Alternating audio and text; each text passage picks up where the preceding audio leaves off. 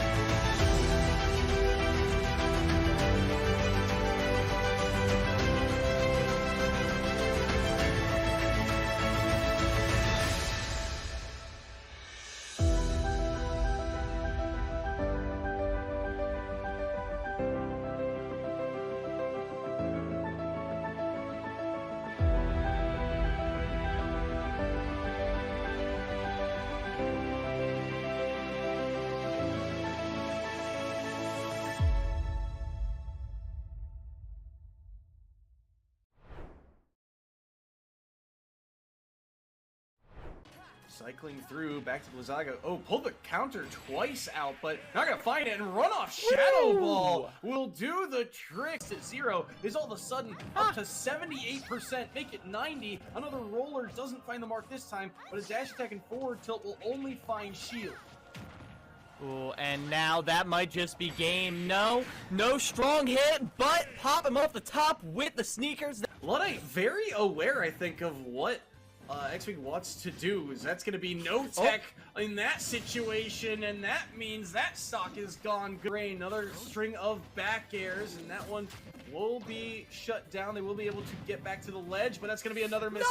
The jump, the up B, and it's not enough. Rinse, repeat from the second. It looks like we have, was it overkill, a disconnect? Whatever's happening here. Solo Burger is just tearing right through them. 3 kill, oh my goodness. They still have so much left to work through. A nice weapon upgrade here. Raze is gonna throw it right back into their face. Look how far Kira's pushed up. Oh, be able to whoa. Joe, this is just what we needed to see from Brooklyn. But I was going to say, Handy Crackers in the offensive attack, he had such a good size up on that one, but got denied by the defense of Merrimack. I mean, this is a player that's been peak at 2,200. You know, someone keeps on stealing it, just doing hot laps at this point in time. But regardless of the fact, 15 seconds left here in game number 2. Breakaway chance right here for Bagels. He's going to put this one in. Hammy Cracker's going up high in the sky, gets the flip reset. Looks like a musty there from the sky. Losan going for a double. This is their GC1. Looked like he had a triple tap. So much more aggressive on the offensive end. When you have an offensive push like that, you cannot afford to just leave somebody just wide open. Two back-to-back misses. On their feet, sound barrier in play. They want to push on up, but this is just the moment that Kane was waiting for. More specifically, Leon, that's the rampage, or excuse me, that's the annihilation. Nobody in the way to stop this one. That's both supports and still hunting for more. Pushing toward the spawns, couple of meters. Ohio Northern scrambling out to get a last-second touch. I'm sure this is a nice, clean fight that they have the potential of winning. That's 1, 2, 3 ultimates. Now popped on in. Wonderful Suzu keeping Loath alive. And Ohio Northern managed to wipe Kane once again. This thrown on out, last-ditch effort. These must land into somebody to his both supports. Though when we thought Ohio Northern, they're not done digging, they have struck gold. That's both supports out of the picture. Millions returning on their signature Doomfist. It's another brawl towards the end. At the end of the day, though, Ohio Northern, their spawns are closer, and they have managed to push them off of the pale jag. We are not done just yet. Ohio Northern are pushing the series to a map 5. This very well could be the last fight to stop this momentum that has been pushing them back. We want to drown the hopes of Ohio Northern here and now to shut it all down. The Matrix, one last attempt from Odie to put the momentum on Adapter, yet it is not enough. We saw the signs of hope. Ohio North. They try and play on the dark cover and the drone as well, but with the paranoia in the face and the location reveal, that's easy pickings for Super Z, and they are acting as the duelist for the team this round, clearing out every angle here and even addressing into heaven to add kind of tiles aggression from the Chamber and the Reyna. Maybe they'll be able to divide their forces more evenly. Every player here getting their frag except Derp, who's able to strike back on the Butter Shiloh. But that is over. Max left in the 1v4. Really is now concurring into 3 flashes blown and both some of the spells taken down. Oh, they're going to face each other again. Wow, Jerry X went in really valuing that early CS count and that early stack. Gets first blooded, but on the other side, 1 against 3. Amadir Shi is able to get onto T1 Faker. And now the TP. Here comes Rockstrite. Stolen! Oh my goodness, he swiped it. Yarbrough on a one-way trip, but it's going to delay the inevitable here as he grabs the Baron. But on the other side, Rockstrite does go down. An ill-fated TP leads to a double kill, make that a triple. So that means that it's time to fight.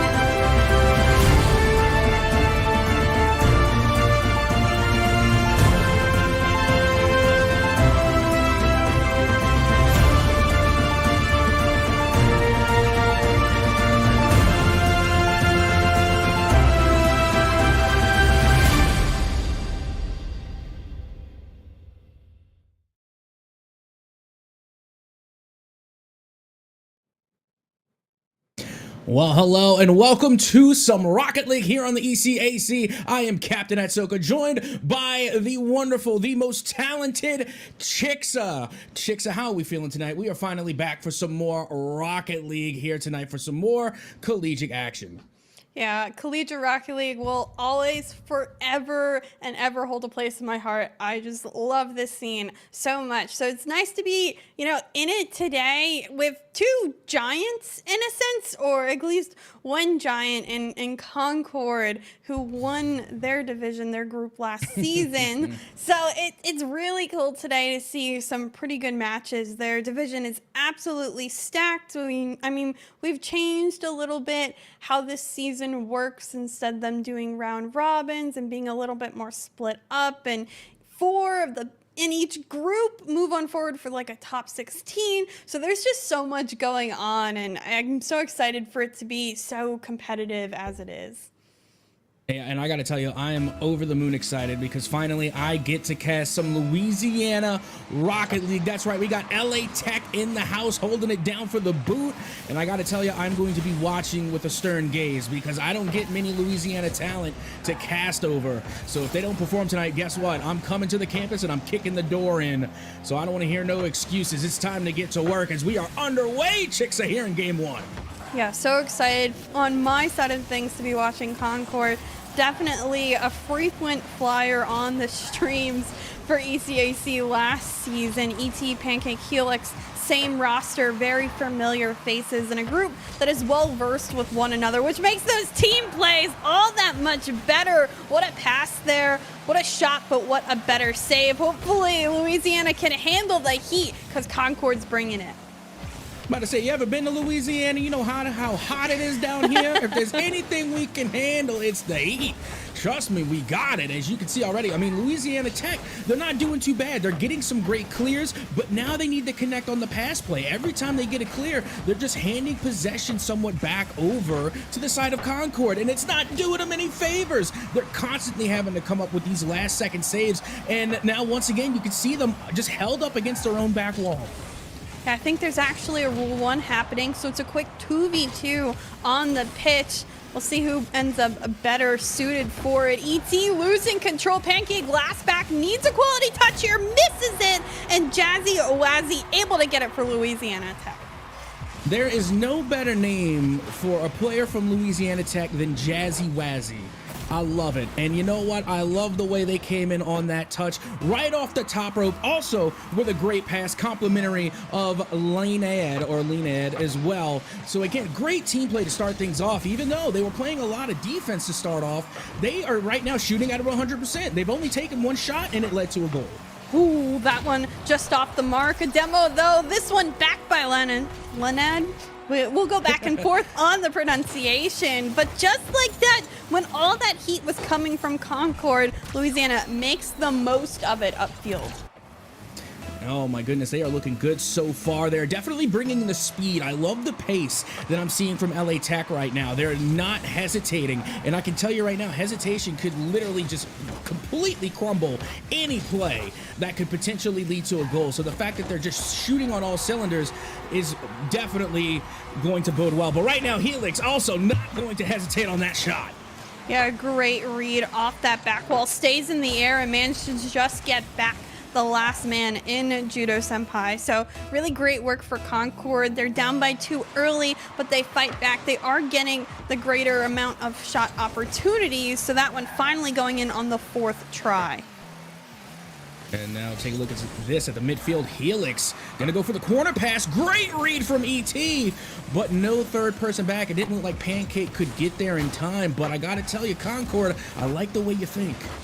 A couple of back and forth passes there. That ball losing heat. ET in midfield holding the possession forward for Concord. Straight down here. Helix can't find the angle. Pancake now off the corner, doing his best to get back in it for Concord. Still, they're in that blue half of Louisiana Tech. The defense will hold. Maybe a clear here, but no. The demo, the 50 as well. This one dangerous in midfield. 2 up for Concord. They go in front of one another, but Jazzy, a nice touch out, and that clear will only again get as far as midfield. Oh, take a look at this. Look at the transition. Goes for the second touch, not able to get it to go. Jazzy on the second attempt is going to be unsuccessful. ET there with the save, but I got to tell you, Concord, I feel like they should have scored maybe 2 or 3 times by now. With the rate of their shot count, it just seems to keep going up and up and up, but yet we haven't seen that reflect in the goals. And again, I think they're trying to do too much when they're in the Louisiana half. They need to slow things down. Felix trying to do a little bit too much. Manages to get a couple extra touches. Now Lena able to get a 50 in the corner. Still a couple of issues getting this ball out and onto the Concord half. Jazzy, a nice beat, a misread by Helix. Open opportunity. Can he find the second? Gets the reset, but Helix finds the save. Another opportunity here on the shot. But again, into the corner. This ball goes. Safe territory for now, but Concord still 1 behind. Yep, and just over a minute to go. That's still plenty of time. Helix trying to get a cheeky touch on that to put it in, as they still have over a minute. Plenty of opportunities to be had. And if they continue with the shot count that they have managed to raise so far, they should be able to find that 1 extra goal to even us up. Man, normally these best of 7s, you get that feeler out game number 1, but it's been 110% from both sides since the beginning of the match, and that's what's made it so interesting. Drop down here, no follow-up. This one cleared out, but kind of slow. Seems like Louisiana Tech wasn't ready. Helix coming through strong. Pancake can only get a deflection towards the back wall. ET taking time, but demoed. Unable to get that ball much forward. 30 seconds, open net here. Pancake coming back in time. Concord, 1 or 2 last efforts. Pass, shot blocked. And Louisiana Tech needs to hold on 15 seconds longer. Yeah, and this is not the time where you can just get lax on your laurels and play defense. You also have got to keep Concord at bay in their own half, and that's going to be a nice 50-50 to clear the ball out, to clear the danger away as the clock hits 0, and that will do it. LA Tech managed to strike first. Wow, great job by LA Tech defensively, withstanding that first just strand of shots that Concord brought at them. They were able to defensively hold on, transition themselves into a nice opportunity or two at the beginning of the game, and from then on just held on the rest of the series. Really great job by them. I was impressed, to say the least, showing up this season in this game. Most importantly, Concord at this point of their season is 2-0. They're undefeated. LA Tech 1-2. So this is a huge win for them right now, especially in their group and their division. Yeah, and it's so important to start off with the right foot forward, because again, esports in general, but especially Rocket League, very momentum based. So you have got to start off with that high amount of ferocity. You want to get the momentum on your side. You want to have that morale going forward, because you have already set the tone for how the rest of the series is going to go. Now LA Tech doesn't have to play catch up. It's Concord that is going to have to play from behind. So LA Tech already setting themselves up for success, and to be honest, starting off the season with a 1-2 record, they really need to come and answer back here in this game. This has got to be a win. Yeah, it's a big opponent for them, and really right now they haven't again been able to beat anyone of, you know, a little bit higher caliber in their group. So really phenomenal job. I'm excited to see how the series will go. That's what best of sevens make everything so much more interesting, because even if LA Tech's winning now, it's pretty easy to go through this series and easily turn all tables. We'll see what ends up happening, but Concord difficult in their half right now, bringing everybody to defend, and they just managed to get the clear out now. You know, this is I wouldn't say it's unrelated, but this is completely off the wall. But you know, it's one thing that I just noticed about this matchup is that there's not a single Finnick on the field. It's all Octanes, the tried and true, and it's going to work out for Pancake. No need for the Finnick. All roads lead back to Octane, and that shot leads to a goal. Wow. I wasn't anticipating Pancake to beat the entire house, but the challenge comes way too late out of LA Tech. They desperately needed someone to make Pancake uncomfortable, and because he has so much time and space, he easily places that where it needs to be. Now LA Tech behind early on, a situation they have yet to be in this series. We'll see if they fight back with as much energy as Concord brought last game. Upfield clear will not go through. ET passes the touch, it's just straight down, and the read well read by Helix to get the second for Concord. Yeah, and look at this angle too. My goodness. I mean, they cut that one like a fresh fade. My gosh. Able to get that one off the sidebar and in. It doesn't get much closer than that. I feel like it came down to mere pixels in order to solidify and confirm that goal. Now 2-0 in the favor of Concord as they are answering back strong here in game 2. Ooh, what a 50, Jazzy. Little fine. Save, follows it up here in midfield. ET, not the greatest touch. It gets in center field. Helix ready on his way back. Gets it first. Judo in the way. Brewing. LA Tech trying to find something. Well read off the backboard, and a doink all the way up onto that blue half. At least temporarily. ET up at this first. A good challenge by Jazzy. No one seeming in full position. A miss though could open up the field for Concord. Shot comes through. A save. But that one, can they save more? Because Concord's still fighting and still finding ways to be aggressive upfield. Look at all those 50s. Starting to be a little nerve-wracking if you're a fan of LA Tech. They're looking a little wobbly in the knees there. They're kind of scrambling in their own half. They're able to get the clear. They're able to get out. But like you said, it wasn't without contention. I mean, the 50-50s on their half just kept going the way of Concord over and over and over again until finally they were able to clear out. And now, for the first time in a long time, it looked as though they were able to get some offense going, but that quickly transitioned back in the favor of Concord. 50 here. Jazzy again doing work on those 50s. Pancake won this one. ET trying to find the angle. Another save. LA Tech forced in their half time and time again on defense. Look, Helix again finding the read. Gets a ceiling reset on his flip. Manages to stay with it. Being creative is Concord, and LA Tech can only send it towards the other end where it's quickly again put in midfield. Granted, Leonard's there first. Or Leonard, however we want to say it. Pancake corner, and still Concord holding on to their 2-goal lead. I'm about to start calling them Laynad just because I feel like it sounds cooler than Laynand or Laynad. Regardless, we're going to find out eventually. By all means, anybody in the chat that can correct us on pronunciation, please do so, because again, I'm just going to keep butchering this until someone corrects me. But regardless, Helix once again going on the attack, gets the bump onto the aerial. What a play from Helix to give Concord a 3-0 lead. I don't know what has happened, but Concord has absolutely woken up. We thought they came out hot in the last game, but 3 unanswered goals at this point in game number 2 is just so monumental for them. They're bringing more heat. They're bringing more 50s. Pancake wins this one for their 4th. And again, coming off of these pass plays, I mean, they're just doing really good at closing the gap on LA Tech defense. And by the time that they're in front of the net, there's really not much doing. Like we had mentioned earlier, the 50-50s are all falling in the favor of Concord. So if you're going to 50-50 on your own net, chances are, if it's on the side of Concord, it's going to go in. They've been certainly winning a bunch of their 50s. Helix off the back wall! What an angle! What an absolute monster angle! You can't get it any better than that. You practice those in hopes for the chance to ever get the opportunity in game, and that is a really great job of putting it on the mark. I'm convinced that was just some Super Saiyan Ultra instinct that just came off the back wall. Because at that point, I don't even know if it was planned. It just kind of felt like, hey, I'm going to throw up the ball and let me see what you can do with it. And that's really what it was. They threw the ball up as close as they can to Helix, and then Helix just did the rest.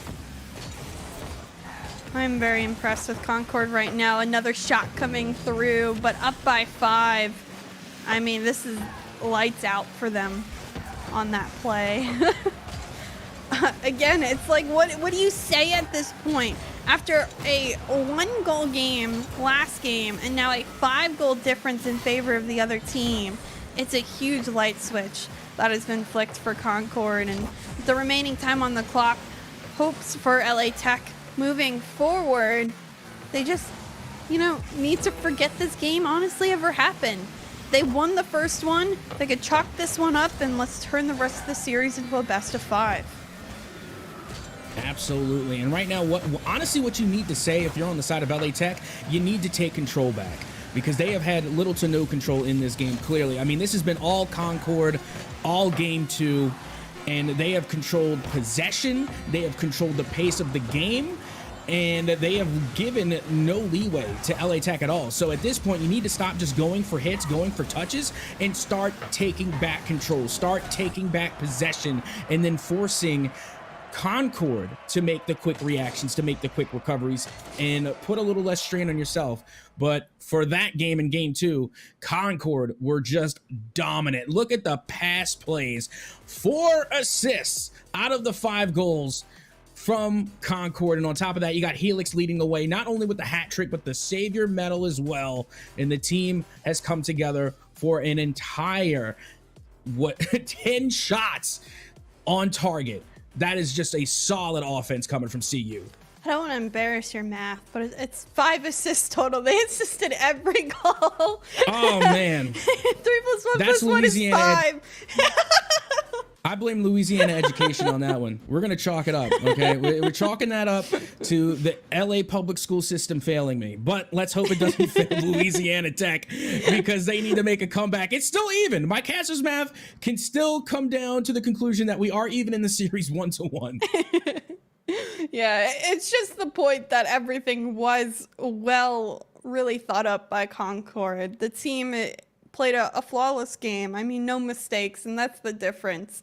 A lot of mistakes on the side of LA Tech, and especially not able to get out of their defensive zone time and time again. They need to make adjustments in this next one, and it starts by putting a lot more offense up on the table and getting some nice clears and outlet passes upfield in order to relieve that pressure when it does come. Agreed. Let's see if they can get it done. Judo Senpai going for the flip reset off the ceiling. Not able to get it to go. Coming out of the corner, Jazzy Wazzy. Nice touch off the backboard. Not able to make much of it, and no one was there to reciprocate. A nice 50, but unfortunately the shot from Laynad goes down and by the wayside. This one poked in midfield. Open ball for anybody. Laynad there first. Pancake able to get to it. Gets a clear out. No follow-up. This one back on target. ET, a last second save, gets a 50 on the follow-up. Great recovery to stay with that play. Pancake now with time, gets this touch towards the backboard. Great touch by Judo to take it away, but still the 50. ET's there, Jazzy wasn't set up, so now here's that extended offensive pressure. Good thing a miss happens in that corner. A desperate clear needed. Jazzy gets there first. Laynad no touch. Jazzy there in the 50. But you could tell that offensive pressure coming from LA Tech just isn't that dangerous. Yeah, right now Concord doing a really good job once again of slowing things down, trying to take control of the pace of the game. We're still sitting at 0-0. And as a friend of mine, Kendo Slice, would say, we have two big old goose eggs on the board. And Concord still very much in control of the possession. As you can see, they are trying to start really connecting on these passes, whereas for Louisiana Tech, it just feels like they're going for clears and not for team plays. Absolutely. It's going to be rough. We'll see what ends up happening. It's certainly a quiet, as you were mentioning, double goose egg match. A couple demos, though, will do the trick. 2 demos on the field, and Jazzy able to put it on through. Now, that's what you got to bring when you go down in game 2. What was it, 5-0? Yep. You got to bring some of the fire. You got to bring the physical play. You got to bring the bumps, the demos. And if you get one, why not get 2? The gloves are now off for Louisiana Tech, as now they are looking for demolitions. I mean, it's certainly a style to bring to play, and I just don't know if Concord was ready for it. Granted, a triple tap here by Helix to set up a play towards the back wall. This one, though, taken away. Laynad all the way upfield, blocked off by Pancake. Pancake to it a little late. It'll drop down. Helix back on it. Demoed. This one, though, Helix running in a boost. Wasn't able to stay with that ball. A miss here. Concord falling apart with the demos. A pass that's dangerous. Helix just finding a touch, but look at all the control on LA Tech's side of the field right now. They're bringing more and more pressure because those demos are just keeping them so uncomfortable. Yeah, right now LA Tech is bringing some high IQ plays to the party. Keep in mind, Concord can't play offense if they're too busy playing defense. That's the big brain game coming from LA Tech as they continue their aggression, as Pancake now with a nice flick is able to break past that midfield line. Laynad able to get to it there. Pinches it off the ceiling. ET. Off the side wall. Flip reset maybe. Fakes it. Only gets a 50. Helix now. Puts it center field. Good recovery to stay with the control. Places it right on top of his teammate's car, only to follow it up. But there's that teammate demoed in the same breath, unable to follow up. Pancake 50, and the control by LA Tech insane right now with the demo play and with the quick shots. Jazzy, the second one on target. And not only that, but it was the shot placement. Jazzy Wazzy turns on a dime from the pass from Laynad, and they're able to line that one up nearly in the far upper 90 on the left side. Great shot placement. Everyone's backs were turned to the ball from Concord, and just like that, for the first time in a while, LA Tech has a 2-goal cushion, but that was nearly taken away. Thank goodness Laynad for LA Tech was there to get that and clear it out. Helix on over the pass to ET. That one not on target. Pancake's his, but Jazzy. Nice save to keep that one out of net. Back down, Judo, midfield sent away. Leonad to follow up. Double demo by Helix, bringing back some of that heat on the Concord side. But with only a minute left on the clock, Concord still has yet to score. That's a good attempt by ET, but if it won't go in, they're running out of time to get back in this one. Yeah, that they are, but now as good as time as any. 40 seconds left to go. Still plenty of time in Rocket League time to try and come up with 2 goals. That's 20 seconds per, you know, and Rocket League time, that might as well be 20 minutes. It's plenty of time for Concord to try and find an answer here, but now we're down to the final 30, and LA Tech simply will not give up possession of this ball. Big clear here. We'll go back into the corner. Concord, they'll need something here to try to get it out, to try to get it upfield for one last opportunity. A miss, though, by Judo may open it up. Taking time is Helix. Can he get the read? What a block by Jazzy, who has had just a phenomenal game for LA Tech. Pancake back on the wall, but he's out of time. Even if this one goes in, it doesn't matter. LA Tech takes game 3, swings the series back in their favor 2-1. It makes it all that more interesting.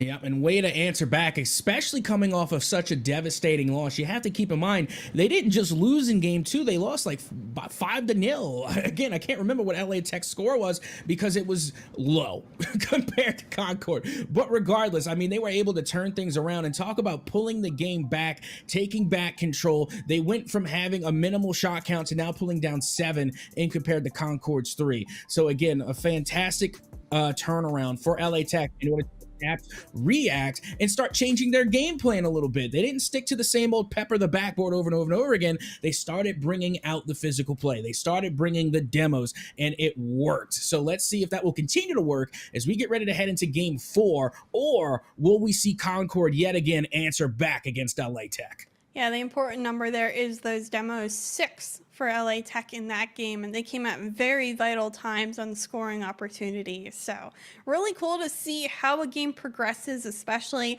at the high level we are. We are in the highest division of ECAC. So when it comes down to it, you see the minds of the players kind of tinkering and thinking about it throughout, and a great strategy nonetheless, whether it's a coach set or a team decision. It's still the fact that they were thinking hard enough to say, let's approach this at another level and see if it works. Absolutely. Let's see if it will continue to work here in game 4 as we are already underway. 5 minutes already counting down, and already 4 seconds off the clock, and there's already a demo on the board.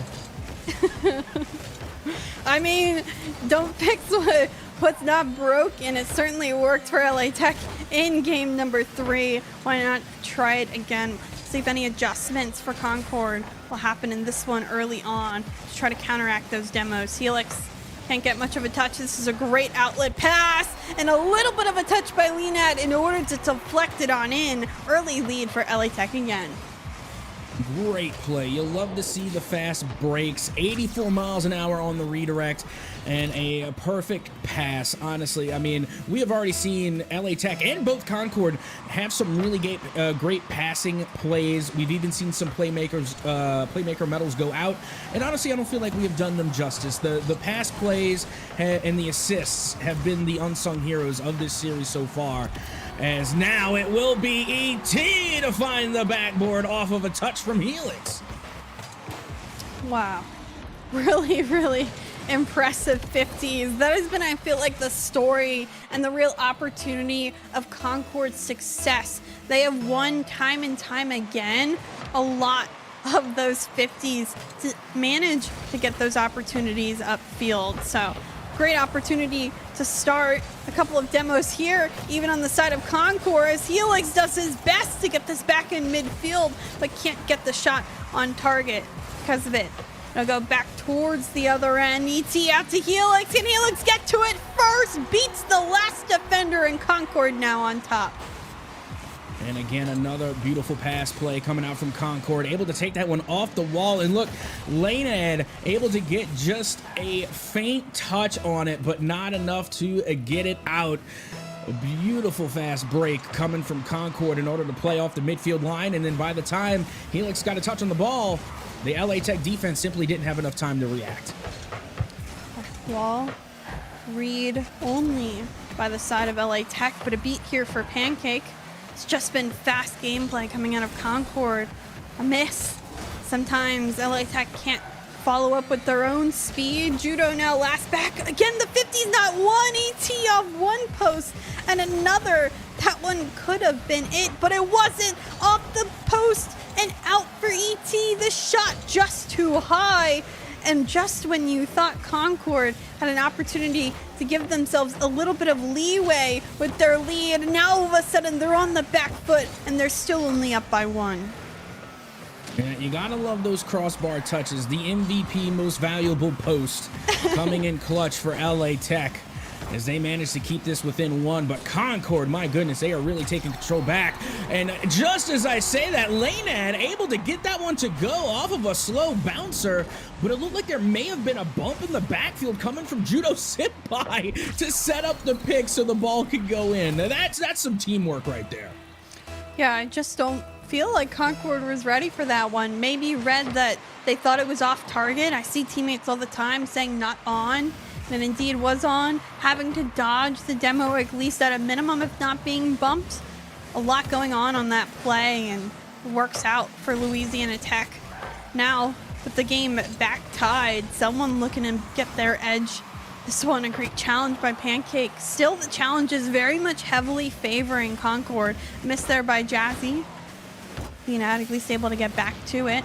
Helix gets the clear out and upfield. Picks up a boost steal as well, which will be vital for that continued offensive pressure. Drops this one down. Helix turns for it. Turns again. Giving Leonard some room, but misses that 100 boost. Will only have to work on a 50. This one sent back out. Oh, ET wasn't ready, but neither was the LA Tech offense because no shot comes out of that opportunity.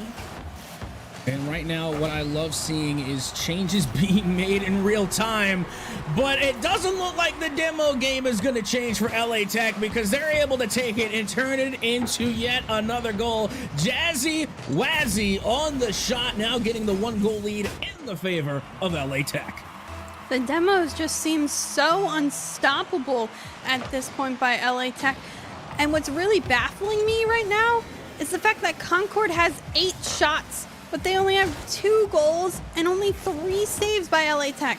Most of their shots have just been off the mark, and it's really prevented them from staying in this game and from keeping more of a lead. Just missed opportunity after missed opportunity. LA Tech working out with the handful of opportunities they have and making the most of it. Judo, double tap read here. You can't miss those. Just like that, another goal for LA Tech, and now a 2-goal comfort lead. Oh my, there is no blocking that one. I mean, my goodness. First of all, Laynad just being able to get the touch from the side out into the middle. Great pass, wonderful. And then Judo Senpai just took the ball and ran with it all the way into the back of the net off of that double touch. And it just goes to show that the crossbar can either be your best friend or your worst enemy, because again, Judo was able to read it off of that corner post and put it right into the back of the net. Great read. Pancake here, trying to get this clear out. Instead, all 3 players for Concord in the same space. They fly at this ball, trying to find a 50. Pancake, the last back, but a little bit too far. A great 50 win by Jazzy. Will stay on it, has the boost to work with. Can they follow it up? Gets a 50. But it does manage to go out. Again, on top of one another are these Concord players. They need to space themselves out better, or else they're going to keep staying bunched up and not get the opportunities they need. This one out. Judo, huge clear, open net, and open wide, because a 5th goal for LA Tech here. And you know, this isn't the first time we've seen LA Tech score from their own half. It seems a lot of times when LA Tech do score, it's most often in transition. Not saying it always is like a full court goal, but it's always off of a defensive play, and then they turn it into some type of fast break, or, you know, they go for the long bomb clear, and then for some reason Concord isn't in their net. Like, I understand you want to play offense, you want to try and play catch up, but at the same time, you can't just completely forget about the defense, because then you leave yourself wide open. Helix trying to take it slow with the time no longer left for Concord. LA Tech looking to take their third game of the series. Lena gives them one or more, but this one certainly a done deal. Yeah, it's definitely feeling that way. Laynad said, well, you know what? We can't let, Judo get all the cool highlight reels. Let me get a double touch of my own. And sure enough, it was all breakneck speed. Didn't even come off the backboard, just came off the side wall. And then at that point, it was all gas, no brakes, and not enough boost from the side of Concord to catch up to it. But as the final second ticks away, that will be another win going to LA Tech as they put themselves onto match point. Wow. This is not how I saw this series going in the least. But wow, oh wow, LA Tech still 8 shots, 6 of them in the back of the net. Only 1 save, the other one off target, but that's amazing numbers for LA Tech. You cannot, understate or overstate how well they did. It's just phenomenal. That's the numbers you dream of normally for shooting percentage. And as for Concord, they managed to get 13 shots this game. 13, but only put 2 in the back of the net. Not what they need. Those demos really are throwing Concord off their game. Yeah, and we're looking at the offense coming from LA Tech, and it's nothing short of impressive. I mean, we got a playmaker medal coming from Judo Senpai on the passes. You got a hat trick from Laynad, and then of course you got Jazzy's highlight reel double touch. But LA Tech also are bringing a huge defensive game. You have 2 savior medals coming from LA Tech, one for Judo, one for Laynad, and then on top of all of that, they also had 8 shots, which only furthers the theory that they're using their defense to turn it into offense. I don't think it's too much of a big conjecture or even a coincidence that their shot count has equaled their save count. I mean, you mentioned it earlier, them often scoring from their own half on a bunch of those clears or outlet plays. It really shows how strong transitions are, especially with how much Concord likes to bunch up or often just overextend themselves. I think playing the smarter game right now is LA Tech on just the decision making. Couple of misses here in midfield, but it doesn't matter because again, look at that outlet pass quickly turning the shot from defense to offense. And now the pressure is on here for Concord as it is match point in favor of LA Tech. If LA Tech managed to take it here, they will take the series, and already we can see the demolitions now coming out in the favor of Concord. I think they have had enough, as it will be Concord to strike first. Really great job by Concord to put that one in the back of the net. It was a high-paced couple of 38 seconds because it went back and forth in quite quick fashion, but managing to make the most and put that one on target was Pancake. And now Concord has a lead, but they haven't been able to hold theirs or get much of one past that first. Hopefully they can get back to their game 2 dominance, because still you can't count out LA Tech, who's currently in the lead this series. Concord now with a good opportunity to put themselves back into the series here, being able to score first, and now looks as though that they're hunting for the physical plays, and it absolutely forced Laynad out of position and opened the net up for a goal. Great play coming from ET just to cause a stir in the defensive positioning from LA Tech, giving Concord now a 2-0 lead. But even though Laynad wasn't able to get to it, I'm more upset with Jazzy Wazzy and Judo Senpai, both of them missing a touch that could have blocked it and really saved Laynad on that play. He's the last string, and now again, the domino effect. A not great midfield kickoff, and because of it, Concord able to get another one here. And now I'm not going to make the argument for, the Fennec or for any meta/non-meta vehicles, but the moment that I noticed that ET switched to the Fennec, you already see a now 4-0 lead in the favor of Concord. I mean, coincidence? Maybe. I like how you start talking about him too and he immediately scores a goal. That's just caster curse, but in a positive Caster's light blessing for ET. Oh my goodness. 4 goals for Concord and a 3-minute and 30-second left on the clock. They've scored 4 goals in a minute and a half. Hello? Concord? Concord! Helix almost able to get it here. This one to the other end. Pancake the doink, able to get it off his own corner and out. Really great effort there. Helix over to the other end. Flip reset. Judo holds this one on top of his car and gets the flick. Doesn't have a follow-up. Jazzy there first. Down in midfield. Leonad to the backboard. Helix finding the read. And it just isn't coming together for LA Tech right now. No, I think they need to break out a Finnick. I'm kidding. Oh my goodness. But in all seriousness, though, I mean, we have seen a real turnaround coming from Concord here, and they have scored so rapidly that I don't want to say the match is foregone, because it's not. We still have half of regulation left to play, and still plenty of time for LA Tech to answer back. But right now, Concord, I just think they have all the momentum and morale on their side, and if they keep this up, then we will play on. Only 2 minutes and 30 remaining here. This one out towards the other end. Helix finds the read, gets the midfield pass, a miss by Linan, but able to find the 50 with the opposing teammate. Jazzy, shot bar down, off the mark. Unfortunate heartbreak for LA Tech because they even can't find one at this point. Backboard, bouncing out here, Jazzy back on it. Midfield, Linan trying to get it in, doesn't again.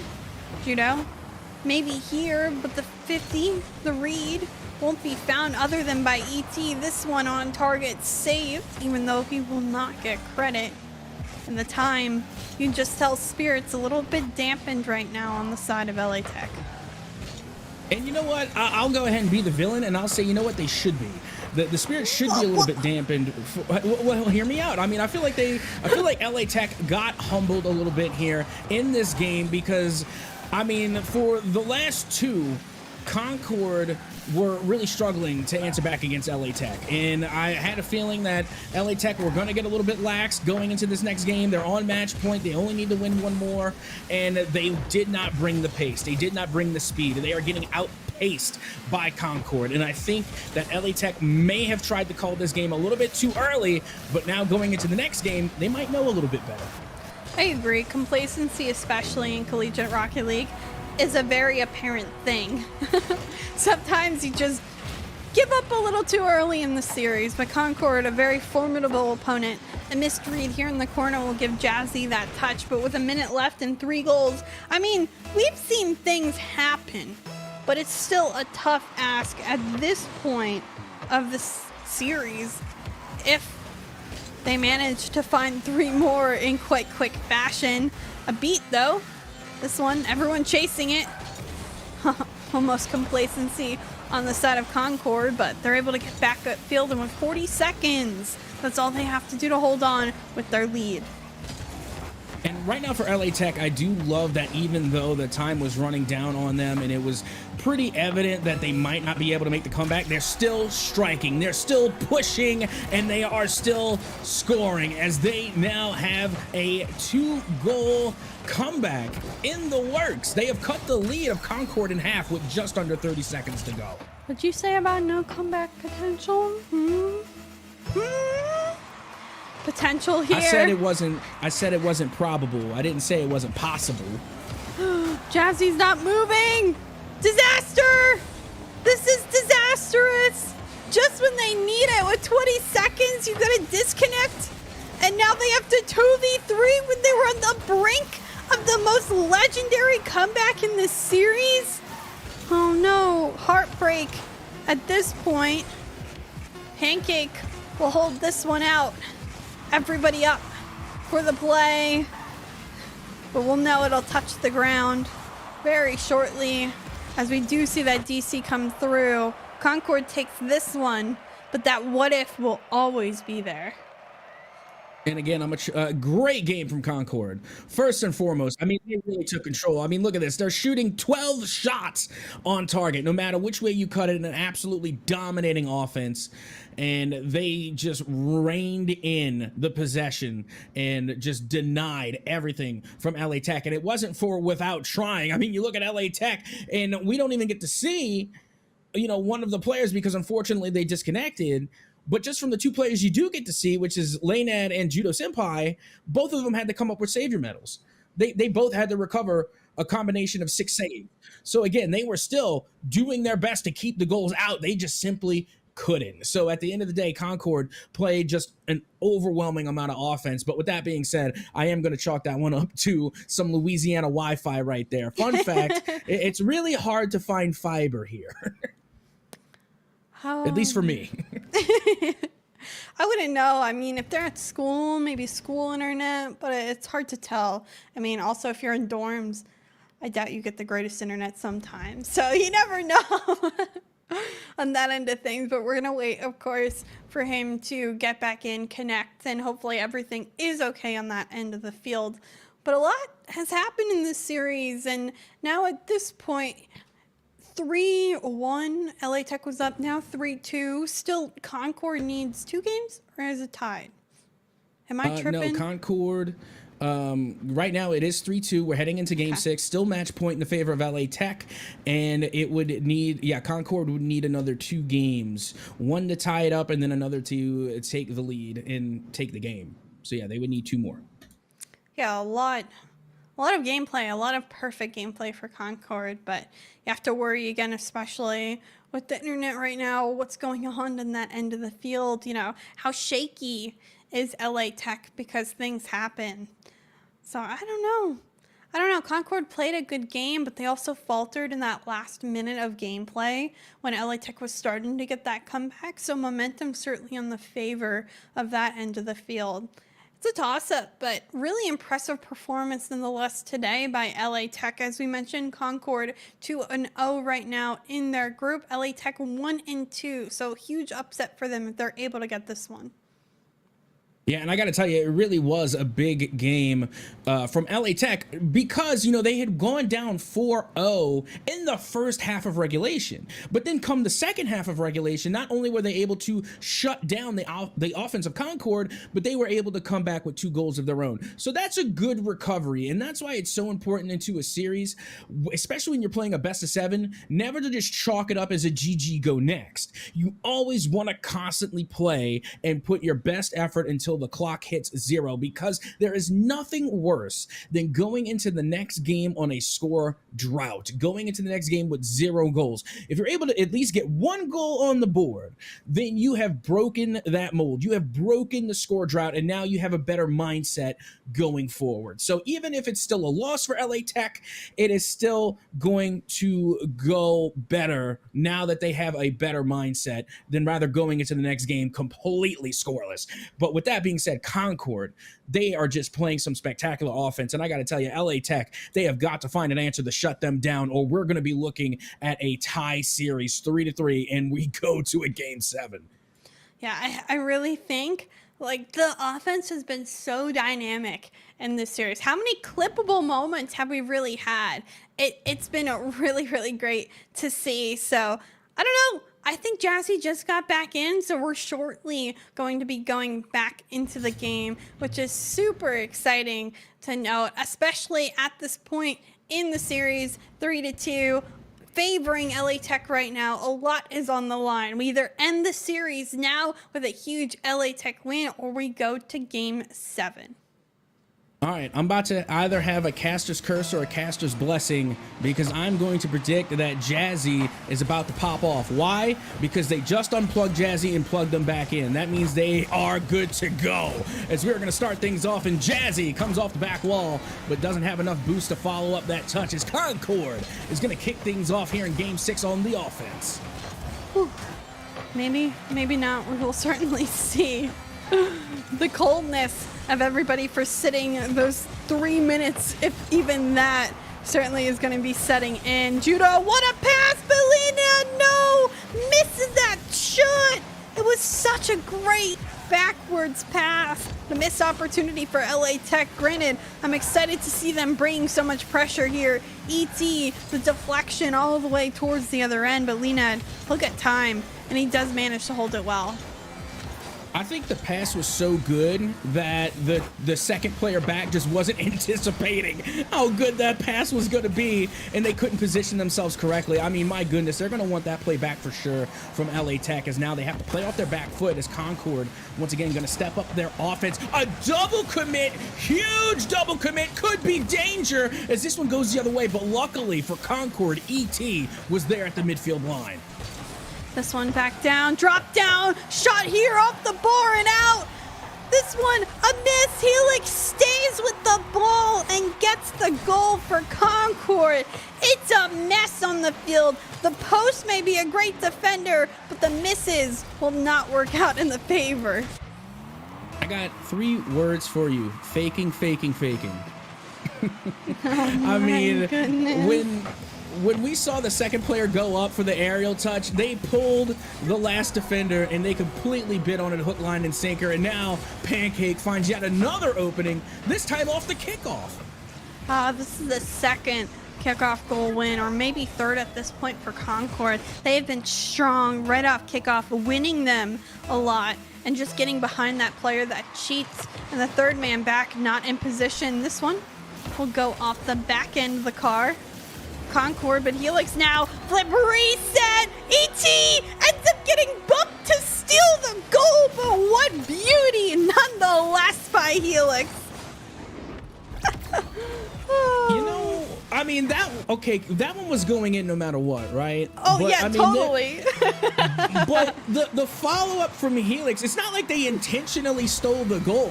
No. it just kind of happened. So I'm going to chalk up, it's a goal, but at the same time, we're going to chalk it up as some goofy goobery, pish-posh, poppycock, poo-diggery, and just straight-up hogwash. I mean, that you can't replicate that again if you tried. Bangers, bangers, what? Bottom right shelf for Concord, and you could tell the momentum, it just gets rolling with Concord. That placement is perfect, exactly where it needs to be, and a fourth now in under 2 minutes. Concord, they're trying to bring this one to game 7. And you know, one thing that I really appreciate with Concord is that whenever they do drop a game, it's usually pretty close, like 1 to 2 goals tops. I don't think we've seen a greater deficit for Concord. But whenever they do win, it ends up like this. It's 4-0 again, and we haven't even reached half of regulation. So it's amazing of how this Concord team works. They either just bring the thunder and just pop off, or they're just literally right on your heels every step of the way. It's like this team has no chill. Zero chill. ET flip reset off the ceiling, has the open touch. Leonad, pancake, bump, gets out. That one's not on in. Could have been an opportunity, still coming from the ceiling. But you know what? Sometimes the defense just holds on. Louisiana Tech needing to hold on a little longer, shot off target, but they're standing there. The challenge is coming in late. Good thing some of these are off the mark. But you could tell LA Tech just not on the same page right now. No, and it just seems like right now that Concord is just all on the same page. I mean, they're acting as one mind at the moment. And honestly, I can't tell if the comms are just non-stop for Concord or if it's just dead silence and no one needs to say anything and they already know what each other are thinking. Ceiling. Leonad. Can he find the read? He does, but ET blocks this one, Judo. Taking time, not much boost. Passes to Leonad, passes back to Judo. The 1-2-1 finished and well executed. 1 goal here for LAT late in this one. Still potential though. We almost saw that comeback last game. Who says we can't see it in this one?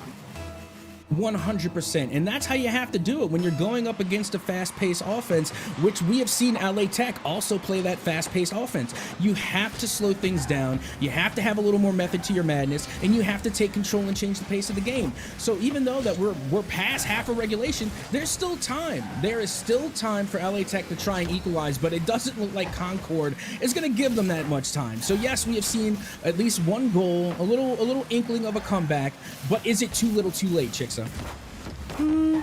I've seen pretty crazy things happen, but with the pressure that Concord's bringing, ET slots this one with Helix. This time, combined powers on purpose.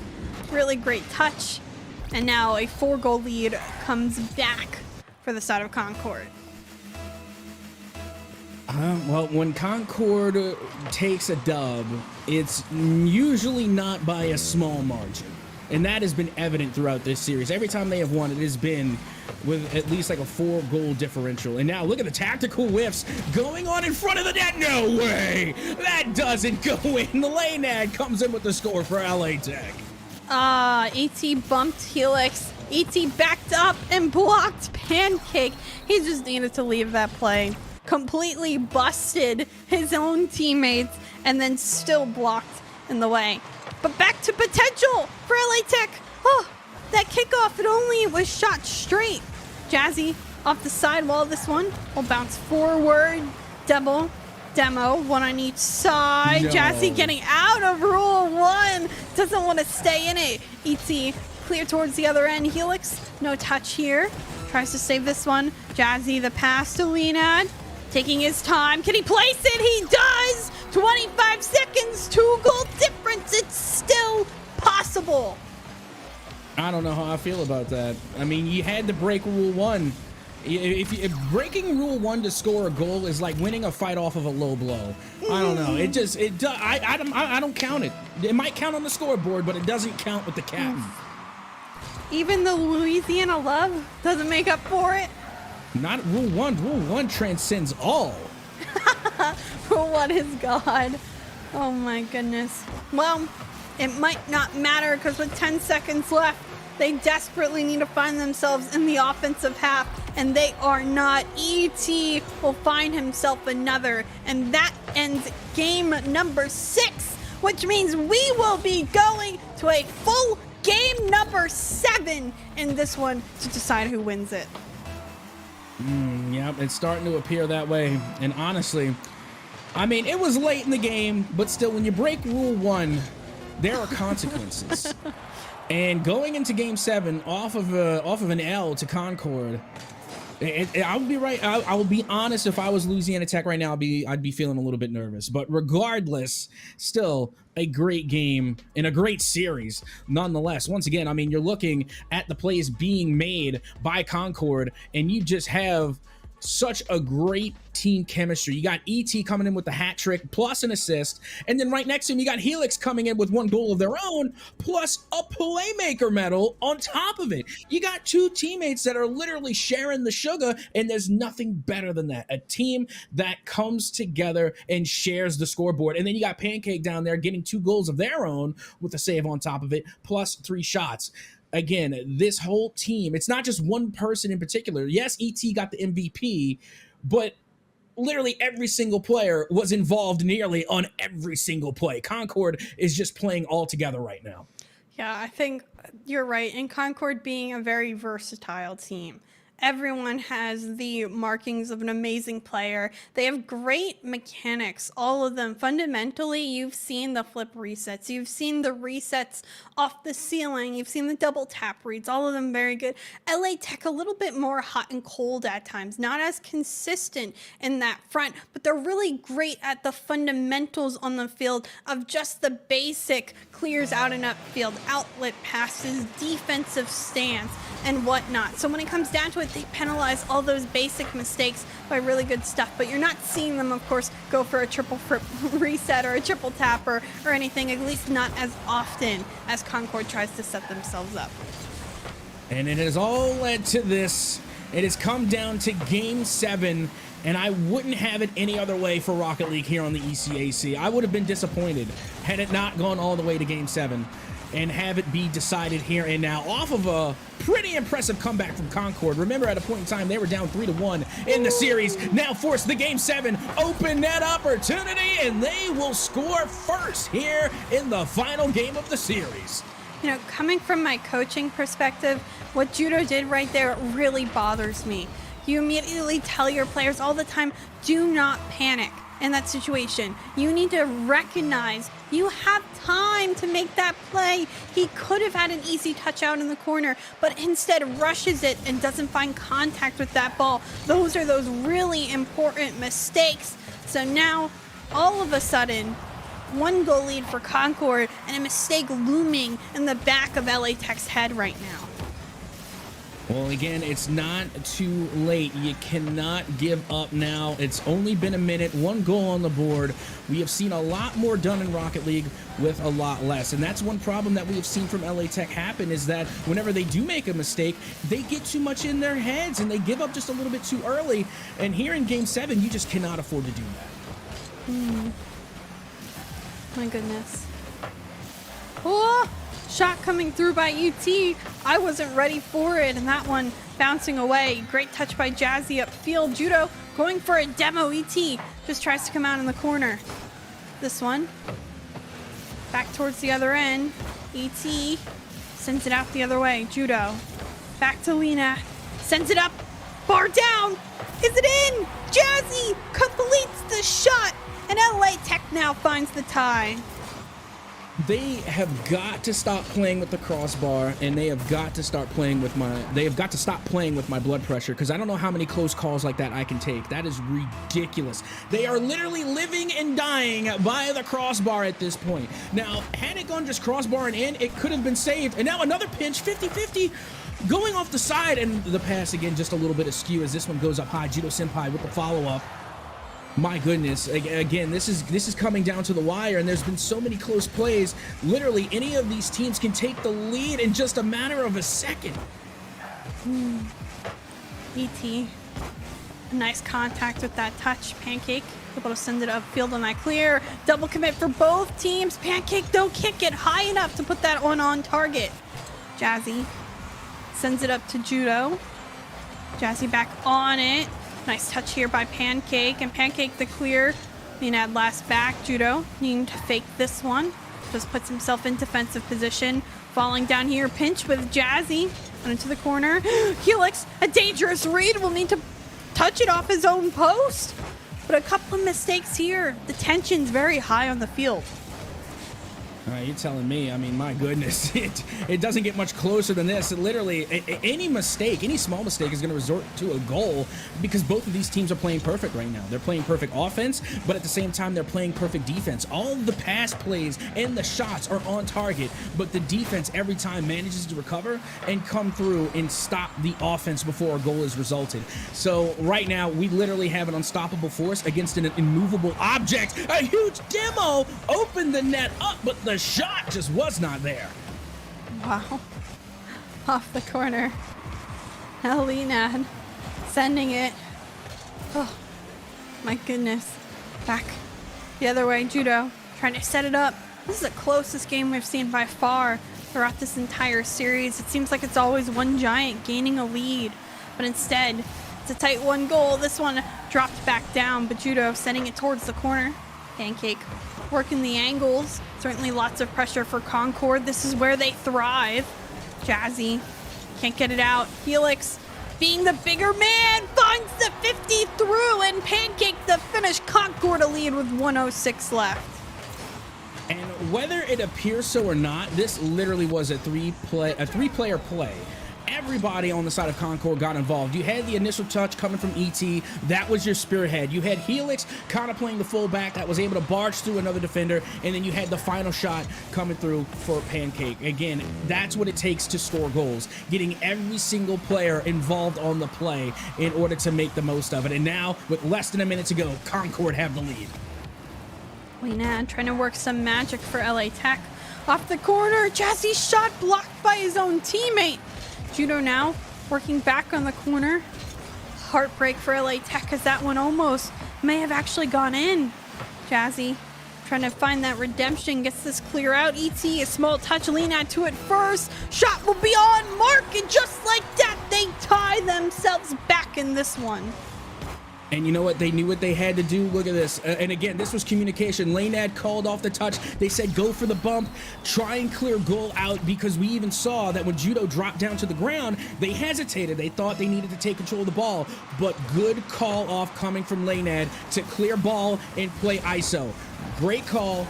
Great heads-up awareness. 20 seconds left to go. We're tied 2-2. Oh, no. 15 seconds. Oh. Helix off the wall. Maybe one last touch. Concord still upfield. overtime potential. Jazzy towards the other end. Helix trying to let it touch the ground. Holds on to possession. Clears it out. Judo will keep it up. This one touches the ground. We go all the way to 7. And mind you as well, we get overtime. And then not to mention, this is the first overtime in the series. It doesn't get better than this. Game 7 OT, golden goal for the entire series. And a beautiful touch in front of the net. Very close. And my goodness, this is literally as good as it gets. I mean, we're talking ECAC Rocket League here. We're talking about two teams that want to go to LAN, even though we're far from it. It's not LAN time, but you know what the end goal is here. This is where they have to bring out their best. They have to set these tones early, and so far, they are putting on a show. Both teams certainly have been so close already in this overtime. Bringing pressure right now is LA Tech. The poke out. Judo helping his teammate. Leonad now off the ceiling. Nice first quality touch. We'll get the 50 as well with Pancake. We'll steal that boost off the corner, and Helix finding the save. ET a double commit. Judo coming on through, no contact. Helix towards the other end, gets it past the defense. Jazzy. Ooh, can't get it much farther. Pancake's there. Jazzy again will just keep it in the corner. Trying to set up a passing play here is Concord. This one back out. A little bit of 2v1. Trying to shadow this. The flick! It's on target! Judo to get it! LA Tech come back when it matters most after their series lead and end up upsetting Concord in this one. What a game. What a series.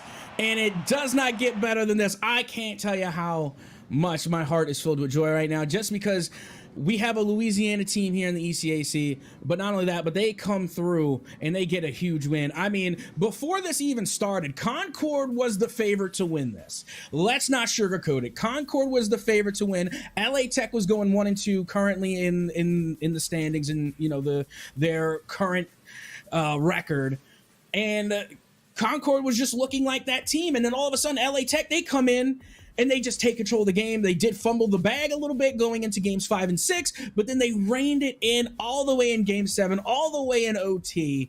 And I gotta tell you, they have definitely made a statement here tonight that they are a team to be reckoned with here in the ECAC, and that they have the makings of a LAN team. LA Tech has the potential. They have what it takes to be a LAN team, to go to Arlington. And tell you what, I'll make a deal with LA Tech right now. If y'all qualify for LAN, we're right next door. I'll drive.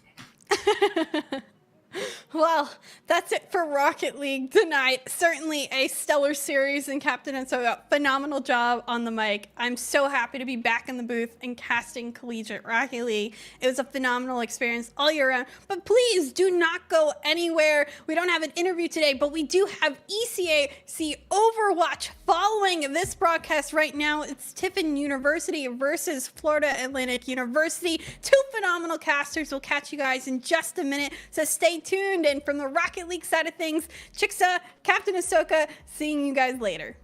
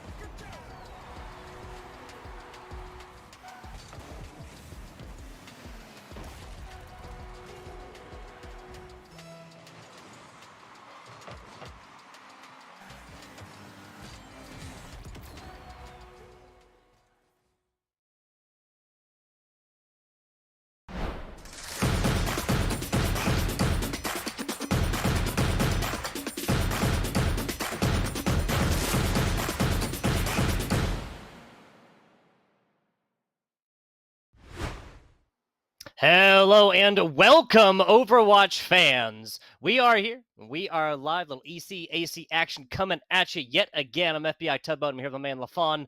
LaFon, how are we feeling on the day? We're doing pretty good. I mean, we got some new content even in today, right? A hotfix patch coming in not less than an hour ago. So there is a lot to kind of talk about. We had that last patch, that big patch last week. And as a result, things have been shifting quite a bit as of late.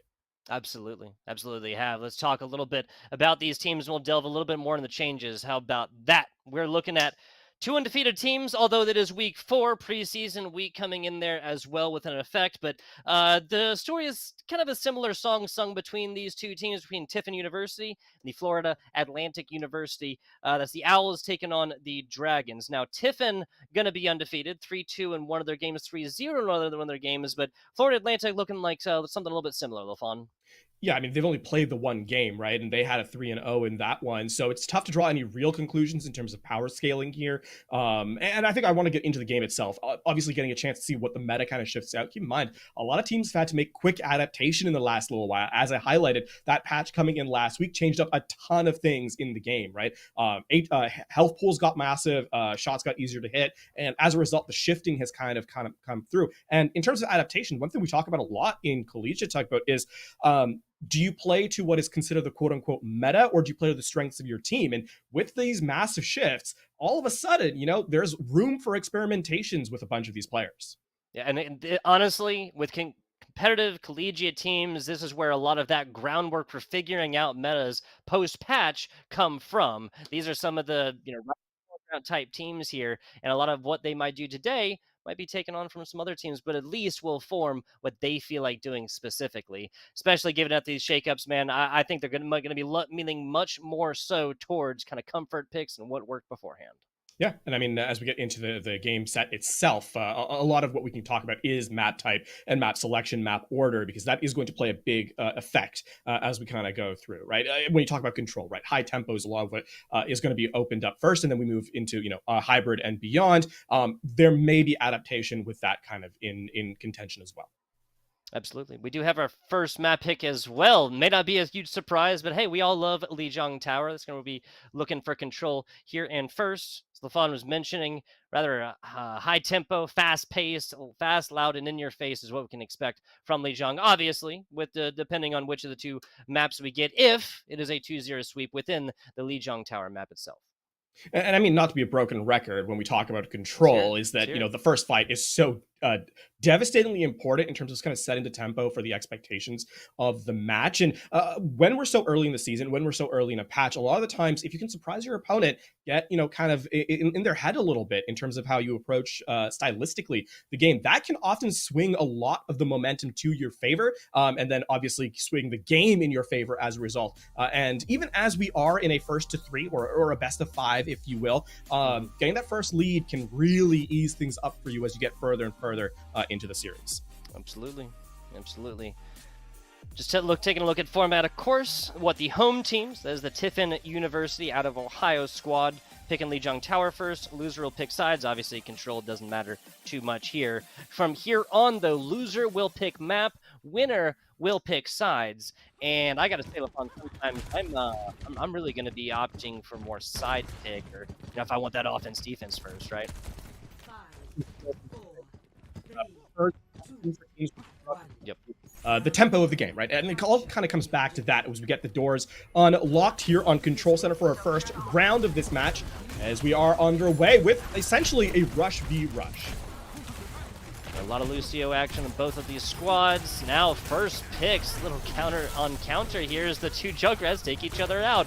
There's nothing but parity within the great game of Overwatch. Now on board with Zepsi as they're getting incredibly aggressive and getting paid off for it right now. This is a lot of attention. That's one healer looking for the second now.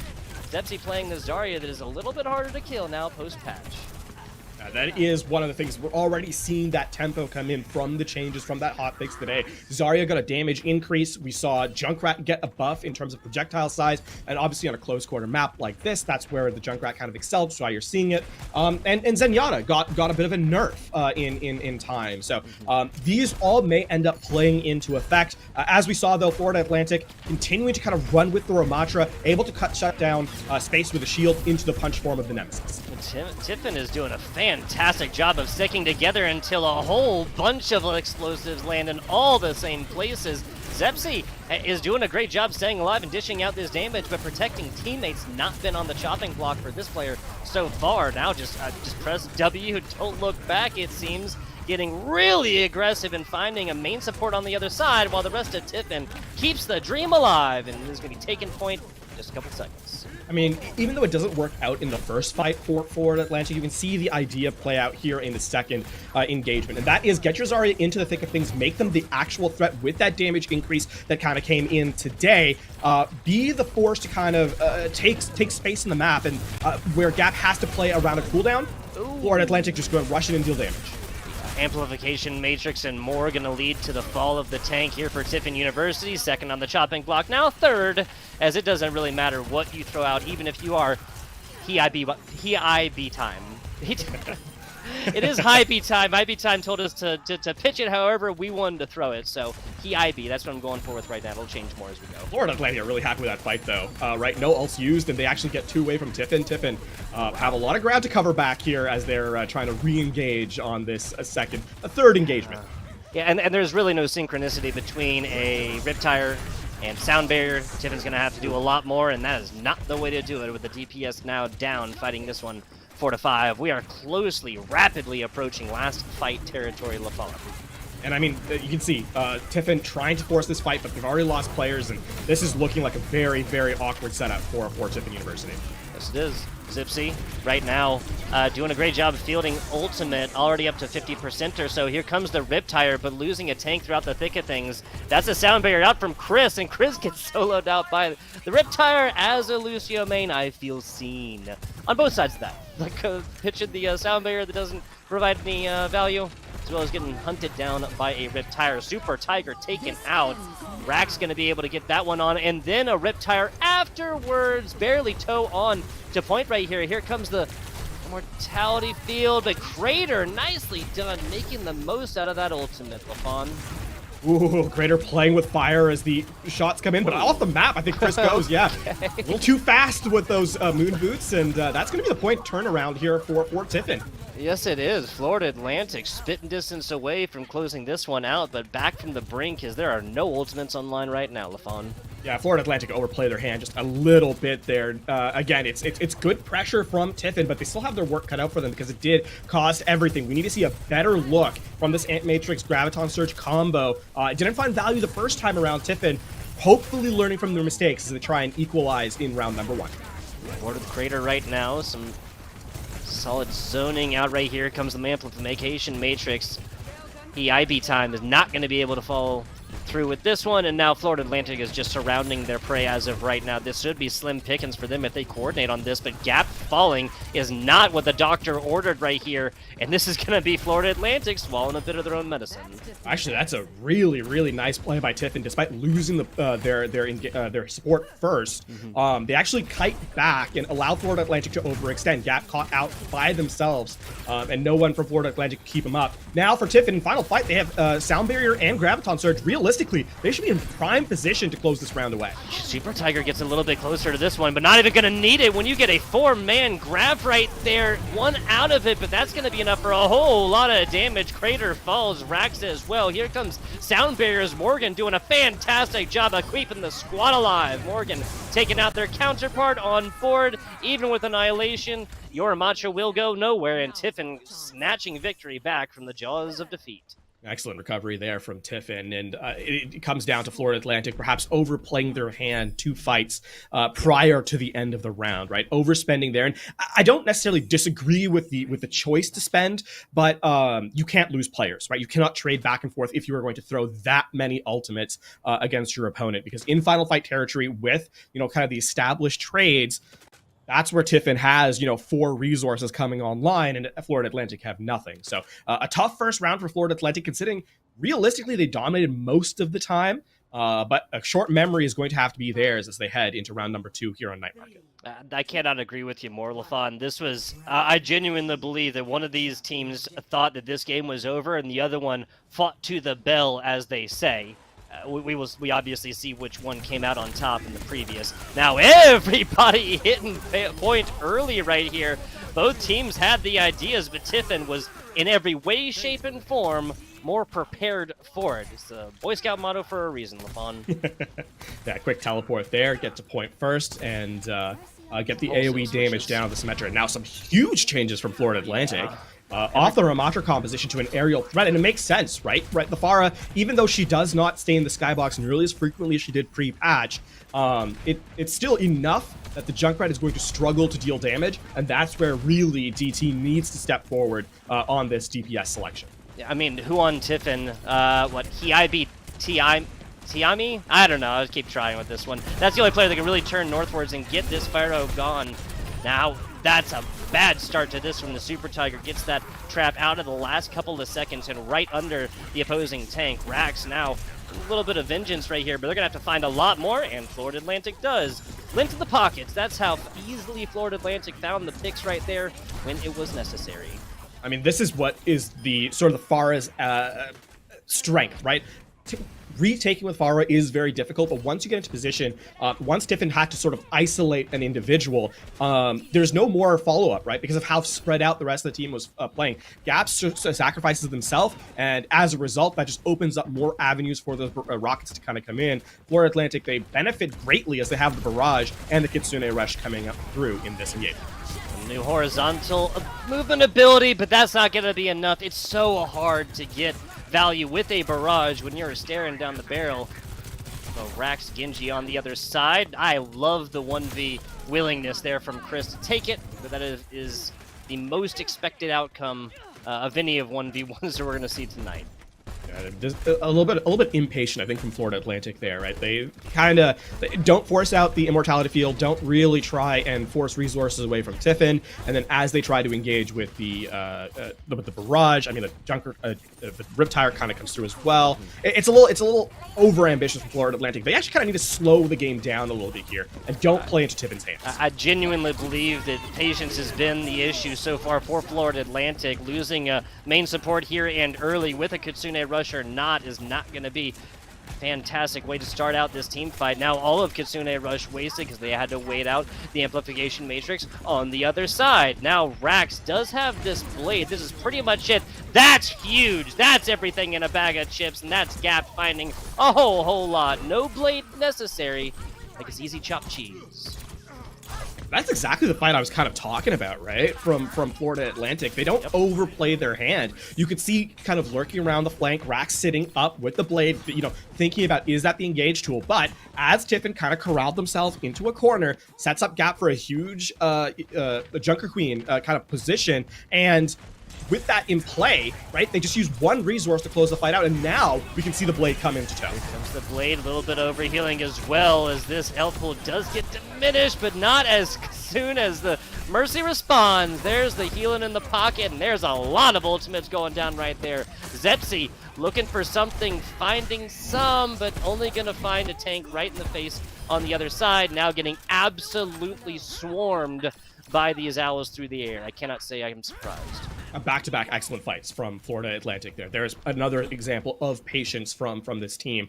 As the annihilation comes in from the Ramatra, that's when you open up the blade and deal enough damage for the closeout from DT to kind of come through. Now, a quick change from Tiffin off the Ramatra into the Diva. I mean, they're acknowledging the spam damage from the skies, but is that enough here to kind of retreat into the final fight of this round? Rax was just hanging out on the door jam right there, just waiting for players to come on in. Here comes the overclock, looking for healers. Finds one at the very end, but Gap was right there. Get that vengeance, take that pick shortly thereafter. Now the take on 2 point from Tiffin right here, but Zepsi is not even able to get back right here, and you just have supports on point right here, 95, 96%. Got to get somebody back here for Florida Atlantic. The Owls have to fly in here. And they do at the last second. Barrage there as well, but the Immortality Field is going to be enough. And that's the last second resets, though. The kills are coming in clutch. Morgan, sound barrier, not in time. Tiffin trying to claw this one back yet again. Yeah, here comes the amplification matrix, so maybe Team A is going to be able to get that one out for the teammates. But yeah, Gap just absolutely chased this down, and the ease with which they found not one but two picks right there. Almost wondering why the Gap Wrecking Ball was not picked a little bit earlier, when this is Florida Atlantic that's had a little bit, not a lot bit, but a little bit of trouble getting to these points.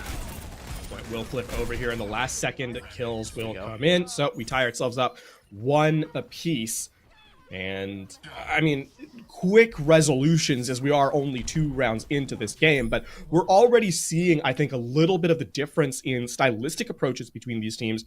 And for Florida Atlantic, the big thing now is consistency. We've seen they can be patient, but they need to not fall prey in those final moments to kind of panic and overspend and overplay their positional hand, right? I mean, talking about that flip and at that 80% mark, everyone kind of collects together again. They don't really track the ultimates of Tiffin and end up getting punished for it. They are able to resuscitate the round, but again, this is going to be a consistent thing to kind of keep an eye out on. How well can they reply to the resources their opponents have? So far, it's been a little uncomfortable here for Florida Atlantic. Gotta agree. Both of these first 2 rounds, 199 for Tiffin in the first one, 199 for Florida Atlantic in the second. Back and forth we go. Where we stop, I do not know. Little DT on the flank right here. Nobody's going to be wise to this one as it shows up. DT playing this very well and as well, not just sitting back here and just consistently putting in damage. Now finally gets answered here. There's the recall. DT chooses the wrong time, wrong place to recall there. And now Florida Atlantic's going to be fighting this one, a DPS down zone. Now Gap really having their work cut out for them as they try to get aggressive and then pay for it, try to back up this Rax Genji, but nothing doing, and eliminations in the face will be your reward. Tiffin taking points right now. Tiffin clearly has one, I think, one small selection that they are kind of playing around. That is the Junkrat, right? That has been the only pick that has been the same throughout this entire map so far. And I really like that they're kind of playing to their strengths in this regard, right? The Zarya here to protect. They saw what Florida Atlantic were kind of rolling out on in the previous round, so they know the Pharah might be a possibility. Bring a hit scan into play and kind of use your Zarya to protect whenever the damage kind of comes in. And they've done a great job so far. Speaking of, Rax gets a little flank going, gets rewarded with it. Single pick right there is going to be enough to start this one off as Chris, the top support, the Lucio here for Florida Atlantic, gets taken out. Rax just needs to get away from the Zarya. Zepsi, I gotta say, was given the Diva the business, Gap on the Diva the business earlier. Now it's going to be more. Holy moly! Rax just did everything with next to nothing. I have not seen a deflect like that in quite a while, LaFawn. That is the biggest enemy for Florida, for Tiffin in that particular engagement was Tiffin themselves. Through the Ant Matrix, a Helix Rocket, and a Junkrat primary fire. I mean, that's an insta-kill on any individual target of the DPS and support variety.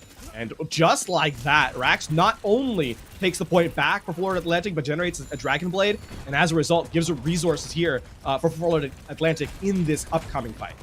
We'd have to look at a clip or something like that, but I believe he started that engagement at close to 55% ultimate. Now with, 3 picks basically given right in the breakbasket immediately. Fantastic stuff. Fantastic stuff. Gap getting a little bit low, but that is nothing compared to Zipsy actually falling here. Tiffin now wisely coming back from this one. They realize there are 2 long team fights left in this one, and they don't want to start a situation where it just turns into one really long slogfest. I mean, that's the benefit of getting an early pick, right? Especially if it's a main support. Without that healing, you just kind of get poked out. The tank can't stay alive, and Florida Atlantic, they buy time to equalize percentage-wise. More critically, they get all 5 check marks on the board here. Their big thing, don't overspend. There's the Baptiste ultimate first. Zepsi gets massively aggressive over on the side by themselves and then gets taken out. I have to wonder what the game plan is there. It's a good Ant Matrix, right? The truth is, I highlighted you don't want to overspend in that first fight. It's literally one ultimate, and now as we head into the final fight territory rather for Florida Atlantic, their goal kind of trade ult for ults, buy time, and then have the last ultimate online to close out the round. Don't be the first team to engage here is Florida Atlantic's kind of play. Comes the Riptire right there. Sound barrier out, but Gap actually gets a pummel shot into there. No Riptire for you, my friends. Rax falls throughout the thick of things as Gap is just trying to chase this one down. Flip coming back on in for Tiffin. 98, not 99. Not a significant difference there, but still worth noting. Crater finds this, now pulls autofocus afterwards, and we just have a pinstripe kill feed. Back and forth we go. It's Tiffin right now onto this point. Not a whole lot of support after that. Here comes Rax with the blade, gets one, fails to find anything after that, as Gap now left by their lonesome, and Tiffin should take this to 99. Getting a sense of, can this reset come through? But no, Crater walking back from spawn. Actually, the first player to die on Tiffin's side will be the one that closes out that fight. And remember what I said about Florida Atlantic wanted to trade ultimates and not overspend. Unfortunately, they do not do that. And now in Final Fight territory, they actually have nothing. This Ant Matrix, I mean, Rax, you're going to have to be quick on the draw with the deflect. Shades of this round passed if you want a chance to close this round out. There it is. Now, a little bit of movements on the outside. Best block is to simply not be there. The Amplification Matrix only there for a couple more seconds, now gone. Out to the outside as Morgan finds the biggest boop you can find on a Florida Atlantic team. That's against the tank, people. Immortality Field invested and divested immediately. Another boop right there is Chris on the side of Florida Atlantic finds this time. Gap might actually be able to be back from this one. As I say that, Zepsi finds not one, not two, but three, and Crater with a little bit of help. This is a Doomfist solo dolo by themselves, and this is a team trying to come back in overtime, which means it ain't gonna happen. Tiffin takes this last one 100 to 99 to take the map in a 2-1 fashion. And I mean, that was the exploitation of a flaw you see in your opponent's strategy from Tiffin University here on map number 1. Florida Atlantic, a little, as I said, a little impatient multiple times throughout the map. And in the final round there, as it shades of that first round on Control Center, it's Tiffin University with resources, Florida Atlantic with absolutely nothing. And unfortunately in Overwatch, very rarely are you going to be in a position where when you have nothing in the bank, are you going to be able to turn a fight? I mean, credit to Tiffin for playing that so excellently in terms of understanding the resource markers and giving themselves a 1-round victory and an early series lead. Yeah, so going to be looking at hybrid in here next. Tiffin going to be deciding side. Florida Atlantic going to be deciding map. We can only speculate. Obviously, there are more popular hybrid maps than some of the other ones there. To your point right there, yeah, like the old management just right there was a little bit shaky on both sides, but came out definitely a little bit more obviously from Florida Atlantic. You just can't expect Rax to get plays like that. Like, I will remember that play for a very long time. Rax right in front with Junkrat primary fires and the Vortex rockets or the Tri rockets from Soldier 76 right there to find immediately like 2 kills, even again post boosted health pools. Crazy stuff. Yeah. My point is you cannot rely on this frequently though. Old management has to be better for Florida Atlantic. And I mean, we saw it in the final fight, right? Rax sits there with the deflect, and this time around, Tiffin just learns from their mistakes. They don't shoot at the deflect, and ends up playing to their advantage, right? You cannot be hoping for miracles as a win condition in a series, right? And I mean, you know, to kind of caution away from overloading onto Florida Atlantic here, it is noted that Tiffin has lost maps before, right? Their last game, in fact, was a 3-2 scoreline. So it's not like they're infallible or flawless. It's now down to Florida Atlantic to take a moment in this interim, pick the map selection, get the map selection that favors them, and then take a breath, slow the game down. You don't really want to be playing into the strengths of your opponent. And Tiffin, at multiple stages in the game, despite how close the map was, were able to steal away rounds based on a lack of a presentation and timing from Florida Atlantic. So I think that's kind of the name of the game here for Florida Atlantic, rather, moving into map number 2 and beyond. To continue the conversation here for Tiffin, that was Super Tiger, I believe, at the very beginning is DPS over here for Tiffin. That's the Dragons that was falling first in a lot of these different team fights, and especially now with increased health pools and stuff like that. You simply, like, DPS are just so quantifiably more important now because you need this high damage output to go forth and actually take picks, to actually get people eliminated and send them back to respawn so you can take control points and whatnot. Super Tiger did a great job of kind of cleaning up those edges a little bit more. And I really think once like the Junkrat was just picked and the Riptire was like, okay, well, we need to combo this with our Grav from our Zarya and whatnot. Okay, then it got figured out a lot better, and Super Tiger stopped trying to, play some kind of DPS right throughout the thick of things, more so try to like launch in their grenades and whatnot from a distance. I think Tiffin learned a lot in this first game right here. Just depending on map, I think it'll be another close one though. Yeah, I mean, I think we should zoom out a little bit, talk about DPS for quite focused, because there is a part of that I think deserves to be highlighted, and that is the new passive the DPS have, right? It is effectively a wound, minus 20% heal efficiency on a target for 2 seconds after you've been damaged by a DPS player. And that is going to come into effect, right? With the increased health pools, the increased accuracy, that is going to put supports on the mark, right? And now it's no longer a war of attrition. If your DPS are focusing a target and applying that passive, supports have to kind of focus on doing something else. So keep in mind that as you play kind of burst characters, there is a potential that sustained damage may end up being more effective. And that's something to keep an eye out as we go in further into the series. Though at the moment, we head to Hybrid for our map number 2 in the selection, and we await the information as to where we're going to next. But it is, in fact, going to be that map. There you go, Kings Row. Yes, exactly. Getting the ears in the cans here. Kings Row. So daring today, are we? That's what LaFon and I were sitting here talking a little bit about. Lijiang Tower first, Kings Row second, Florida Atlantic. That's the Owls. Will be picking sides. As LaFon previously mentioned, the writing on the wall is that defense is simply a better start on these maps. Shut down your opponents, then it's your turn to prove, hey, we need a couple points on the very, very first point if we can shut them down before opening up payload. What is there to say about Kings Row that hasn't been said? That's funny. Perhaps we should talk a little bit about these players, what they told us about them. Folks, we always ask for some interesting facts. Well, Florida Atlantic did not fail to deliver here. I'll start off by talking about the tank here. That's Gap. Told us that they earned a Nobel Peace Prize for creating a new non-renewable energy source. Hey, look at me. I thought that all the non-renewable energy sources had been discovered, LaFon.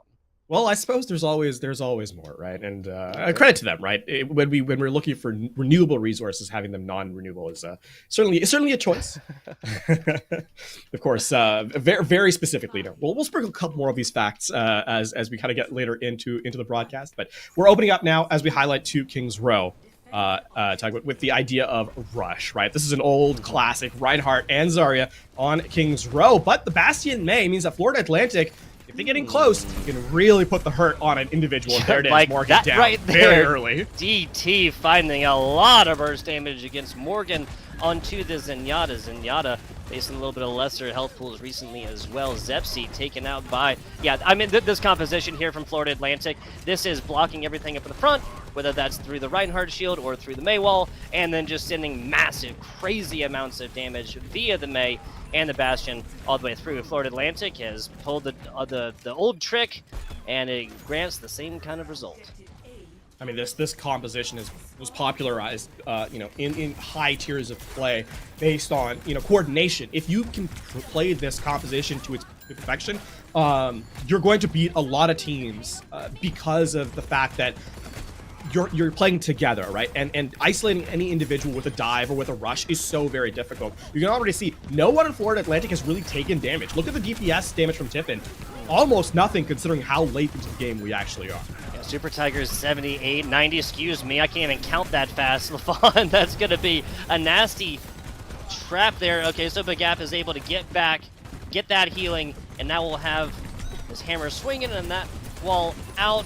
As this one goes, Tiffin has learned exactly what they needed to, and that is to pressure this wall. Morgan now out. First of all was Morgan in the first fight. Morgan gonna be taking the first pick in the next fight. I don't know how you more adequately redeem yourself, LaFon.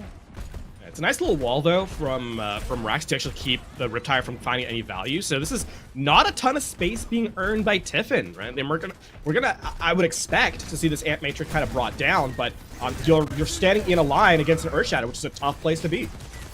Yeah, it really is, and DT found that one out the hard way. We'll see this Earthshatter from Gap coming in just a little bit, given that Maywall is out, cooldown out right now, probably back now. Can be countered pretty easily. Here comes the grab. That's a lot inside. Gap only survives with a larger health pool, and all but a team kill against Florida Atlantic. Nice, very well done by Tiffin. I mean, you know, we praise them so much for their efficiency on map number 1. They pick up right where they left off. Do not allow Florida Atlantic to step in. Perhaps a little greedy from DT to, you know, face down an Ant Matrix, but you take advantage of it nonetheless if you're Tiffin. The grab combo, so much damage throughput. Covering the streets right here, but nothing really hitting hard. It's going to be the Riptire that finds a lot of value right here, and Florida Atlantic going to fall off the back of a couple of well, really it was just Super Tigers right there. Zepsi obviously on the Zarya, slower to charge that grab. Yeah.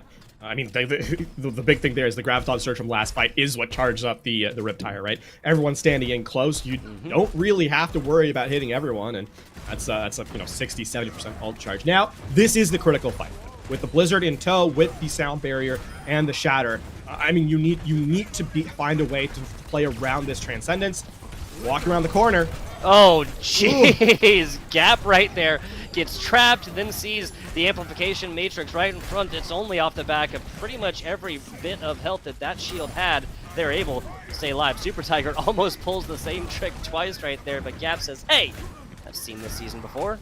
I mean, I still like this from Tiffin, though, right? Because Morgan gets picked up so early, there can't transcend in time. Florida Atlantic, despite having the speed, do not chase down the kills. And as this fight kind of comes through, Morgan's in prime position to cancel a lot of that damage with Transcendence here.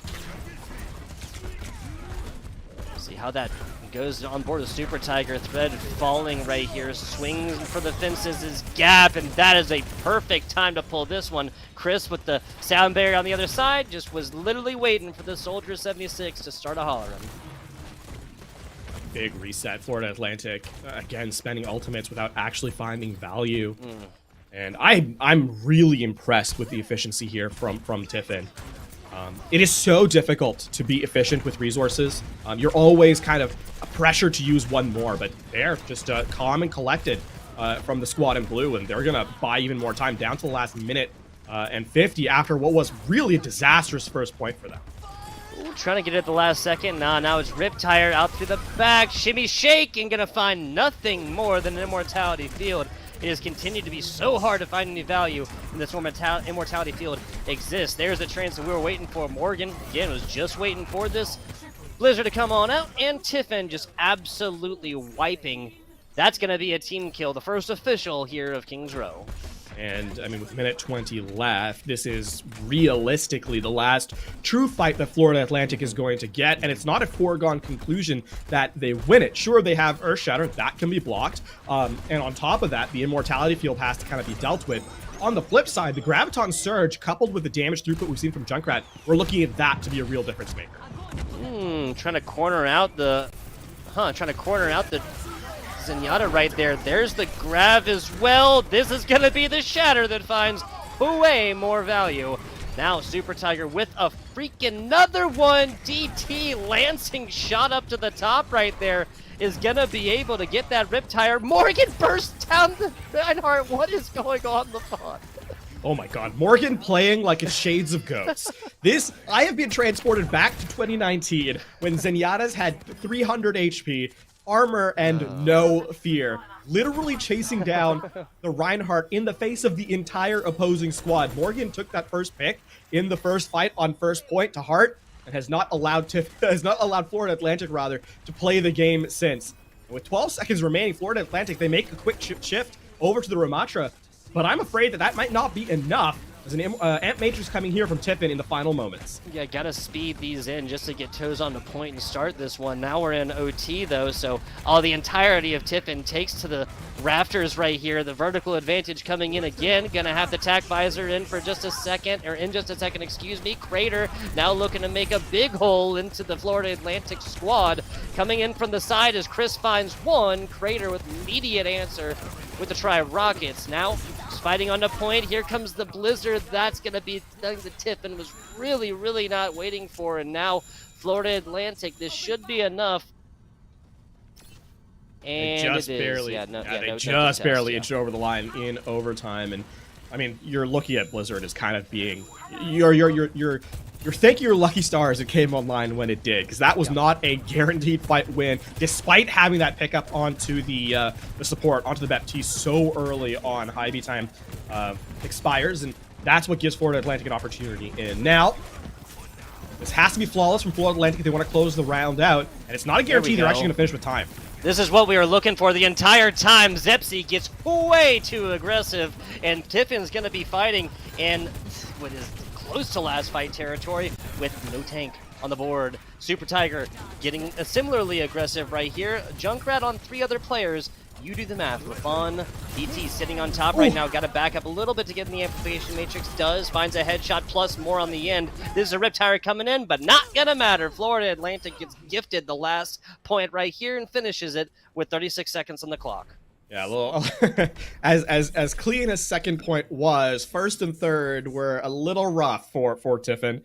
And this map is really going to hover around that second point in this second stage of the match. Keep in mind, I mean, Tiffin had a Transcendence at the end. They had the Riptire. They were coming up on the Graviton Surge as well. To lose out the round with better positioning, with Florida Atlantic starting with nothing, feels really, really rough. And you have to give a lot of credit to Florida Atlantic for identifying that Tiffin was not respecting the player advantage, thinking they could get away with kind of that hyper aggression that they showed on second. And it's tough. It's a tough place to be in, right? When you're losing so frequently on a point, you can often doubt your effectiveness. Florida Atlantic, no such fear found in them. Punish the over-aggression of Tiffin and close out the round. And critically, 36 seconds on the clock. So no matter how well Tiffin does on their attacking half, if the map is completed, we go to extra innings. Absolutely. Absolutely, I'd love that here. And now in the middle meat of this ECAC season, you know, once again, 3-0, 3-2 for the first 2 games for Tiffin, 2-0 perfect as of right now. Florida Atlantic has that bye, has that win. So both teams really trying to avoid their first loss. Of course, Florida Atlantic lost their first map of the season as well, the previous Lijiang Tower. Posturing up as of right now.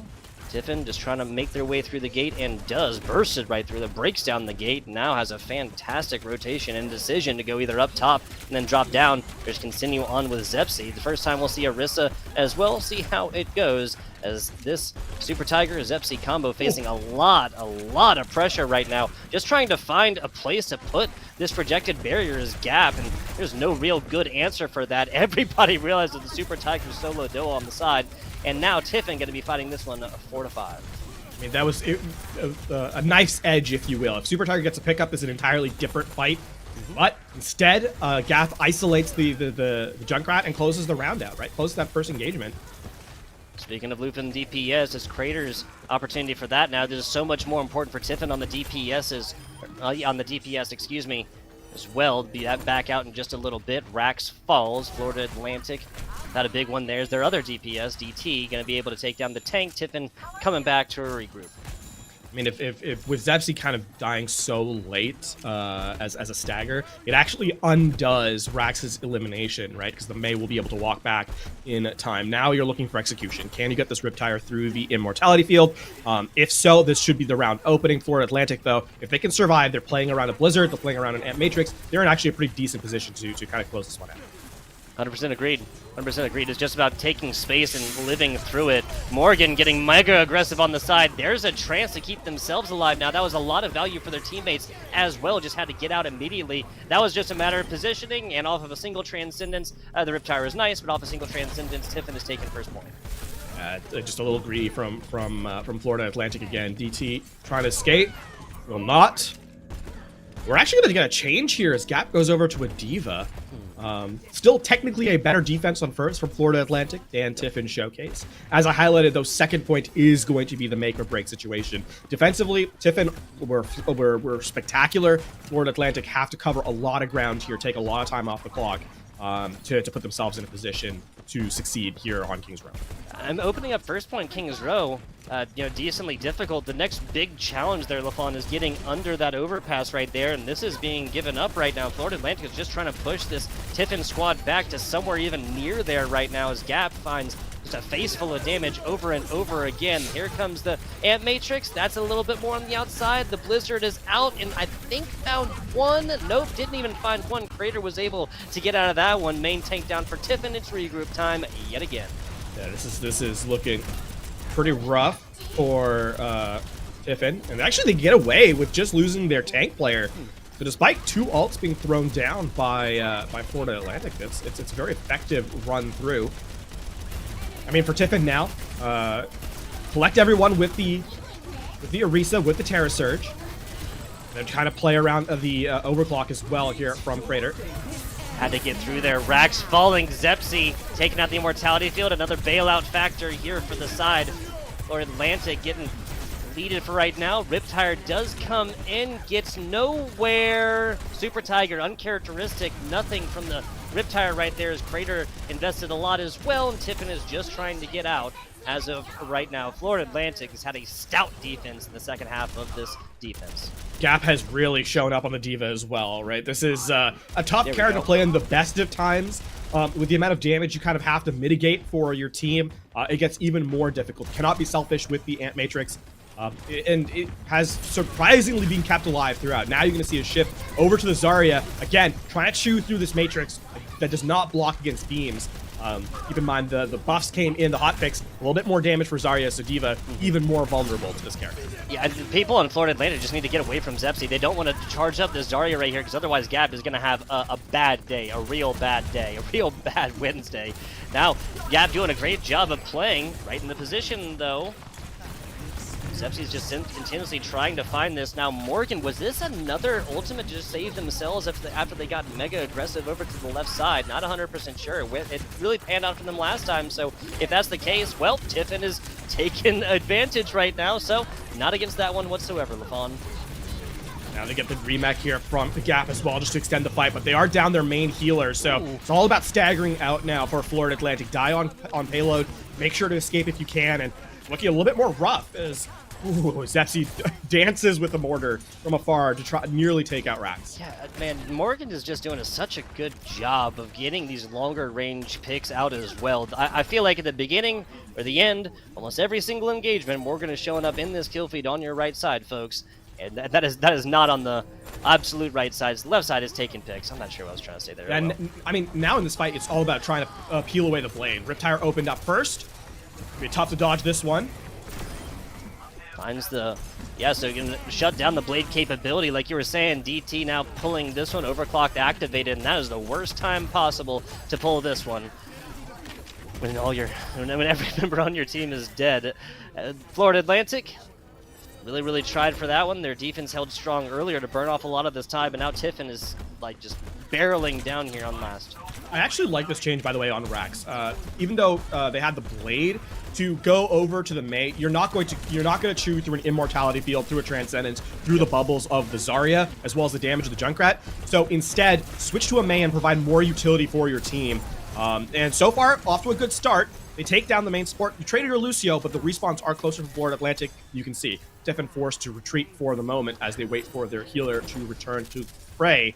Now, for Tiffin, landing a Graviton Surge here outside the cooldowns. Immortality Field forced. This is a good window here for Tiffin to try and push the payload through with time remaining. Now that one done there, though. Nothing doing. Both teams just kind of disengaged for a second. Still the best one. Now here's the grab out. Soundbeer invested as well.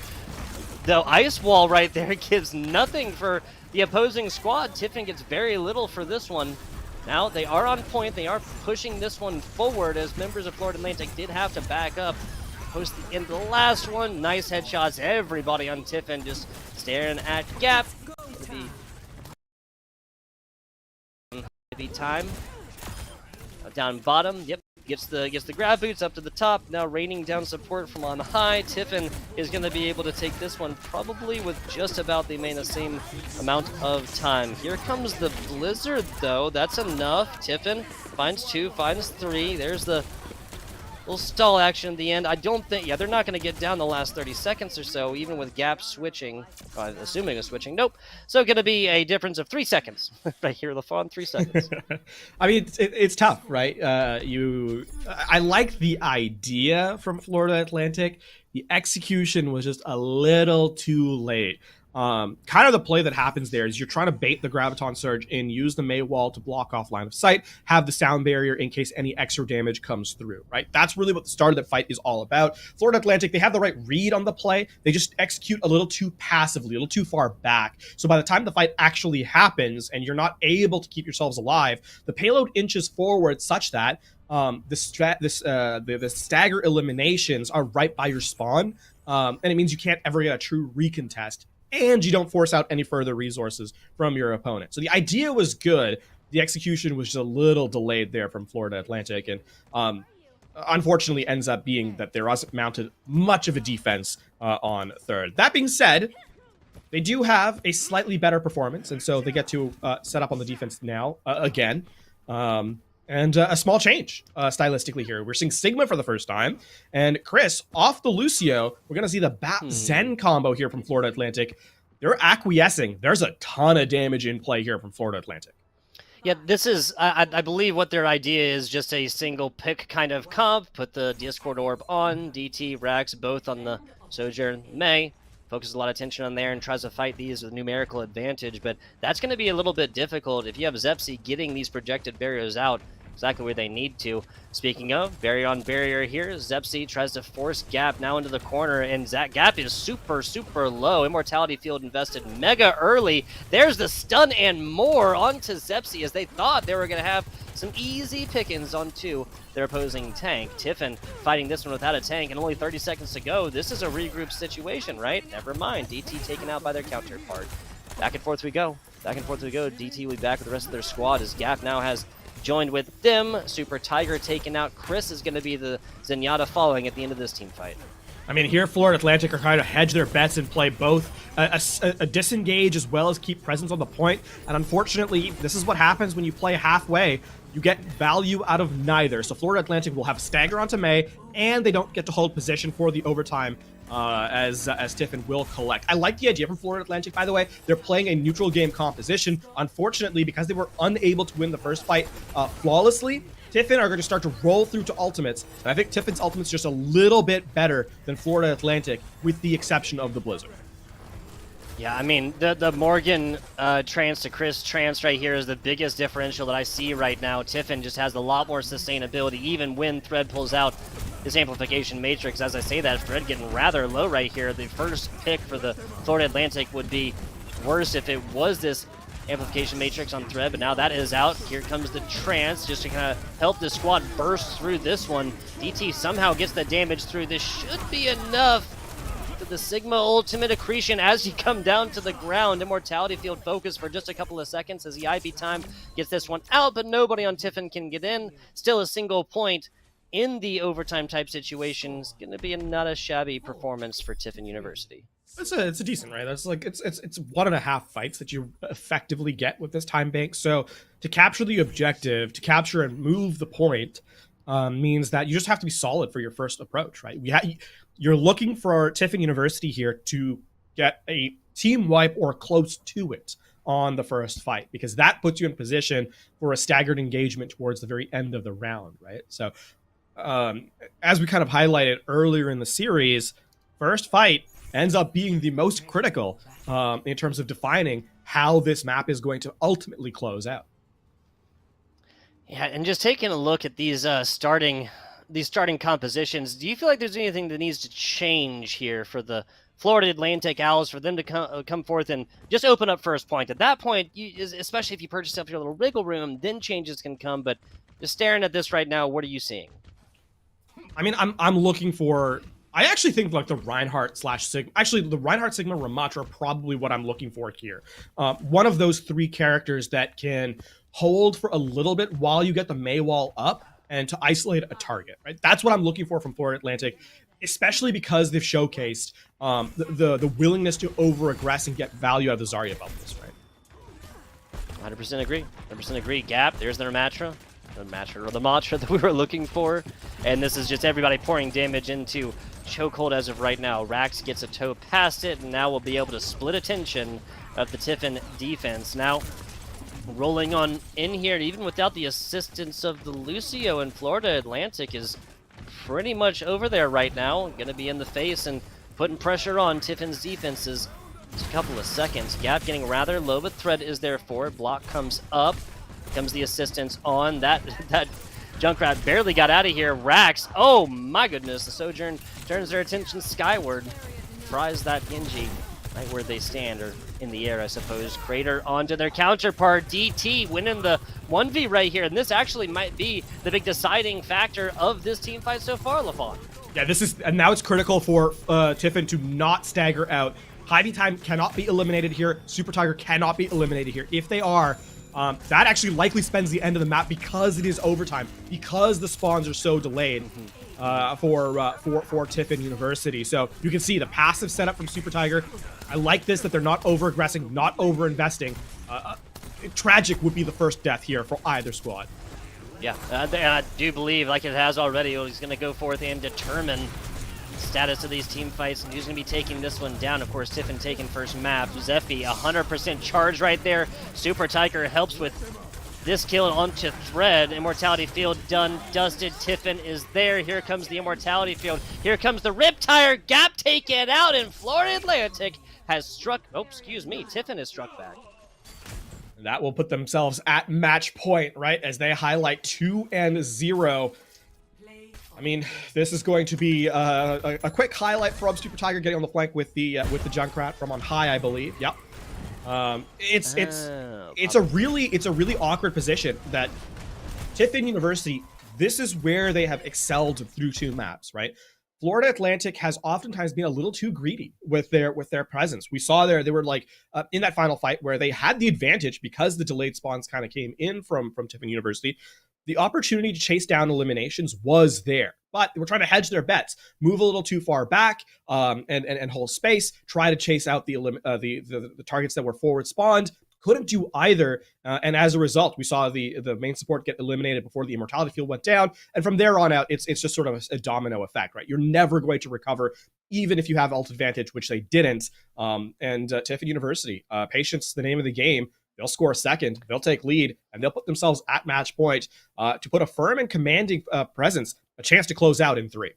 The Tiffin Dragons now up 2-0, as you're mentioning, putting the Owls here on match point. I really feel like the Owls, the wise old Owls, just determining their options a little bit too much. As I always call it, it's analysis paralysis. Yeah. If you do not make a decision, then eventually a decision will make you. That is the situation Florida Atlantic found themselves in at the second of the both 2 Lijiang Tower maps towards the end, and then here again on Kings Row after a fantastic regular time performance. Actually, after a performance where they came in with more time than Tiffin. Yes, it was only 3 seconds. No, they didn't get there by mistake. Florida Atlantic just got to make decisions and also have this sounds like so counterintuitive, right? You have to go forth with your decisions when you're presented with one of them, because if you sit there and determine it for so long, then it's just going to be a situation where Tiffin's going to continue on with their game plan and then win the game while you're still making a decision, right? Yeah. Next back coming up here in just a second, Fawn. Yeah, Escort is going to be there. And I think the big difference so far also has been Tiffin in the clutch. Has just been the better team. When we talk about neutral game, we talk about even, right? I mean, I'm nitpicking in terms of ult economy and in terms of positioning, in terms of decision making, and so forth. Staging and so on. But truthfully, the difference now has been in the overtime fights. Both rounds that were won on Lijiang Tower by Tiffin were entirely due to the fact that they were able to steal away positioning. Here on Kings Row in the overtime, they were able to close it out, right? When realistically, you talk about that decision-making kind of coming in a situation like that where you are at a disadvantage in terms of the numbers of players you have, being able to kind of choose to do something is difficult. And Tiffin has been the better team by far in those scenarios. Like the super clutch positionings and whatnot, right? I mean, also I got for a lot of this can be attributed to Super Tiger consistently not always wanting to just fight it right down main. Super Tiger won this game off that Riptire from the back right there, just getting up, getting away from people, pulling Riptire and finding picks. It seems so simple, but so frequently, especially with Junkrat can do now, it seems like getting away and just flanking a lot more is going to be a mainstay Overwatch 2 post changes, and especially now with everybody with 25 to 30% more healing. So Escort coming in here in just a couple of seconds. This is a quantifiably different geographical look than the first 2 maps we've seen, Lijiang and Kings Row. Yeah, I mean, historically, Circuit has been Sniper's playground, right? A poke map where even in the height of kind of rush compositions, you would see Sigma Sniper and you would see Hanzo kind of step in. To note, all those characters are incredibly good this patch, but I'm not necessarily convinced that Circuit Royale is ideally a poke map still, right? And so I think we are likely going to see, even if they open up on poke at the start, I think it is likely going to evolve into a rush composition later down the stage of Circuit Royale.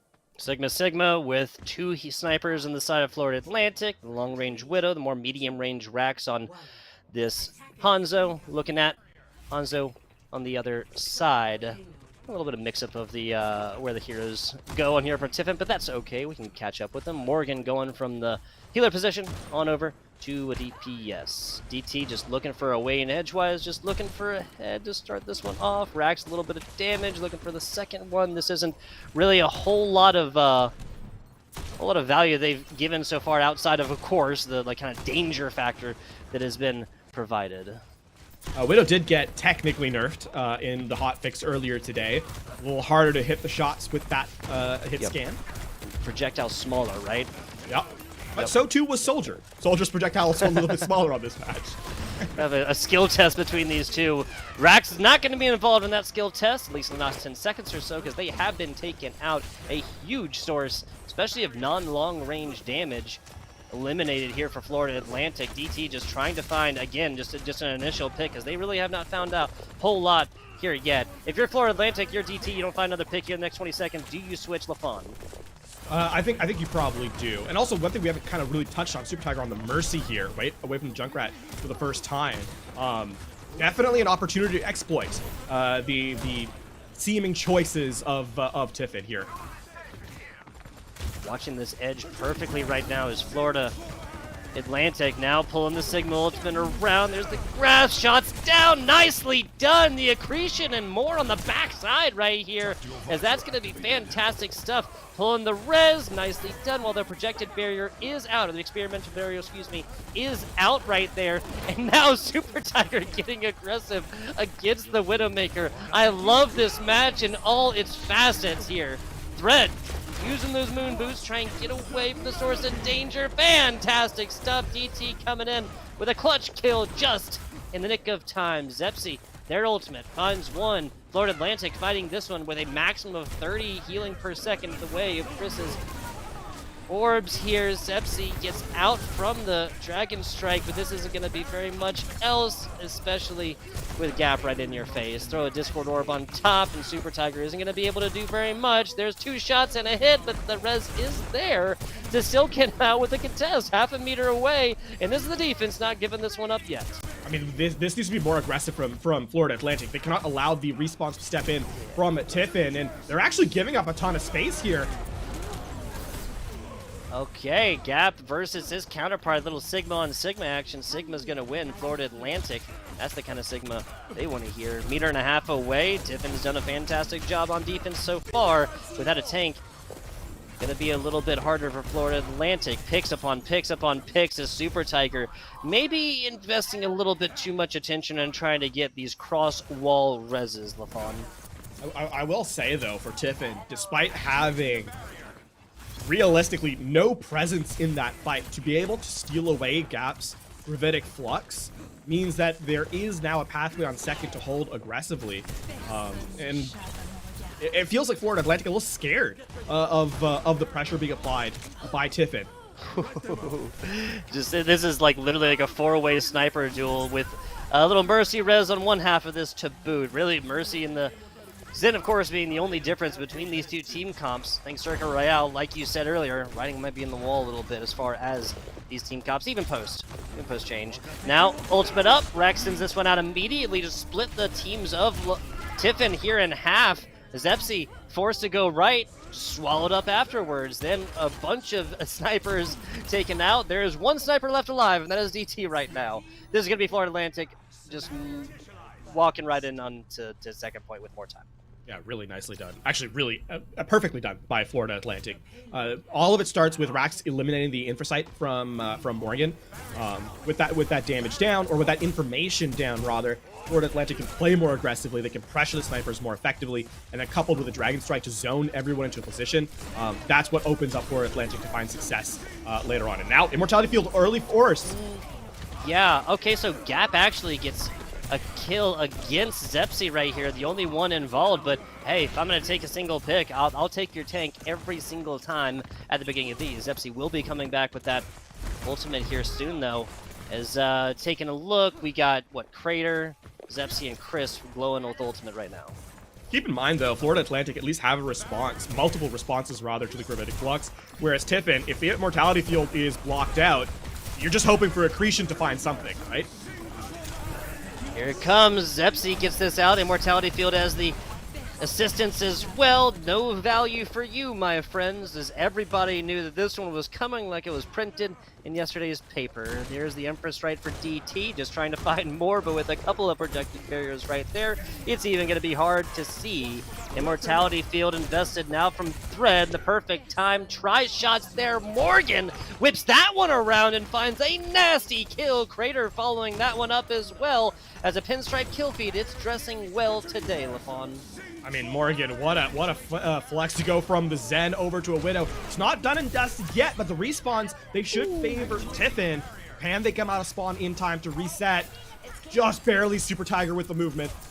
Nice, nice. There's only the IB time here as well. That's a lot of healing. The Swift Step will come in. Can't quite. Super Tiger, you see, just kind of trying to get on the inside of that monkey bubble, but can't get out after the second Guardian Angel right here. Here comes Rax again. This is how the last team fight was decided. Gap takes out their counterpart. Tank on tank action. They are taken down.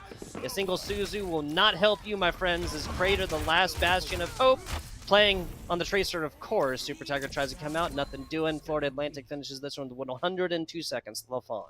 What a final fight, though. That was close. I mean, the movement from Super Tiger on the Mercy to dance long enough for the respawns to come in saved a good 20 seconds on that clock, right? So, I mean, Tiffin, they give up a pretty hefty time bank considering Circuit Royale, and yet, I mean, clearly highlight moments from them towards the tail end. Credit to Florida Atlantic, where in the previous rounds, that would have been a fight that they had lost, again, due to that ultimate efficiency.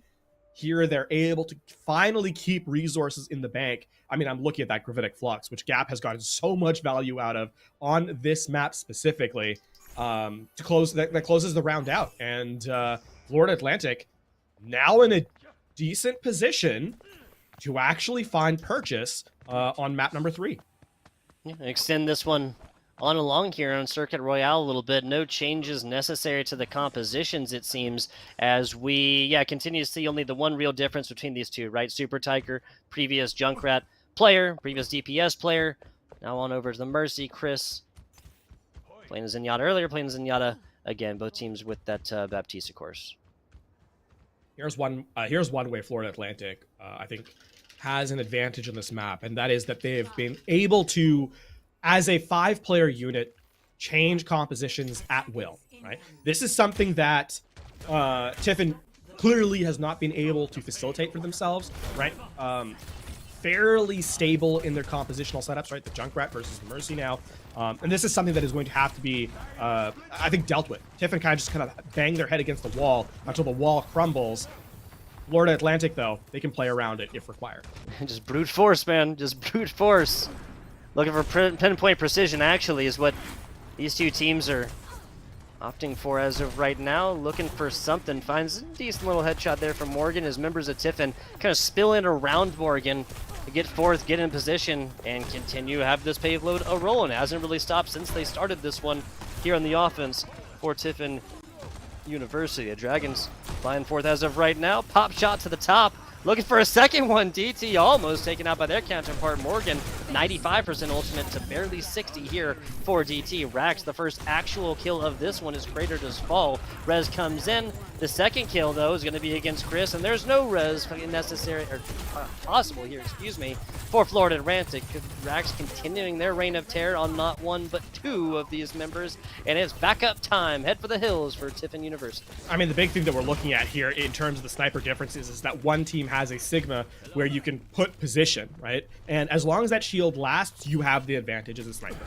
For Florida Atlantic, right? Tiffin, even as Morgan has positional prowess with the sort of map control, they're never ever going to be able to duel as efficiently because they have to take more aggressive angles into the shield, and it plays out in proof right there, right? As Morgan tries to take a shot at the sniper, Sigma shield steps into play, and all of a sudden, that is not a fair fight.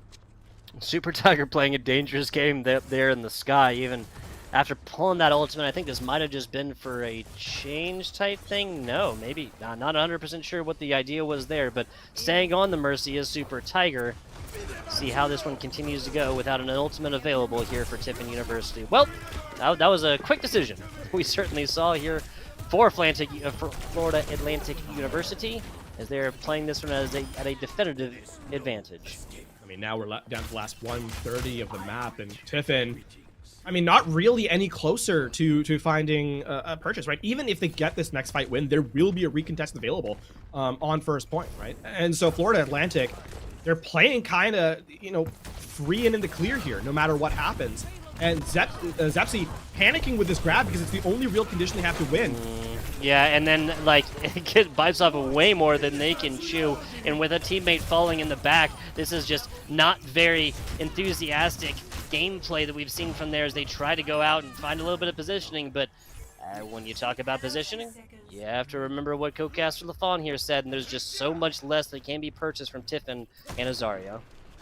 I mean, now you're banking on the Graviton Surge being the win condition. Chris, who had been delayed on this Transcendence, is actually up to it too. So the small advantage that perhaps was efficient or available in terms of economy has also withered away. And realistically now it's Florida Atlantic that just have to play their cards in correct order to close this map out. Here comes the grab. That's going to be enough for one on either side. A continued fall, but two members down from both as DT continues to click on a couple of heads. They say that it's hard. Well, you seen DT play? And that's likely the map, right? It's calling it this early is tough, but look at the panic selection here from Tiffin as they make wholesale changes. They still have to go through a Transcendence into line of sight of a Widow. They will not even touch the cart. And that will be Circuit Royale, even as overtime comes through. Yeah, so it does technically touch right here. Morgan probably going to be able to touch again. This is Tiffin realizing that as a losing battle, take the L. The Owls reign supreme on Circuit Royale, and this series gets preserved for at least another map. And for Florida Atlantic, there is now a small glimpse of hope. Get Tiffin off their comfort, and all of a sudden you are the team that should have default advantage, right? Now, here's where the problem of losing the first two maps steps in. It's that you no longer have map control in terms of selection. So you do not get to choose where you go. From here on out, map favor is in Tiffin University's hands, and so you're not going to see Tiffin go to a poke map, right? It's just not going to happen. They've had the advantage in Rush. They've had like the Rush Brawl hybrid. We are probably going to see similar of that even as we head into Push and Flashpoint, respectively. Yeah, and also, obviously, in case you're just newer to the esport, of course, or newer to our format, loser picks side. Well, there's no real side to pick within Push. True neutral situation within Control, within Push, within Flashpoint, of course. We'll be looking at Flashpoint if this is a tie right here, and I'd be very, very much excited for it. And here, week 4 middle meet again of this semester so far in the season's collegiate competitions thus far. This was, I think the writing was on the wall a little bit. I think the Dragons just had that fire breathing ready to go. It was really employing that across the Lijiang Kings Row maps. Then once these practically mirror compositions were picked, there was another clear advantage pointed, and that of course was the Owls. They just played pretty much all of these individual heroes just simply better. I didn't really see like a big difference for Tiffin's side overall within the game, not within individual duels, but overall within that Circuit Royale map that really proved that they should have gone forth and even taken a single point.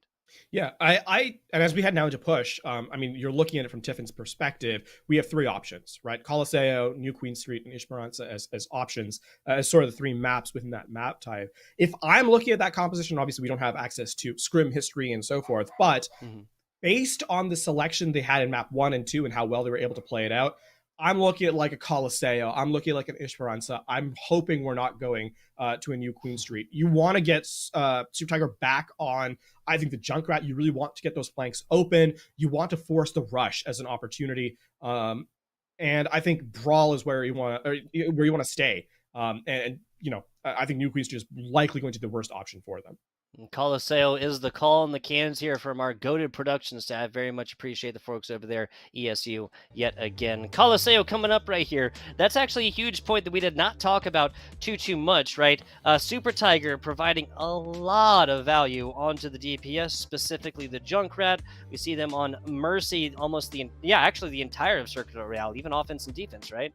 Yes, that is exactly the case. And the reason I predicted Coliseo is kind of the opening gambit for, or the selection that Tiffin is likely to go for, is that this allows them to put Super Tiger back on this Junkrat, which I think they will do. And on top of that, it opens up the flanking potential. Like, think of when Super Tiger was at the most effective, right? It's that 4-man elimination from high ground on King's Row in the window, right? Or in Control Center, where they were able to filter to an off angle, find a rip tire elimination onto 2. And I think that's Coliseo gives the most opportunities to sneak into those high grounds and surprise your opposition. So this is kind of the reasons why I think Coliseo is, of the 3 maps, the best selection. It also means that you have to keep your eye out, if you're Florida Atlantic, on flanks, on these high grounds, and punish when it comes in. Easier said than done, of course. You can say that again here. Coliseo, push in general. Coliseo specifically known for swings, but regardless, first fight is going to really dictate the pacing, stance, and everything else is going to have across this map right here, which could prove to be a Tiffin University W, a W that was done in 3-1 fashion, or a Florida Atlantic tying factor to see a 5th map and a flash point. Talk a little bit more about these 2 teams. Got a couple of interesting facts. We'll go with the non-Meebe ones first. How about that? This is Chef Cuz, telling us that after 10 whole minutes of banter between a group of college-age students here in North America, right? Team only came up with one fun fact, and that is the DPS duo. I believe that is Super Tiger and that is Crater. Refer to each other as Andrew Part 1, Andrew Part 2. Funny thing, LaFawn, their real names are Kurt and Brock. And without context, we have no idea if that is uproarious, we engage in uproarious laughter, or just a very silly inside joke, right? So I will choose to believe it's the first, right? I will trust their sense of humor, and assume that it is simply the funniest thing that has ever been said. Yeah, I have to assume after that one. 10 minutes. No other fun facts beyond that one. No other fun facts. You have to assume there's a lack of fun facts with this group then, right? Perhaps they're just super focused in on the gameplay itself. And speaking of gameplay, there's that selection we talked about. It's back to the rush composition. It's back to the Junkrat. Keep an eye on Super Tiger. This player, if they filter into the background, get an off angle, that's where Super Tiger thrives the most. Super Tiger, back onto it. Absolutely love to see it. Morgan, high by time. Back onto their traditional roles and in their respective places. A lot of back and forth right now. Zepsi, fair to say, not winning this engagement back and forth, especially once Gap has these barriers. The experimental barriers are just continuously proving that they can have a lot of damage go from the other side. You get the staggers out here if you're Florida Atlantic. Cannot allow the reset to step in. They're actually giving a lot of space over to their opponent. Even though Tiffin looks like they've given up ground, keep in mind they're going to elect to take the high ground now. So on the recontest with the payload, it's actually going to be Tiffin who are favored in terms of the damage through, but look how difficult it is for Rax and Datorian specifically to actually get into position to find eliminations. Speaking of, that's not one but two here. Rax, Gap, both comboing for one. This Tiffin squad hitting the back pedal for right now. Excuse me, Crater at least going to find a little bit of rest for the weary here. Zepsi is not just alive, but full health. That's a pretty high charged. Okay, yeah, not going to matter right there. High by time and Morgan, both nowhere near this player. Tiffin resets. Florida Atlantic is going to take a lot more space. Yeah, really nice there from Thread. The final blows coming in from the Baptiste. And of course, unassisted in terms of ultimate, right? You're going to have the amplification matrix. Rather. Well, you would have, but you're not going to use it now. Okay. Yeah, no real need for this one. Atlantic. I mean, Morgan has been doing this consistently. If Morgan can do this on DPS, why have Morgan play on DPS, Super Tiger play on the support? This is really ringing true. As of right now, is Tiffin now taking this back off of a single pick and going to be taking a little bit of space of their own. Super Tiger going to be screaming about this Riptire in just a couple of seconds as Rax tries to find a little bit of damage in from the back. Splitting attention of the Florida Atlantic on the offensive side. Rax in the back, and the rest of the squad doing a great job pushing from the front. That was nothing from this ultimate. That is an incredibly uncharacteristic performance from Gap, and another one there from Super Tiger. These are players that are averaging like probably more than an elimination per ultimate. Get absolutely nothing on that one, Papon. Yeah, it's a rare fumble, an unforced one at that, right? But I mean, Florida Atlantic, they're the one who closed out in the end, and I mean, you know, we talked at the top of this map, the top of Coliseo, that Super Tiger excels when they're able to filter into the backline, be you know, kind of invisible. The player who's doing that best on this map is actually Rax. The Tracer has been feasting on the backline of Tiffin, and while attention has to be drawn, that opens up Datorian and overclock into Ant Matrix. Yeah, that's an easy sell for 2 kills. They told us we could call him DT. I'll use the full proper name when you're performing like that. How about that? Proper respect deserved. Datorian finding a whole lot right there. Florida Atlantic is on the cusp, spitting distance away, especially given what we know about Coliseo in first team fights. 67 meters against 34. This is Tiffin's game to win right now, as the writing is definitely on the wall and the picks continue to come in. Gap just providing so much DPS, like so much damage per second right down the side of this one. This is actually a huge mistake from Tiffin. They keep fighting from the same exact spot. Why would Florida Atlantic shoot anywhere else beyond this left side entrance right here, besides this left side choke? And but keep in given mind that that's only where Tiffin's been. Yeah, keep in mind that the payload does not move faster on push with extra number of players, right? Yeah. Whether you're 1 or 3, it's the same speed. So Florida Atlantic are incentivized to send up 4 players to the front line and just punish Tiffin as they try and aggress again and again. And I mean, Florida Atlantic, perhaps the last Gravitic Flux wasn't too hot from Gap. Now, a chance for redemption as he's right back at it. Here's Zepsi, Thread taken down, no immortality, Field invested on this one to save the life. Rax gets mega low right there, switching on in here.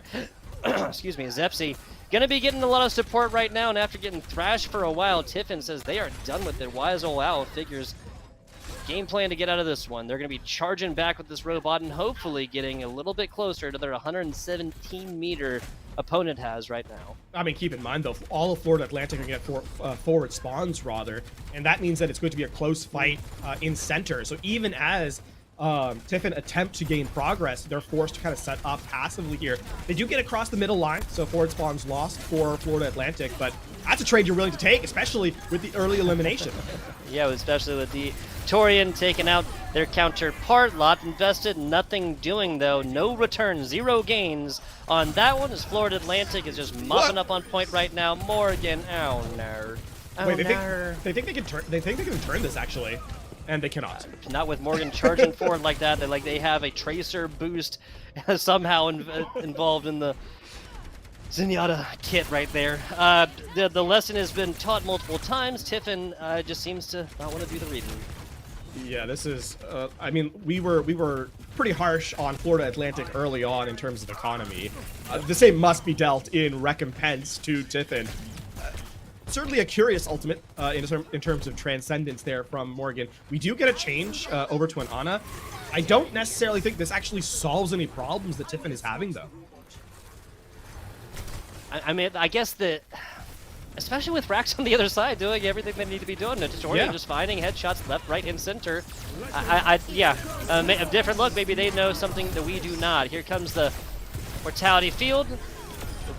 Reciprocity in the form of a Transcendence on the other side. Nothing if not expected for the first pick for Rax to take once Ana changes. Is onto Morgan. Morgan was doing fantastic things on the Zenyatta and had a Transcendence ready.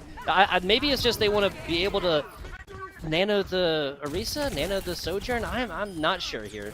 I mean, they're unlikely to be able to get to an effective fight at this rate in terms of being able to generate the nano boost and how close the barrier is to the final checkpoint. And I mean, Gravitic Flux online.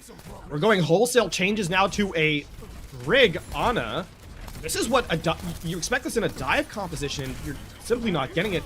I mean, Tiffin, they're gonna have to do something that people have not been able to do all year long, and that is get value out of Terra Surge. And they don't. They just don't. It's just so difficult to do, man. It is just so difficult to do, and especially given that Florida Atlantic knows. I mean, I've been saying it all day long. The best block is simply not be there. Mr. Miyagi knew best people. Okay, that is exactly what they just do. Yet again, Gap backs up a little bit. Nobody wants to shake hands with a Terra Surge, and that was everything that Tiffin could really get done on this one. We are going to a map number 5, my friend. And that is really a tremendous fumble from Tiffin, because that is their map selection. Keep that in mind. So far the maps have been close, except the one selection that was Tiffin's in here on Colosseo. So I mean, we're seeing perhaps a case of a little bit of a panic at the end there, as they can't really get their composition to work. And I think the big pickup for me in terms of how dominant that was Rax on the Tracer, right? You know, we're talking about Super Tiger on the Junkrat and what they were able to do on the first 2 maps, utterly invisible because of how much pressure the backline was under. And Super Tiger just couldn't play that aggressive style while also supporting the tank, right? And so a lot of that comes down to the fact that Rax, in basically uncontested, chases down the 2 supports in the backline and you know, kind of falls apart from there.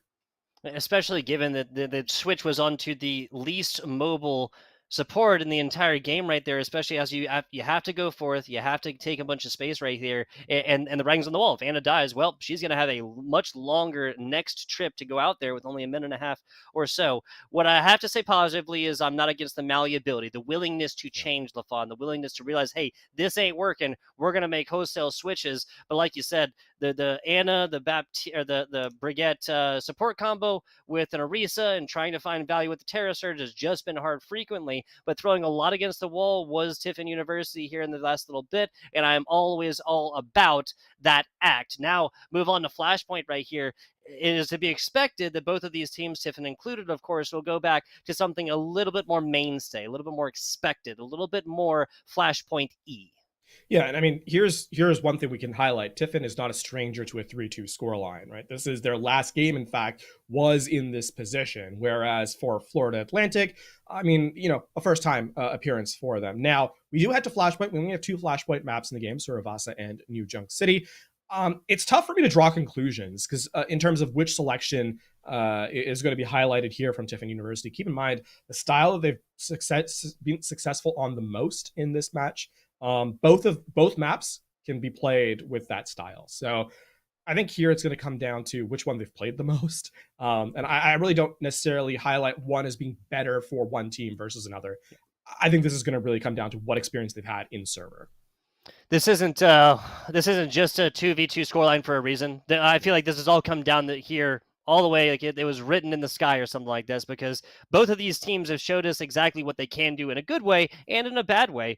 Yes, LaFon and I were mildly harsh on a couple of these teams earlier. Well, I think we're even-handed with it as well off the back of the performances and the results within these maps. It is now crunch time here on Flashpoint, and really, if this is Tiffin throwing everything against the wall and seeing what sticks, well, do that one again. There's still a lot to be written as far as team compositions, post changes, and when the relatively new game mode, and obviously the relatively new maps within Flashpoint and whatnot. We'll get confirm on Flashpoint map here in just a second, LaFon.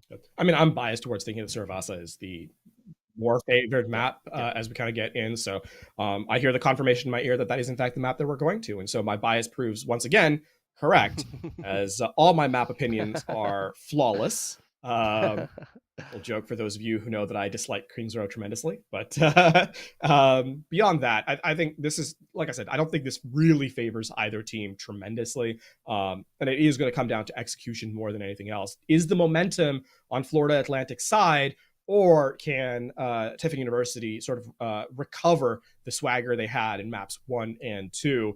I mean, a reverse sweep certainly in the cards here for Florida Atlantic.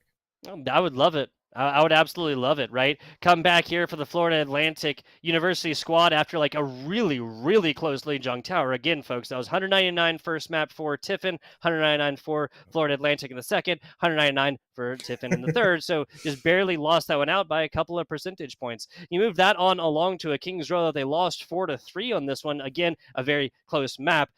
You cannot describe the last two maps as close. I'm sorry. You simply can't. Florida Atlantic has taken their wins much more definitively than Tiffin University has in their first two Ws. I mean, part of that we can highlight as being a compositional difference.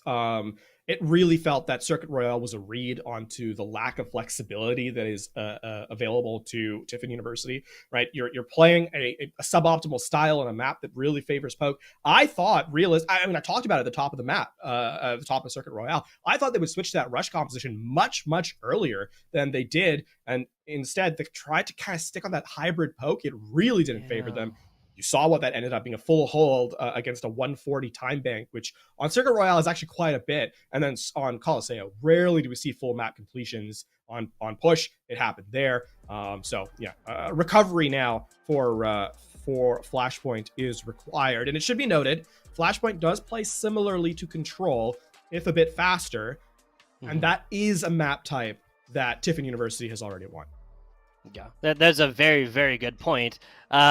To my point, right, that both of these teams took an individual on Lijiang Tower, and it was very close, so I'd love to see this. I think that the difference coming out from these two teams, LaFawn, is going to come off in the form of, like, that pop-off potential. We need somebody to get the backpack going, get those squats done, or perhaps bench presses. Fun fact coming on here from the Florida Atlantic Owls, coach told us that Chris can actually bench 51.2 pounds. Very, very specific amount.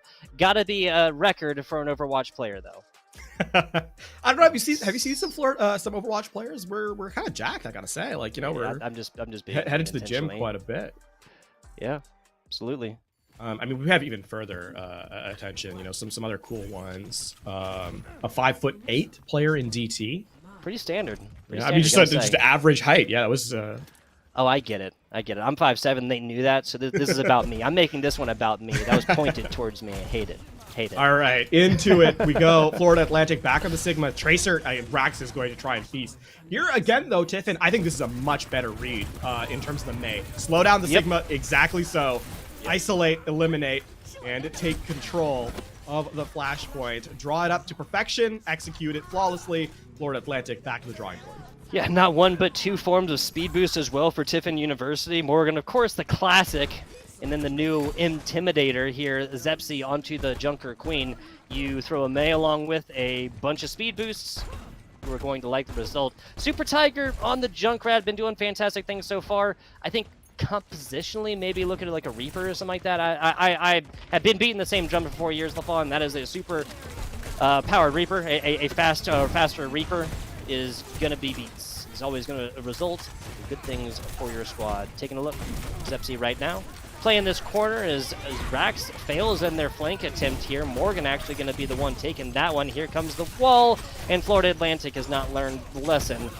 They crater, just put these up in chokehold, take down your opponent, or take down your teammates, post haste. I would not be too worried right now if you're a Florida Atlantic. There will be some concern because they're going to lose this point 100-0. But this is also the point that least favors the Sigma, right? It's too easy to isolate damage. It's too easy to kind of zone out the Tracer as well. Rax has really not been in the game on Flashpoint. So once you get to the more open stages, there's an opportunity here for Florida Atlantic to turn things in their favor. We're going to need to see a much better positioning here from Rax as the map kind of opens up and the Tracer can start to really take these off angles. Taking into the numbers, simple fact that Rax is not even quite at 70% as of right now, given what Tracer does and how quickly she can get her ultimate. That should tell you everything you need to know about Rax and just where they need to go and how they need to perform differently here in the future. Super Tiger getting snuffed out here from DT DT is just going to be feasting from on high. Pick the litter here and loads of targets to choose from. Morgan, Zepsi, Crater, all taken out. Florida Atlantic covers up this Flashpoint like white on rice. And that's exactly, you draw it up to perfection in round one for Tiffin. Florida Atlantic look to the fight here and say, all right, our Tracer is finally unleashed. You know, Tiffin tried to bypass that aggression and go with the amplification matrix, but it's too little too late. Racks on the flank, bullies out the Baptiste. That turns things around. Big Flux. Ooh, here we go. The sound barrier to match. Zepsi gets the immortality field in just the nick of time. I buy time. Coming in through with the clutch for the squad. Morgan as well. The sound barrier and everybody else would have had some troubles had that not landed. Here's the immortality field, but there is the Junker Queen ultimate. Throw a little blizzard in for some flavor, and that's going to be Florida Atlantic reigning supreme with the first team kill bell of this Flashpoint map. Unbelievable presence from Chris there to not use the Transcendence in the middle of the blizzard. Like, that's a place where you're kind of panicking if you're a support player. Like, can I keep my team up? They don't overcommit. And now, actually, with 90% remaining, I don't know who's the one who's expected to touch on this payload. Morgan barely gets there, I think. There's a take, excuse me. There's a pick. So, I mean, you got to at this point. Tiffin fighting this one all the way through. Zepsi does what they can. Super Tiger with the Riptire only found one as Gap just go forth and absolutely feeds. My goodness, 1-to-1 on the count right now.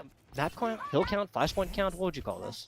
I think point is an acceptable term to use. And I mean, Florida Atlantic, they recover quite well. Remember where they were where we kind of criticized them in the clutch in the first two maps, and they're no critique whatsoever. Flawless. Even as Morgan gets there first, gets an elimination first. They use the Riptire to kill the Transcendence. Florida Atlantic still come through. I mean, Gap quick on the draw. And now Tiffin are in really rough position as they try and approach this point. Morgan says, I am the high ground. I am the Highlander, and there can only be one. 2 seconds before this one opens up. Back and forth we go. The Gravitic Flux comes down onto the ground. My God! Gap, and more gap here as you gave Gap Tiffin University. Skill gap, differential, whatever you want to call it. Gap has been finding everything with every single ultimate thus far. Hy-Vee Time's going to want that Ant Matrix back, I do think. Yes. Unfortunately, the entire team was dead when that one was activated. Alas, that is in the past. Now we move to the future. Keep an eye out. Tiffin, you have to make something happen by hook or by crook. You have to just go for broke here. Yeah, so Rax gets the stick right in there, but the immortality field saves them regardless. This Baptiste on both sides really been coming through to negate that out into like early sticky situations as well. Speaking of, Ivy gonna be able to, they're not being able to live through that onslaught. His Gap just literally just filling this chokehold right now and lets his teammates feed the Owls.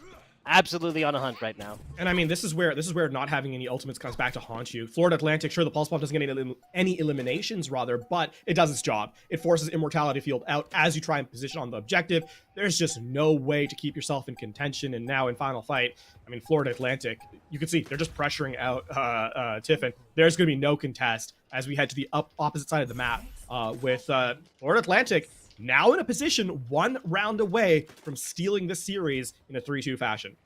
Yeah, like coming back in every way, shape, and form is Florida Atlantic right now. What, they dropped the first 2 maps, showed up impressively on the Circuit Royale and push map earlier. Flashpoint here going their way after the first point, of course. I think Tiffin and Morgan having the sound barrier here for the next engagement is really going to be the name of the game if they're able to here, because, I mean, just so far, especially now that Hy-Vee Time has just changed onto the Kiriko, we haven't really seen any rushes here and what value they can have.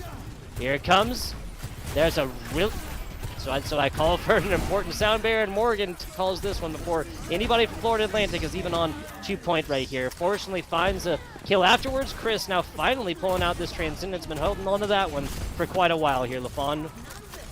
I mean, Zepsi has to, he cannot clutch. It's actually going to be a win for Florida Atlantic in terms of point presence.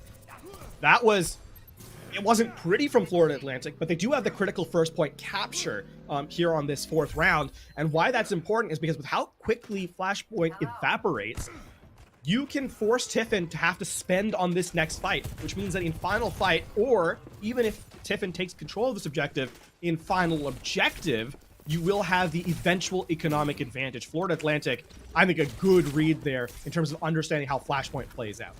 I hear you. I hear you. I mean, what they got the Tracer sticky bomb. There's no real ultimate indeed with how often it comes up in my opinion. But 1, 2, 3 of them, they have to drop probably 2 of them at the same time and just see what kind of pressure that elicits here against Florida Atlantic. Because if they allow this squad to go forth and get a couple more ultimates, they have lost any sort of advantage they have accrued by accumulating these ultimates. 3 of them as of right now throughout these team fights. Much closer to it is Gap right now at 67.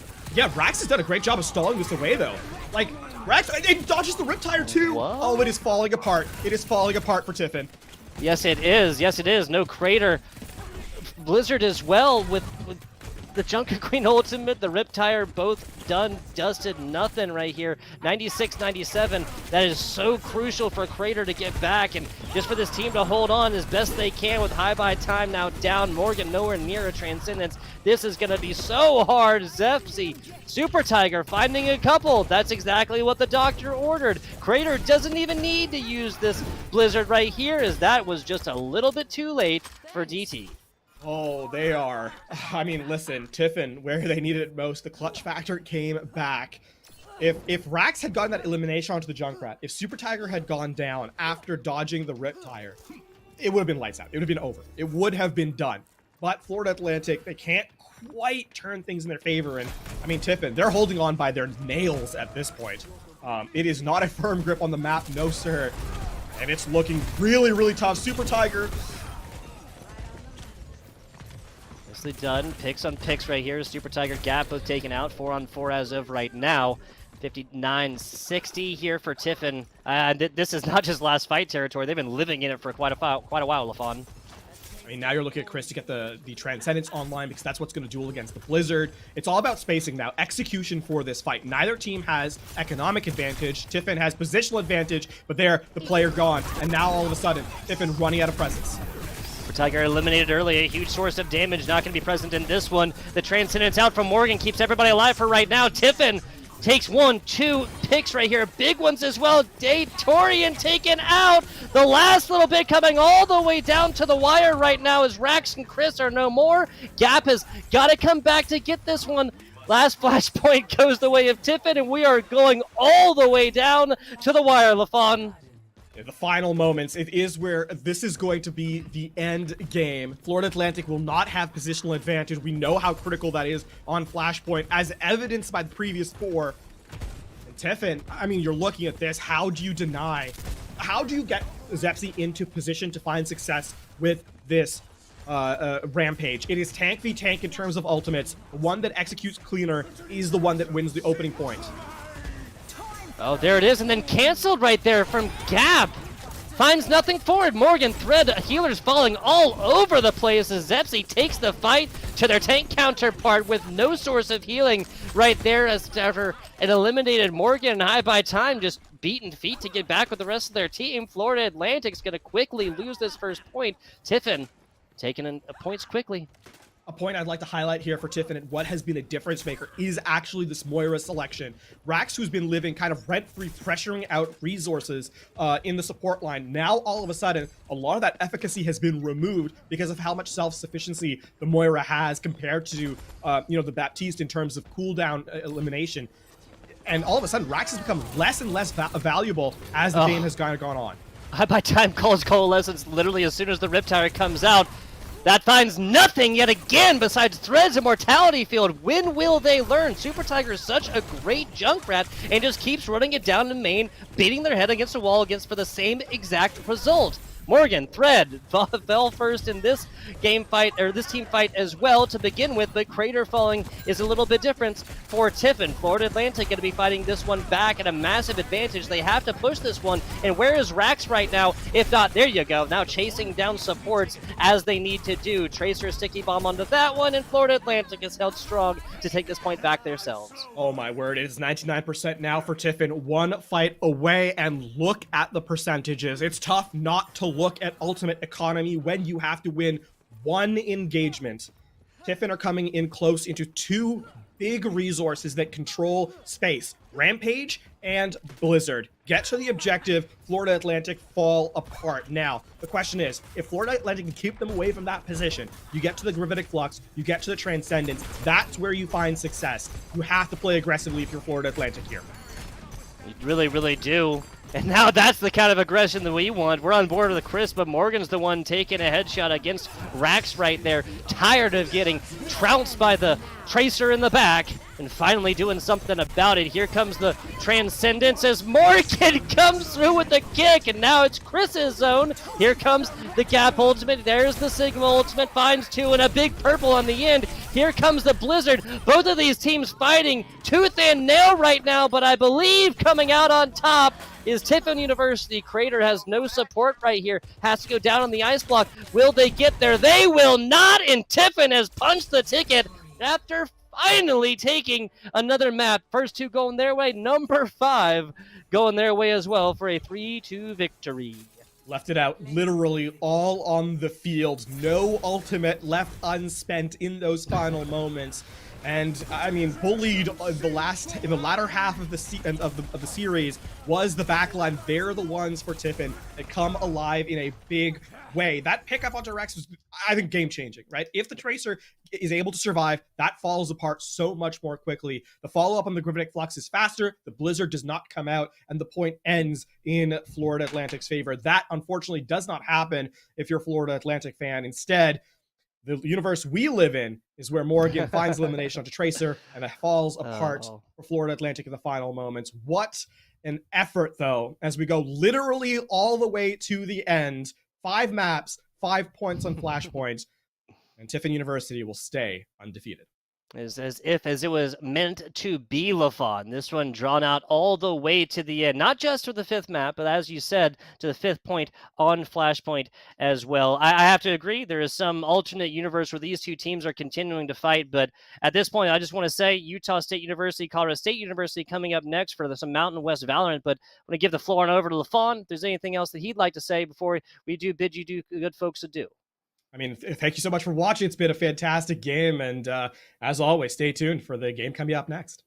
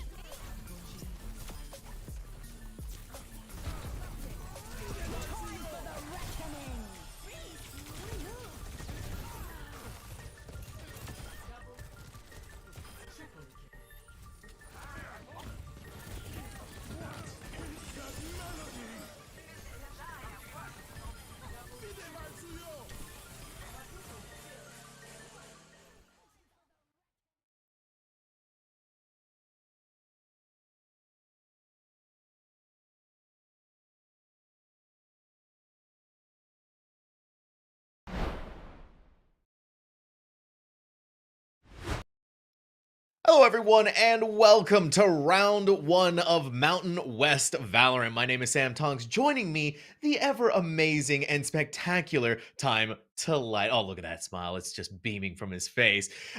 TTO, we got a really good matchup tonight. We got Colorado State going up against Utah State. Now, last time we saw them in Mountain West, they were both semifinalists all the way back then, right? That's when we're looking back in the looking glass, so to speak. But now they're back here, ready to take on each other again. They weren't semifinalists going up against each other, but still, they're ready to fight against each other. And last time we saw them, it was Colorado favored, not flavored. I mean, they could have been flavored as well, but I don't know what with. Colorado State, last time they took one another on, did win 2-0. Again, 2 semifinalists. Unfortunately, they both lost their semifinals 2-0 last time we saw them on stream, at least. So unfortunate finishes, but finishes for them in the top 4 nonetheless. I'm going to say it, you can be very happy with a top 4 finish, regardless of the conference you're playing in. Top 4 is very respectable, especially in such a supported conference like the Mountain West. Nothing to scoff at for either squad. They still got a lot to look forward to, and it's a new semester, so you can look forward to semifinals and maybe win it this time. Exactly. There's a lot that you can improve upon. There's also a lot that's been changing inside of Valorant itself. And who knows, maybe with the maps that have come back into the rotation, possibilities for you to be able to find a lot of success on those maps. Yeah, fingers crossed. And I mean, actually, we have some pretty interesting maps for tonight already. Yeah, 2 interesting maps. All right, I'm just gonna say it here. 2 interesting maps, and then there's Ascent. But we do start off with the Icebox going into Ascent, and fingers crossed, we're hoping for the latent curse here, TTL, that we go to Sunset. I know we've had the latent curse all day. 4-3 in Rocket League with an overtime there. It went 3-2 in Overwatch with the 5th map going to all 5 points. I want to see Sunset. I cannot tell you the last time that I casted Sunset. I think I've casted it maybe 3 times total because teams just don't pick it. I'm in Legion all the time. I'm in I used to do Knights all the time.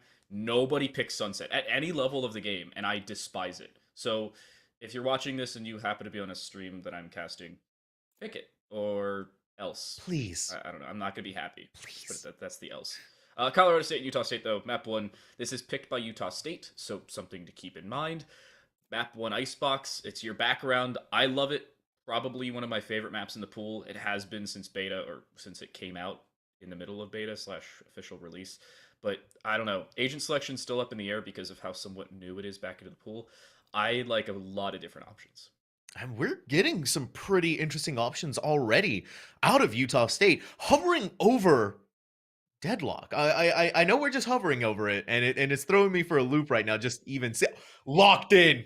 We are getting Deadlock on Icebox. I could not have foreseen this. No, and I was scrolling through TikTok because I'm a little iPad kid, and I was scrolling through TikTok, and it's like, do you think Deadlock's bad? Well, you're wrong. I mean, that was prophesizing something like 8 hours later. I will take it every day of the week. I am an Icebox enjoyer and a Deadlock enjoyer, even though she doesn't get played all that much considering things. But hey, I'm here for it. Other side, you're running a Gecko in Icebox. I like it. Killjoy is more than reasonable. On the other side, that Sentinel being the Deadlock, I feel like that's going to be a very odd way of comparing our Sentinels today. Should be very interesting conversation there. Single initiator versus double initiator? It's running that double duelist for Utah State. And every time I see a Reyna, I always think to myself, oh yeah, Reyna's a terrible agent. She's never good. She always has problems because you have to get a kill for her to be useful. And then she finds like 45 kills, and I'm like, well, that was an incorrect statement for me to make. So I'm not going to bring it up here. But I am going to say it does require a lot of individual skill to properly run a Reyna and to get enough out of her kit to make it worth the investment into a second duelist. So when I bring this up towards the end of Icebox, just remember, it's something to keep in mind, but never the breaking point of a team. I think even more so when we're talking about just ice itself, right? Utah State, the composition is so interesting. Colorado State, it feels more standard, right? It feels something that you feel comfortable with on Icebox, something that we see a lot of teams playing more so. But the thing that I have been liking is I have been seeing more Reyna being played across pretty much just wherever you look on Icebox specifically. And again, you know, it's just really hammering home that point. You want to keep an eye on Little Smoot because this is kind of a moment where they are feeling so confident in themselves that if they can do this, they can actually make this Reyna work. then it's valuable. Not only that, they're starting off with so a lot of different ways to take advantage of McWirt when they're gone. Manhin getting our first blood of the match. Yeah, Colorado State, they are taking that 2-0 they picked up the last time we saw these two teams take on one another too hard, but it is immediately returned on. There's that individual skill that you need out of your arena, and it's found fairly early. A flank around default, so you have a decent bit of sight control, but the Gecko is still waiting hell. This is something to keep in mind. Has not been cleared, has not even been looked at, and you have to presume it's empty, considering the Sova just disengaged from that position. It'll be a very false sense of security. Now as the recon bolt goes up, it will scan out only the Sova. As of right now, the Viper's still undetected, but there goes that Gecko. As he starts to engage, it seems like they've been detected and forced out of position, or at least out into the open. Here it is, though, for USU. The spike has been planted, and already names are being taken by them continuously here. Little Smooth couldn't quite keep up with the movement from Gombi, but really, you still have 3 players left alive, and this Gecko is dealing with basically nothing left to work with. Gombi inside of the poison orb, and they're just dipping in back and forth, TTL. Yeah, there's not a heck of a lot you could do here. Gombi looking for aggression outside of it. You can stick this spike outside of line of sight, at least try and get it to half. Recon bolt will go up, positional advantage there. Swing, looking for the shot. You need the kill to be able to get back on the spike. There's just not enough time. Utah State, the attacking pistol round goes their way. Clean and clear. They had an idea to run with, and they took it. They did. And honestly, good restraint, right, to play the spike the way that they did. Yeah. Just go in, back and forth. Continuously put that and apply that pressure to where whoever tries to go and defuse it is never going to be able to. Then you put the poison orb up, get that extra decay. Just really nothing that Colorado State could try and fight against. And for Utah being able to take that first one, and a lot of that, give it to Little Smoot, really making use of that Reyna.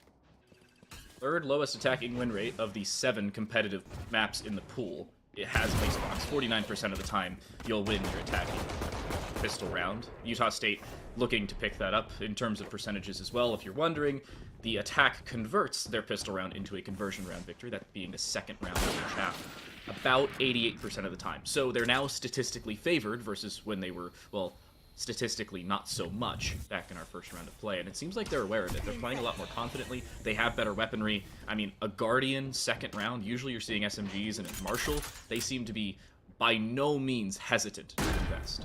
No, you can't be hesitant on Reyna. You have to show what you can do. Another recon dart. Ooh, pinged out just barely by it. I don't think that's gonna disturb a Little Smoot too much. Again, we're seeing them play off of the site with the spike being planted, and even with that wall coming up, the second they hear the ping, Little Smoot's gonna run in. But the classic, trying to rotate back over and look at them. It is gonna be traded. Rice is gonna jump back down. Tram's Bulldog has a lot of bite inside of it, but we're seeing just what happens. A snake bite put there, Manhin 6 HP, and a McWirt 3K. Once again, show Utah State they are able to bring themselves into the second round. Yeah, there's not a heck of a lot you can do there if you're Manhen. The extent of what you want to try is maybe a ninja towards the end because of the utility available, but even then, you're thinking, oh, what if they have an extra snake bite? What if somebody sticks around to watch the spike because they can hide heaven without risking dying to the spike? End of the day, there's really no good option. And Utah State putting themselves in that position, great start for them. Now the bonus round, not as likely to win for the attacking side, especially considering their current investment. They lost a couple players. They more importantly lost the Guardian in that previous round because Little Smoot died. So now they're stuck onto a Sheriff. I believe they have a second one as well. Not a great position for them if they're looking to pick this one up. A couple headshots required, Sheriff or Marshall or otherwise. And I don't know, Colorado State just not giving them the time of day with superior weaponry. No, they're not. Oh? Okay, never mind. I lied. On me. Yeah, the time of day has just been found out, and it's pick o'clock. That is definitely not the way that you want to go if you're Colorado State. You have the weapons, you have the power, but now you don't have the numbers to back it up at this point. Still, though, they're not able to pick up that weapon and go for the upgrade. Manhin bailed out by their teammate walking up through mid, and where things were looking a little dicey for Colorado State, it wasn't catastrophic, TTL. They do have the numbers advantage. USU, though, has a spike planted. They also have 2 snake bites. Again, this is something to keep in mind. Utility can very well bridge the gap between lesser weaponry. Swing looking for it, but Lettuce for Turtle there to collaborate, and they have everything they need. Now Dizzy to throw through. Gombi does indeed find one. Wingman will be denied, but now it's AX in a 1 versus 3, and low HP for 2 players. The only one on full swings him from above, and Manhen will shut him down from the site itself.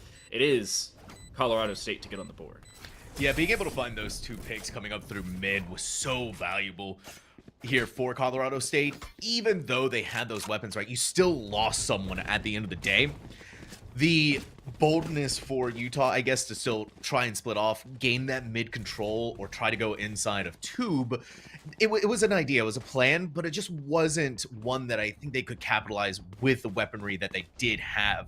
And you had to think whether or not, had they played together, may have ended up a little bit differently. They got their pick, should have regrouped, and should have gone in as a whole unit, but still, we are seeing this first round for Colorado State. Manhead's getting aggressive here with the Vandal. You can see a little bit more forward positions. Utah State investing here. This will be our first technical full gun round of the game, regardless of how close almost all 3 of our rounds have been thus far.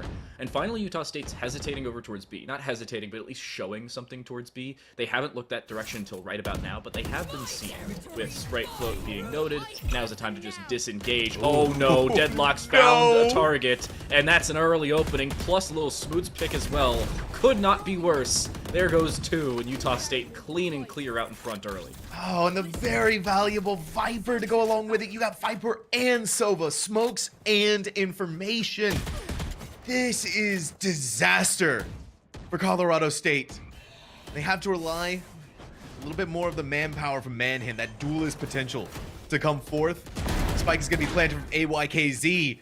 We are seeing some of that from Manhen, that power, that energy, maybe ripped away. 2 kills now, 3 more to go, and so much that they have to work against. Sonic Trip there, a lot more still to chew through. Again, it's still that utility that's going to be left over. Another trip, that'll do it just about. Tram, however, caught out. Lettuce or Turtle looking for another. The opportunity still very much there. Wingman available. It becomes a pseudo 2 versus 1. That snakebite makes things significantly more difficult, though. At a bare minimum, Wingman's got it to half, looking to stick it all the way through. They don't look at him. Oh my goodness, they discount the Gecko, and it comes back to bite both players. AX dies after time in Colorado State. How in the world do you escape with that one? I don't know. They're played together. They could have gone after each other, swung together, but Wait. Oh my gosh. I don't think they just discounted the fact that Wingman was on the spike. They throw a snake bite, they swing. Oh, Gecko's out there. There's no way he's on the spike anymore. Because they were thinking maybe snake bite kills Wingman? What's the... I don't know. There had to have been... Huh? I had to have like a technical issue of some sort. That's what it feels like. I think AX DC'd. So there was a tech issue on his side. But just not looking at Wingman there's still an oversight. Pseudo 1v1. No, I couldn't agree more, right? Wingman literally got away with everything, and that's something that I think is going to haunt Sprite Float for so long going into these next few rounds. Utah State, it was so much in their favor, right, TTL? Yeah. They had the spike planted. They had the numbers advantage, and even though there was that disconnect, you still had Sprite Float looking at everything. It's just heartbreaking when that kind of stuff happens, and where you think that you're not needing to worry about Wingman, or you're going to try and shoot Wingman while you're getting swung on. The most important thing, though, is that you're at least trying to go for it, but a really good judgment call that came out of Lettuce for Turtle to just let Wingman go for it. So, notably enough, Wingman's had some adjustments made in recent patches, HP alterations, what have you. One of those is Wingman's HP is 80. So, if you shoot him twice with a Vandal, he's dead. Now, the HP amount of damage done, at least, by a snakebite is 12.5 damage per second over 5.5 seconds. You don't have to do the math, I promise. I've already done it for you. Thank God. 68.75 damage total done to anybody it hits, assuming they sit inside of said snakebite for the entirety of its duration. That's the maximum amount of HP a snakebite can do on its own. So if you don't shoot the Wingman, then he'll still have about 11.25 damage for HP left over at the end of things. That's just a little bit of an oversight, and into the very, very intricate semantics of the game that end up coming back to bite Utah State. Sometimes the very narrowest of margins, including 11.25 HP, end up being the difference maker. Because again, if you get hit by a snake bite, you're vulnerable. Vulnerable means you take twice as much damage to any pieces of utility that you would, or any weapons that you would. So even being shot one time for the wingman would have killed him inside the snake bite. Not the case. He lives and sticks the defuse all the way through, and unfortunately for him, Gecko ends up catching him out. And we've just received word that apparently maybe both players DC'd in the process. So that could also be the triggering portion. Hashtag feels bad, man. Hashtag feels real bad. If that happened, let's say that's kind of those moments where you are so heartbroken over internet issues, and this sends their economy spiraling too. DTL, right? They have to buy sheriffs. They can only get a marshal. There's not much they have in the bank to work with. They may not need much in the bank. Not if McWhirt's hitting some of those Blade Storm headshots like that. Already the opener. Utah State taking full advantage of the round that they may not have gotten, but they at least picked up some ultimate points from, and it is traded right back. Sprite float taken care of. Losing your Viper early has been a kind of consistent portion for Utah State, at least in some of these rounds where they can't get that spike down, notably round 3. But outside of that, they've been able to play around the utility properly. Now they just send it on to B. Speaking of the Viper, that's where Gombi's sitting. Owldrone will not find them early, and they do avoid its full line of sight, but a spike plant here extremely quick. The rotate will be here for Colorado State, but by no means will it be good enough, especially with another shot from McWhirт. Whew. Slivers of moments, slivers of vision is just enough for McWhirt. Here comes up another Owldrone, but is gotten rid of almost immediately the second it takes flight. McWhirt's gonna try and go for even more, and they just continue to pick him up like that. Make it a 4K to end out the round here. USU completely wiping the wrongs of what happened in that previous round. McWhirt just threw away a gun. Granted, it didn't really matter because they didn't buy into that round based off the Blade Storm anyway, but they just threw away a gun. I don't know, something to keep in mind. He's so cried thinking about sure. Go for it. McWhirt wins the round virtually on their own anyway, but it's a wild round for Utah State. The opening kill really didn't even turn into a catalyst for anything. They just walk into B off the solo hold for Gombi, and Gombi obviously can't do anything. They're on 1v4, or at least a pseudo 1v4 that they're not 100% sure of. And naturally off the back of it, they just have to give up the space. Here comes the re-aggression, and Manhen loses the previous fight in that round, but took it personally and now moves into the opening, into the follow-up. That's also a gun retrieve for Colorado State, and a player advantage. They have a flank setup if they need it. Spike will go down, so it will be a very late rotation for the Rams, but by no means an unreasonable round for them to pick up. The good news is there's no... Oh my goodness! These sheriffs are sending me reeling, TTL. Don't know how they do it. Making sure their flank is covered. Gonna be found out, but Manhin with that weapon upgrade is making judicious use of it.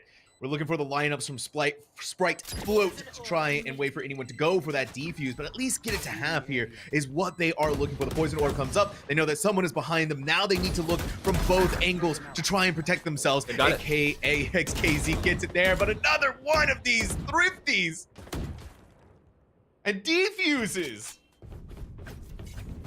This one, honestly, not even a ninja. What you're trying to pull off is while the poison cloud is up and they have that vision obfuscation, just distract him from behind, make sure there's a gap in those snake bites. Again, only 5.5 seconds, and just stick the defuse. That's exactly what happens. There's no time for for Sprite Float to line up that follow-up snake bite while they're also taking a fight with Gombi on the flank. So, somebody else stick it. Turns out it is once more the attempt there for Mace, and they find it. Colorado State, a hero round after, we'll say, something they sorely needed to pick up in the previous, and we're back to even. We're also back to even weaponry.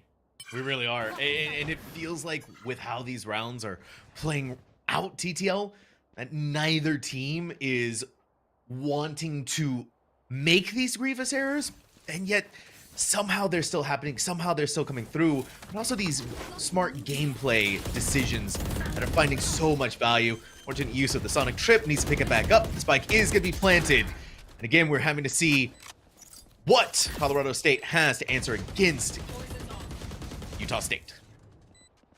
Trying to break the gate, but at this point it's so difficult to get through. Finally they will. Full 5v5 retake. Dizzy dedicated, but a flight coming through from a little smooth. They've been noticed by the turret, no less. Now 3 players looking at them. They'll find a first. Re-swing for a second, but they won't be able to find anything more. Now Hunter's Fury finds 3 tags. McWirt follows up on 2 of them, but it still becomes a 2v2. Owl Drone, Snake Bites, and Shock Darts all very much available. There's a swing from Sprite Pro. They'll find 1. Re-swing on to Manhen. They'll find a second. Utah State throw the kitchen sink at Colorado State and walk away with the round.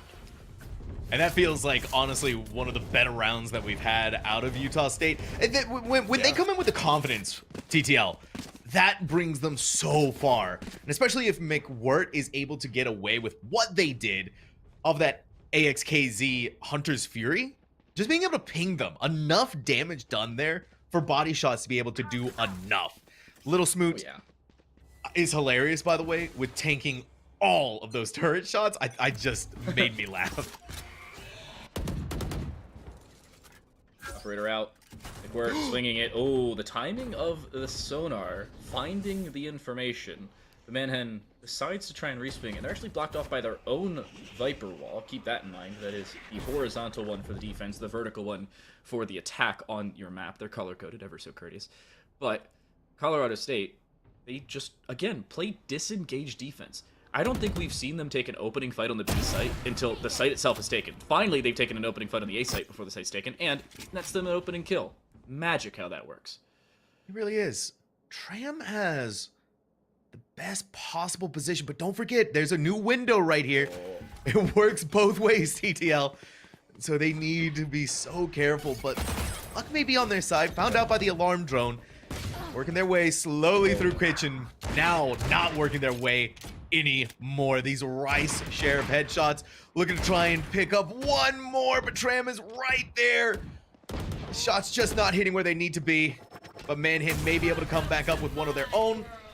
Just out of the net, not going to get caught by that, but a spike is going to be planted. Not only that, it's going to be planted inside of the Viper's pit.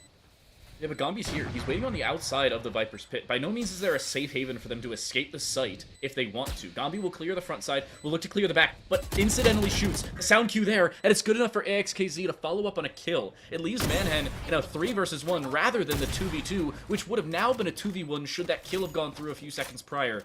And it seems like Manhen understands they are not to try to retake. They'll disengage. It's Jane time for the first time in our first map. And Utah State will take their 5th.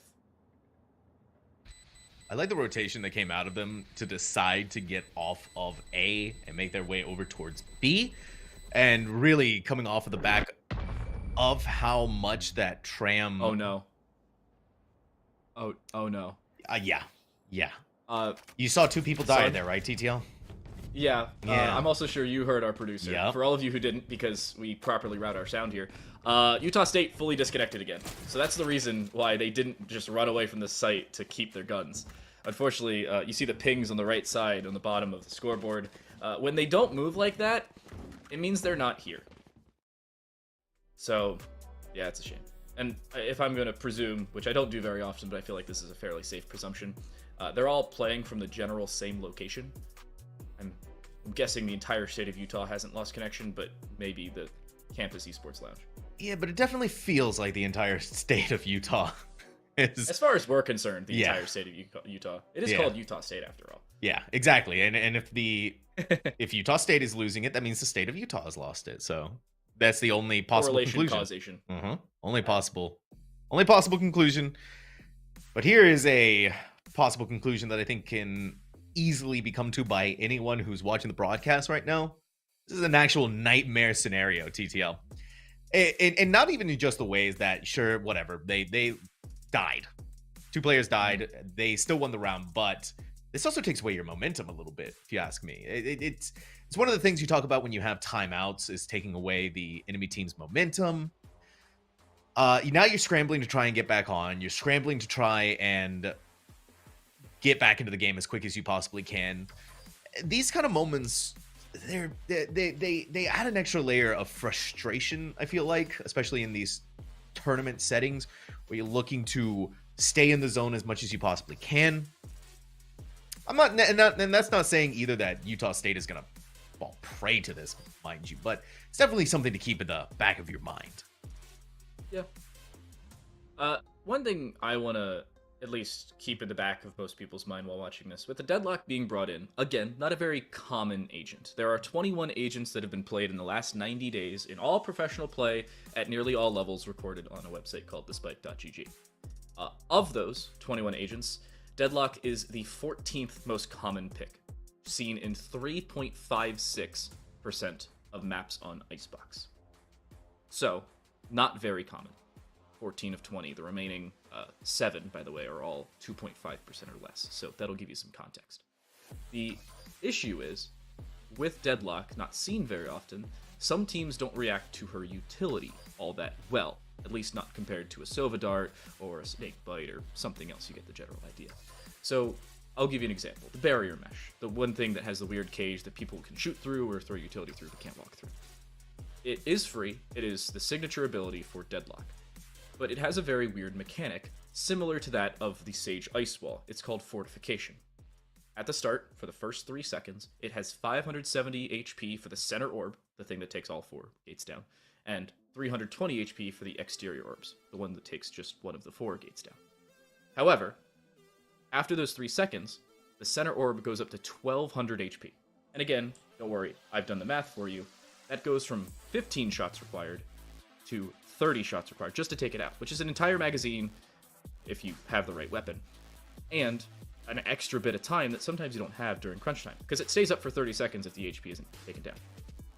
So, something to keep in mind, especially as these takes are going onto B, or sometimes onto A with that same barrier mesh, because again, we are not seeing Colorado State play as far forward on the sites and playing towards the main position of either one. They're dedicating a lot more towards mid, at least forward position-wise, than they are towards either site, and A is their prevalent portion because they're fairly comfortable with retaking B. We've seen that already. And that we have. And their retake of B so far has been pretty immaculate. When you consider just how it's played. But at the same time, Utah State is just, even with some of the issues that they're running into, TTL, it's just the way that they play around the utility that they do have is really smart. It's a lot of communication you can tell is going on between this team, and the way that they're able to get away with some of the plays that they do make, it's quite impressive. We do have another update. Utah State's campus, short internet outage, TTL. It's feeling a little less, it's not feeling so short anymore. Yeah, I mean, I've had similar things, so I also live on a college campus, if it wasn't clear by the weird closet behind me when you were on cameras. The extent of issues I've had, shout out college campuses, is some packet loss, or just like full drops in connection for 15-20 seconds, but then I like reconnect. It usually doesn't help when I'm producing and I fully drop the stream for like 20 seconds, then I'm very upset. But sometimes it's just not noticeable. There are some colleges where I've never had issues, other colleges where I can randomly connect to their Wi-Fi because, you know, shout out a national organization that supplies Wi-Fi to colleges. Unfortunately, Utah State not having the greatest of positions right now. Sometimes these disconnections, if they're long enough, can also fully remove you from the game and not allow you to rejoin, which makes things very difficult when your IP gets reset. All you network bros will love that one. It becomes a very big headache. Luckily, match medic is a thing in Valorant. Shout out Rainbow Six Siege and Counter-Strike for not having it on games that have been out for 8 and 11 years respectively, but that's neither here nor there. Dipping into the other games now. Oh, wait a minute. Wait a minute. We have our players. Moving. We have our players back. Hopefully, fingers crossed, chat, and everyone. Give Utah State your energy. Even if you're a Colorado State fan, it wouldn't be satisfying to get a win like this. Just the internet connection. That's all we want. Yeah. Then we don't get to cast it. You just give them some Wi-Fi, and we're happy. Or Ethernet. I'm sure they play on. Anyway, Colorado State opening kill already. They seem to be unperturbed by the lack of connection by their opponents. One shot through the smoke or through the wall, fairly inconsequential. But all in all, he seemed very happy if you're Utah State. You've still taken a decent amount of control. Colorado State are still very much in the back foot. One player seen. McWirt loses the fight to Gumby. Oh my goodness, it's already a 5v3. Little Smoot still inside of Nest. And we got another one reeling in. Little Smoot blowing the competition away. Now just needs to wait for the one final one to get blown up by all the wires. That is as good. Hey, TTL, I said, you know what? You may lose your momentum coming back from a technical outage or whatever. Nah. Nah. I mean, also, you usually talk about, oh yeah, who's got a sniper on your team? Who's bringing the op? McWirt on the Jet, Smoot maybe on the Reyna because they have the dismiss. Manhem even on the other squad. No, Tram has a sniper, but it's an ultimate, and it's not as a chamber. I love the Annihilation, especially when it actually hits what it's aiming for, or in this case, deflecting for. Nice little two-piece already, 2 for 2 on the Annihilation. There have been very few occasions where I've casted an Annihilation land, much less somebody shooting 100%. Down on the ground. Has gotten rid of the raid boss from the last one. Beautiful. And they're not going to go for anything more than what they've gotten out of here, TTL. They don't want to take any more chances. And I think pretty much for the most part, that's a pretty safe suggestion, a pretty safe bet.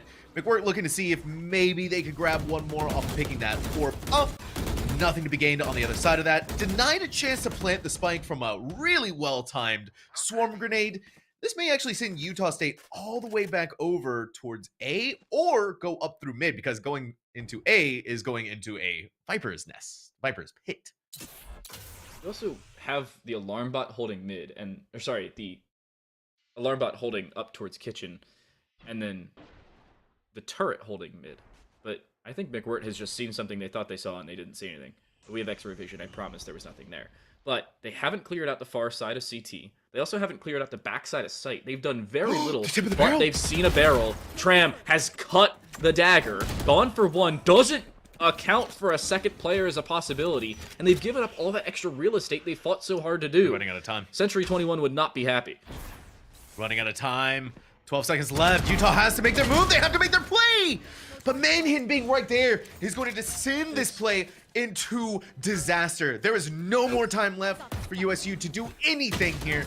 CSU, well, they couldn't just let it in like that off the timer. No, they had to go for the final elimination kill.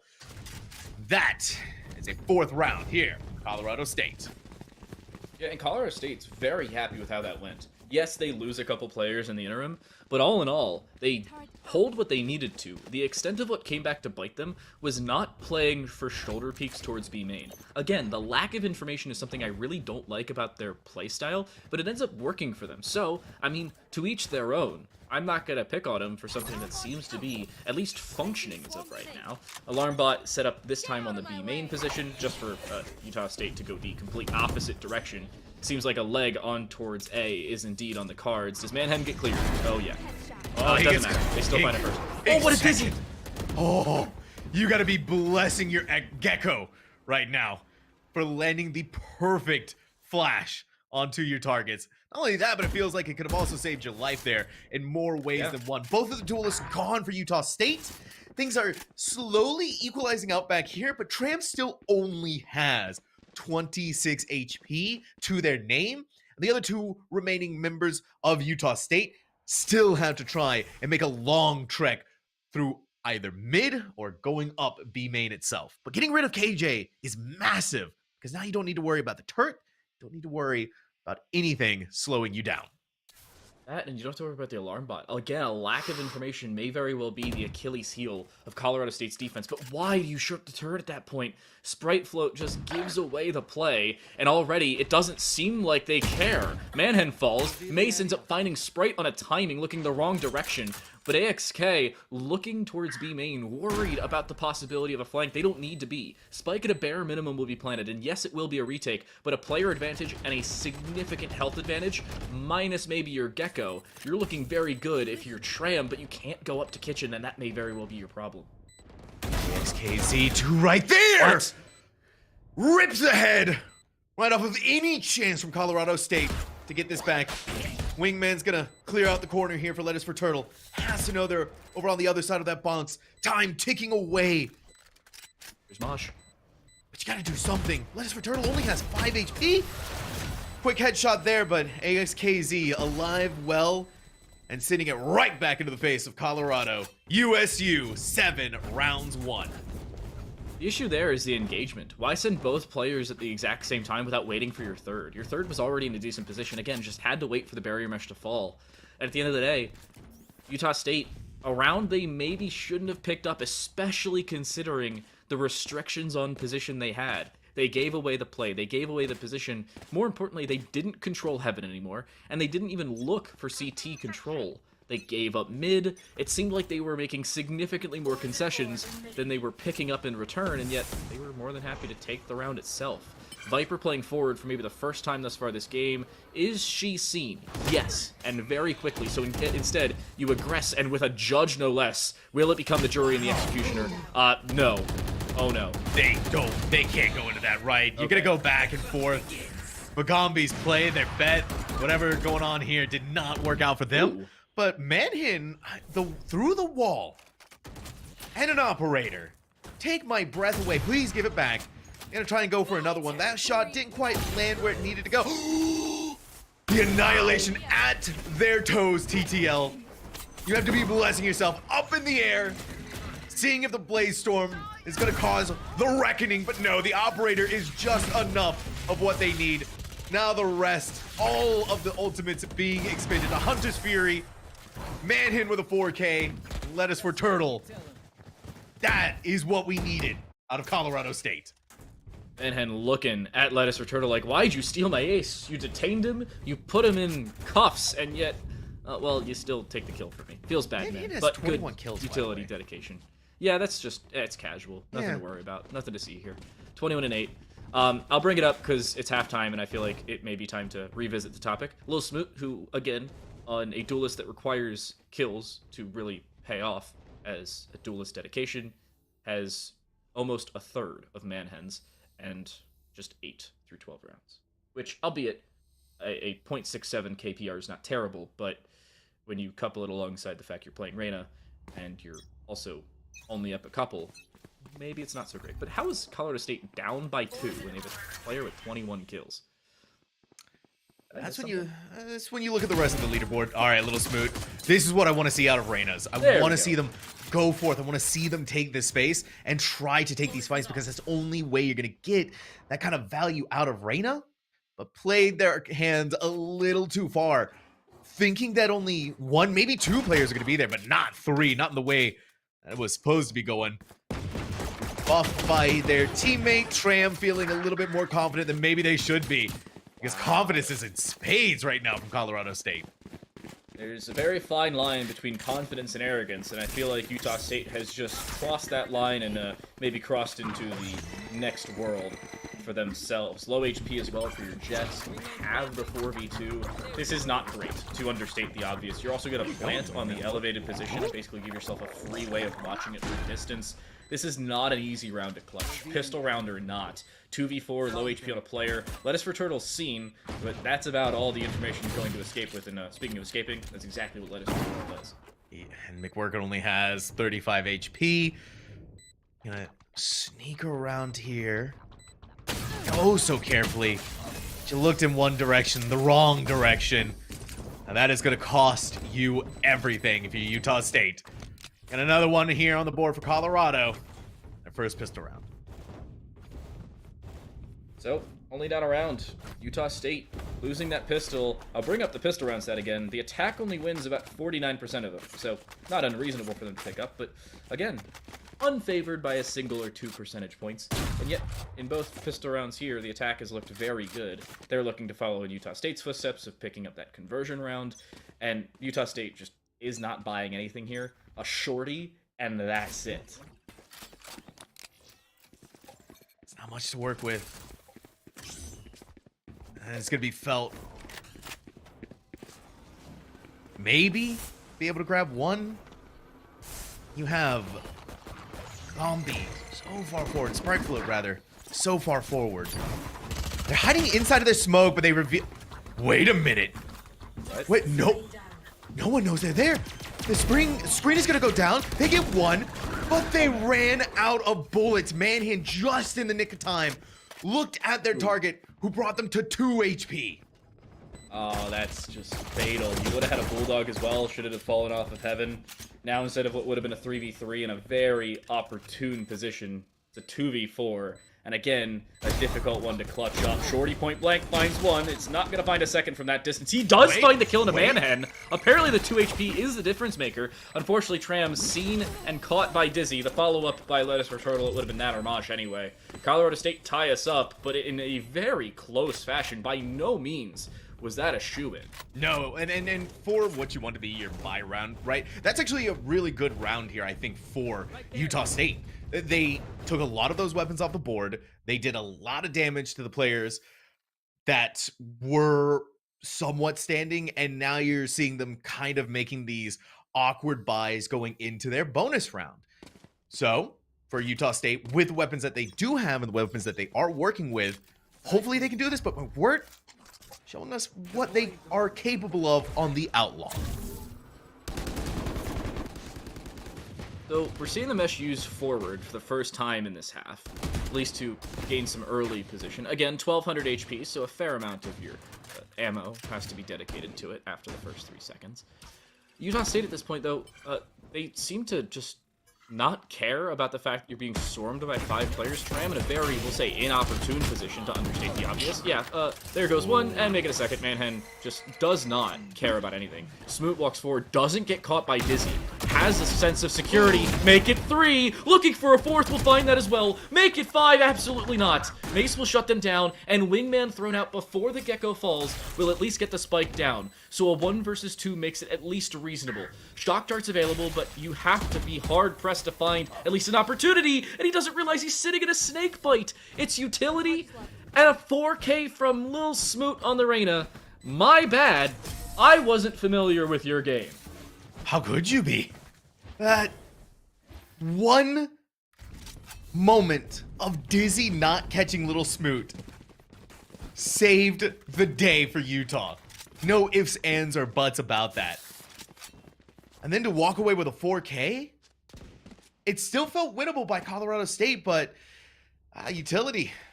That's what closed the page, that closed the chapter, that previous round. Now it's still a round ahead from Utah. They've gained the lead once more, but it's still a tenuous grasp at best, TTL.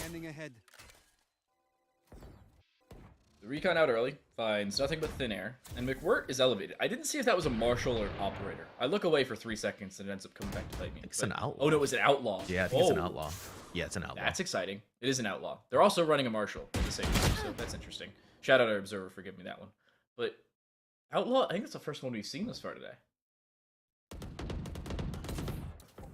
McWirt's having a tough time getting a chance to use it, and with the outlaw, right, being the new weapon. Okay, that doesn't matter as long as you're taking headshots. Ace KZ, nowhere else they're gonna go.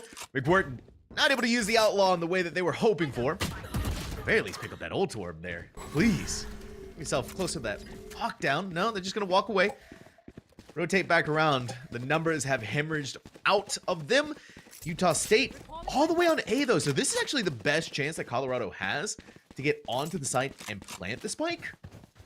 They still have to work through the deadlock util. Of course, they're still going to clear everything out as diligently as they can, which will give Utah the idea that, yeah, they're rotating over to here and we need to be ready for it. The problem is the deadlock's already here, and look at the HP on Rice. 10. That's it. It's 1 shot to most weapons. Sonic will find at least the Sova, so the sight is there, and Rice has been seen as well. So duly noted is this rotation, and the Viper will be quick to follow up. That may very well be the round. Tram ends up finding both of them from distance. Headshots regardless, so the health would not have been a factor, but it's nice to mention regardless. And Utah State, they don't care about what we mentioned. They're going to pick up 2 of their own and go back up 2. Yes, they are. Utah State, what was once tenuous, is starting to get a little firmer and firmer on this map 1 of Icebox. And what a way it's been going for them. The back and forth between these two teams have been something to behold. Now it feels like USU is gaining their momentum, where we're seeing sort of a save out of CSU. Colorado State suffering and lagging behind. Now, these are starting to become the pivotal rounds for them where Utah State could run away with everything. looking at maybe 2 rounds between us, or 2 important rounds between us and ending this game. Cloud burst forward. Manhattan is just in because he doesn't care. Lil Smoot trying to follow up, cannot find a single shot. So your Deadlock's isolated and now dead extremely early. Great positional advantage, and Manhattan goes up looking for one. Rice with 2 on the Sheriff finds Lil Smoot distracted looking at Manhead, who was heard elevating, and it may not matter. A 2 versus 4, yes, you have weaponry, but Manhead also has a Blade Storm. Starting to run out of those knives, though. Has to be cognizant of that, at least. Manhead's still gonna do this. AXKZ's Aldrone, everything, and then some. But the Dizzy is going to cover Gombi's escape, keep them alive. Recon Dart, not gonna get much information out of it. Shot down immediately. The 2 players have reunited, but they're going in totally different directions. One up high, one down low. Is it going to work for them? At the very least for one. No, it's not. Now, AXKZ, a 1v4 ahead of them. Taking down one, but in their escape, attempt. That's the key word, attempt. A thrifty round here from Colorado State. And that's... at that point... Yeah, TTL, that's a round that they needed to win. Not only that, but honestly, if you're AXKZ there, it's a round you need to disengage. You're in a 2v4. If you don't find an opening kill before engaging, both you and AXKZ should be disengaged, you being Sprite Float, while trying to go in there. I understand the fact that you want to go for the 2v4, but not only do you not have that diversity of positioning, you don't have any information to work off of. Recon Bolt, again, was shot early. You don't have an Owl drone, and Viper isn't good for information. Let's be honest with each other here. You cannot reasonably go for that because now you're in a buy and win or lose and exit stage left in your economy scenario. It's going to be like 2008, but just for Utah State all over again. Oh, wow. That one almost went over my head, and I was there. It was 4. Oh my gosh, don't say that. Oh no, don't say that, please. Oh no. Lettuce for Turtle. Clearing out everything, using their ultimate thrash. Sees nobody, but up from the heavens above. A couple more shots. Dizzy gonna be covered by the cloud burst. Still gonna be able to be planted, and AXKZ thinking it's gonna be where it's usually planted next to the crate. No, it's inside of Nesp. McWirt here's yeah, exactly. They hear the turret. Cloudburst is gonna go there, but still found out. They gotta know someone's behind them. They don't. Oh my gosh. Manian thought they were gonna be safe. McWirt up in the air real quick. Still is able to get off the shot on the Mace with 2 HP. Their name, the turret does the job. The lockdown finds Sprite. Oh no. You're basically in a 1 versus 3 with time running out. There's no way AXKZ is going to find this. I'm sorry, I love to be the optimist, but with time ticking away and no help for the next 2 seconds, you are dead in the water, or dead wherever you stand, it seems. Sprite Float will disengage. USU will have to give up the tying round for the 2nd time in this half. That was such a close play by Manhin. It's just that turret, 2 HP. They're really doing the heavy lifting right now, by the way. 29 and 12. And the next player, Lettuce for Turtle, sitting at 11. Manhin is fighting their way through this as best they can. And now we're going to see a timeout from Utah State. I cannot... I like it. Yeah, I do too, but I cannot believe just how much that Colorado State is doing here, TTL, right? And they've tied things up. We're 9-9. This game is just map 1. I'm loving it. I'm no McDonald's fan, but I'm loving it. Actually, I'm a McDonald's fan, so I don't know why I said that. Yeah, I'm a McDonald's fan too. Yeah. Okay. Completely different subject for the next 5 seconds. Favorite thing on the menu? Listen, I like to keep it classic. I'm a Big Mac. All right, enthusiast. Big Mac with cheese. Big Mac with cheese! Let's go. My man. Casting synergy. All right. Back to the game. Sorry. Had to go on a tangent for 2 seconds. No, I'm glad you did. Conversation point, just while we're here. One thing I don't like about some teams is calling a timeout before a not-so-great investing round. This is not the case as much for Utah State because they're still investing here. They're still dedicating almost everything they have, so it's not as applicable. But it can come back to bite you when you're calling a timeout saying, hey, what can we do here? What can we change? You're still buying an Outlaw, which is more than a reasonable. Headshot, kill. You're buying 3 Vandals, so it's basically still a full investment. And you have a Sheriff. Sometimes you'll see teams buy into just like Sheriffs or something, into a mostly eco round and still call timeout. It's like, what can we do here? I don't know. We don't have weaponry. We'll never know. That's not the case. Shout out Utah State. Shout out to Utah State. Hopefully they can put these weapons to good use. Little Smoot thinking that someone's gonna have to be on the other side of this, right? But no, they're not. The KJ turret is going to prevent any hope of flank from happening through there. That is for Turtle being very judicious in how they want to clear these angles. Little, so I don't know if they saw Little Smoot. I think they did. I heard a couple of shots behind them, and out they go. This was a quick rotate from Colorado State to get back over to A, but guess who's there? More than ready and willing to take the fight to them.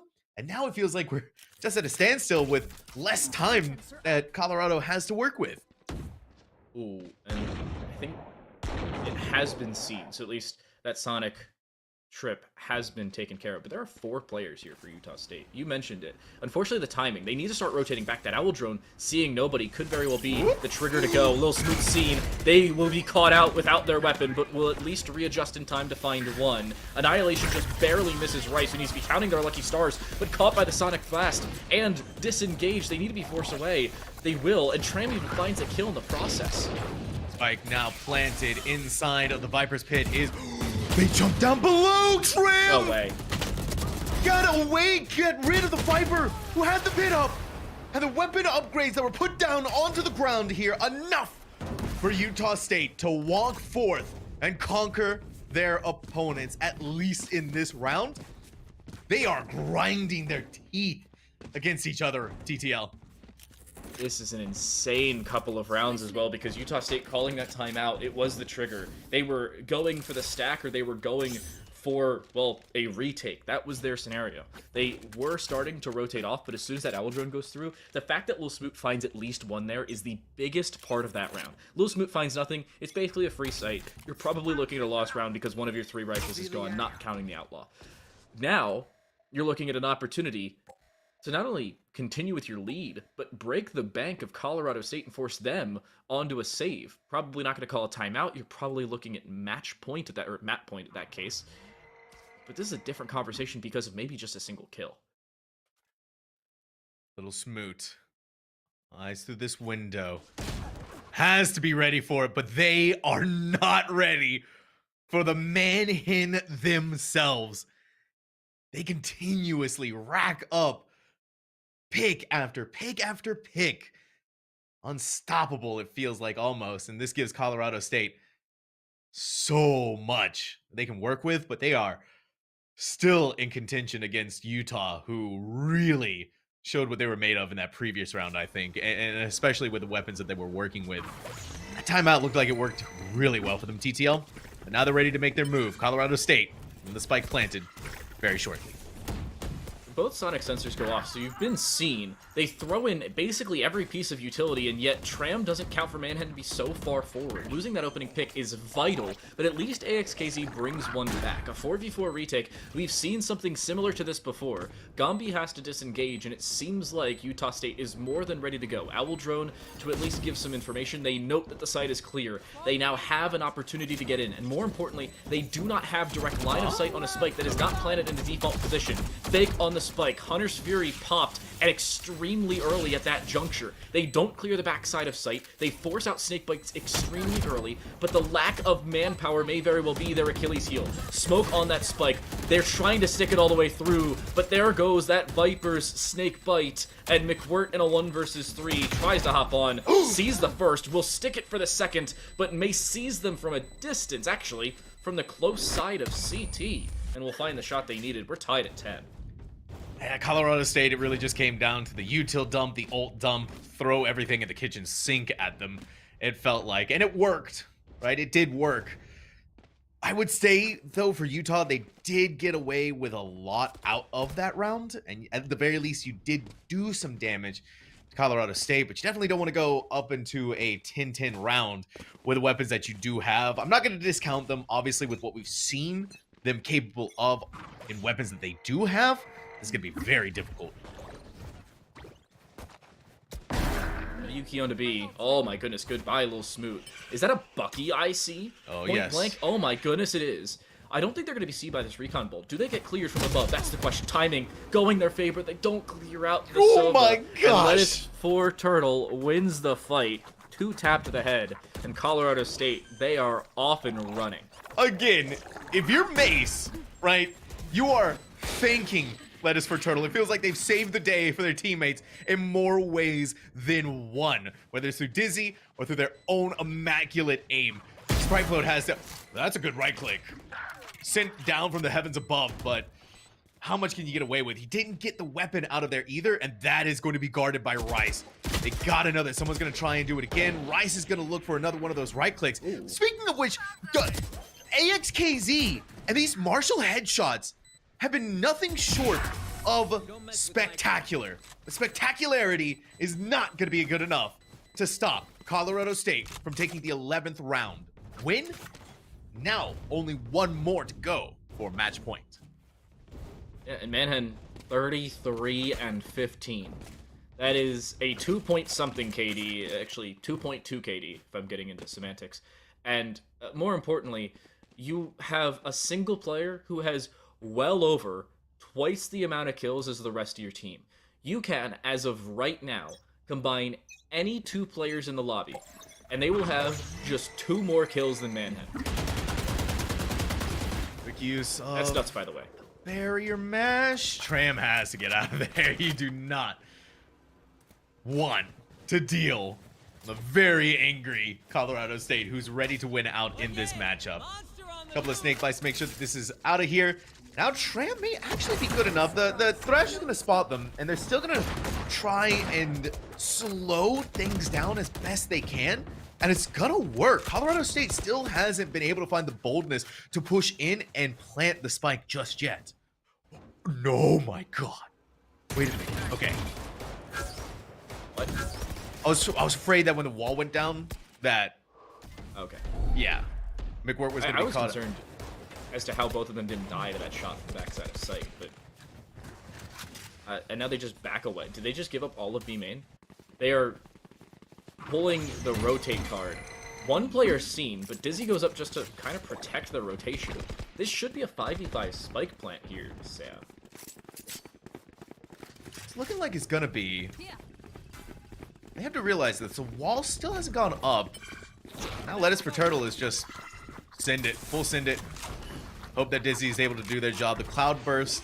Stop them there. Spriteful may be able to see. Yes, they did see Wingman. So now this is going to force Lettuce for Turtle to actually have to go up there, regain the spike, and plant it. And with just 10 seconds to their name is actually going to work. Utah State has been... Oh! Stab them in the back like a knife in the dark. They still get the spike planted so they get some of that money.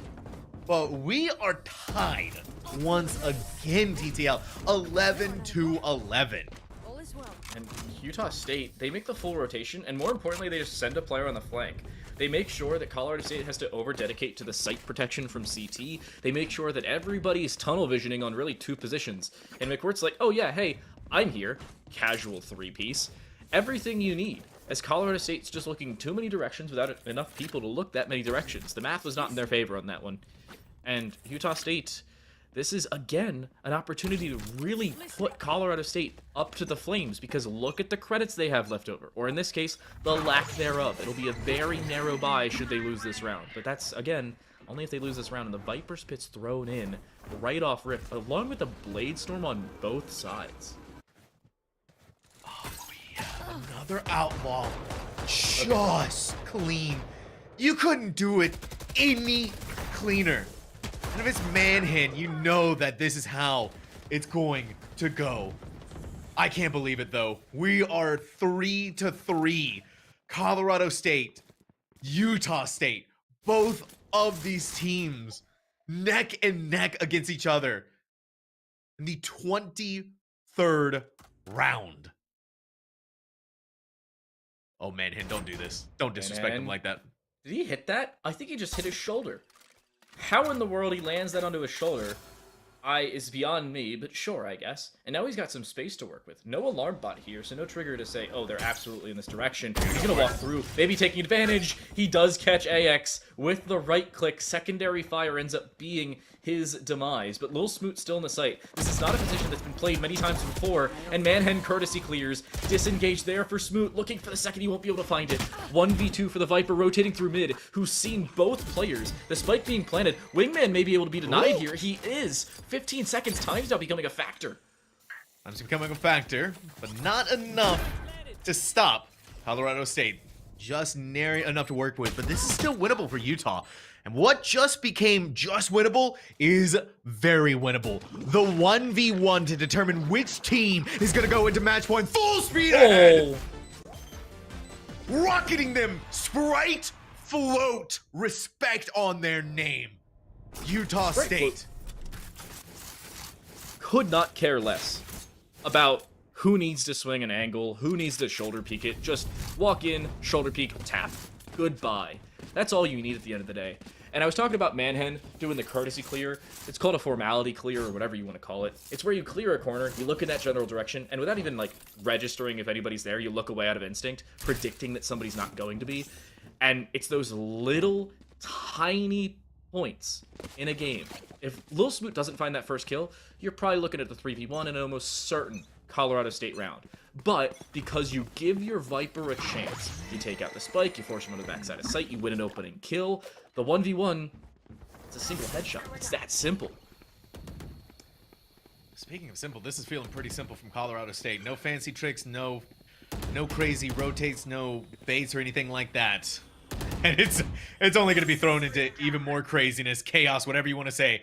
Colorado State suffering from the first blood at the hands of Utah. And that is definitely not where you want to be. The team you're going up against is on match point. You're only one round away from going into overtime. It is right there in front of you, but may be denied. Unless Sprite Float is... Maybe that is... Wow. That is very aggressive, and aggressiveness being punished. Bold, and the problem is, you don't have any control outside of B, and a little bit of mid. McWhirt's gonna walk through tube here. You have a shot if you're on both sides. This is with an outlaw. Body shot will not be lethal, but it certainly will hurt. The timing. If he swings and doesn't see anybody, oh my goodness, this is a false sense of security. Sonic will go off behind him, so at least he knows somebody's in mid, but the problem is, he's lost players in the process. He has no way of assisting at this point, because the window doesn't even have the vision he needs, and the Cloudburst to cut off mid. It's Lil Smoot in a virtual 1 versus 4 in the site, but he's now got help. AX with a follow-up, a 3 versus 2, as they just walk in with help from the Hunter's Fury, and that distraction ends up being what gives them the kills. Mason a 1 versus 3. He's heard the reload from the backside of Ninja. He sees a second player walking in, but he doesn't have that same ease of access with a follow-up fight. And AXKZ with a 3K in round 24 will give Utah State Icebox. I appreciated the strategy here, TTL, right? I thought CSU, they sneaky lurk up through mid, and especially with McWhirт just barely missing them. I thought that was going to be the play, bringing us into overtime. But Little Smoot on that Reyna, right? The agent that needs to frag out, that needs to find those kills. The Empress pumped. Everything just fell into place here. So there you have it. First map going over to none other than Utah State University. But what a first map it was. That 13 and 11, and honestly, it really could have gone in any direction on that final round. It was about as close could have gotten. You have a couple kills being the difference maker in the final 2 rounds. Arguably, 1 kill in both of them could have been the change that either team was looking for. Timing being a factor, as if the Jets saw anything, they would have had it as well. It seems like every very minute detail in a game could be the change that either squad was looking for. Colorado State, you could have said they won this game, and I would believe you if I wasn't looking at the score right above my head. This is an insane first map, and this is just a first map. Just a first map. We have 2 more maps, maybe, to go through at the very least. I want to see Sunset. I want to see Sunset. I want to see Sunset too. My heart is beating for it.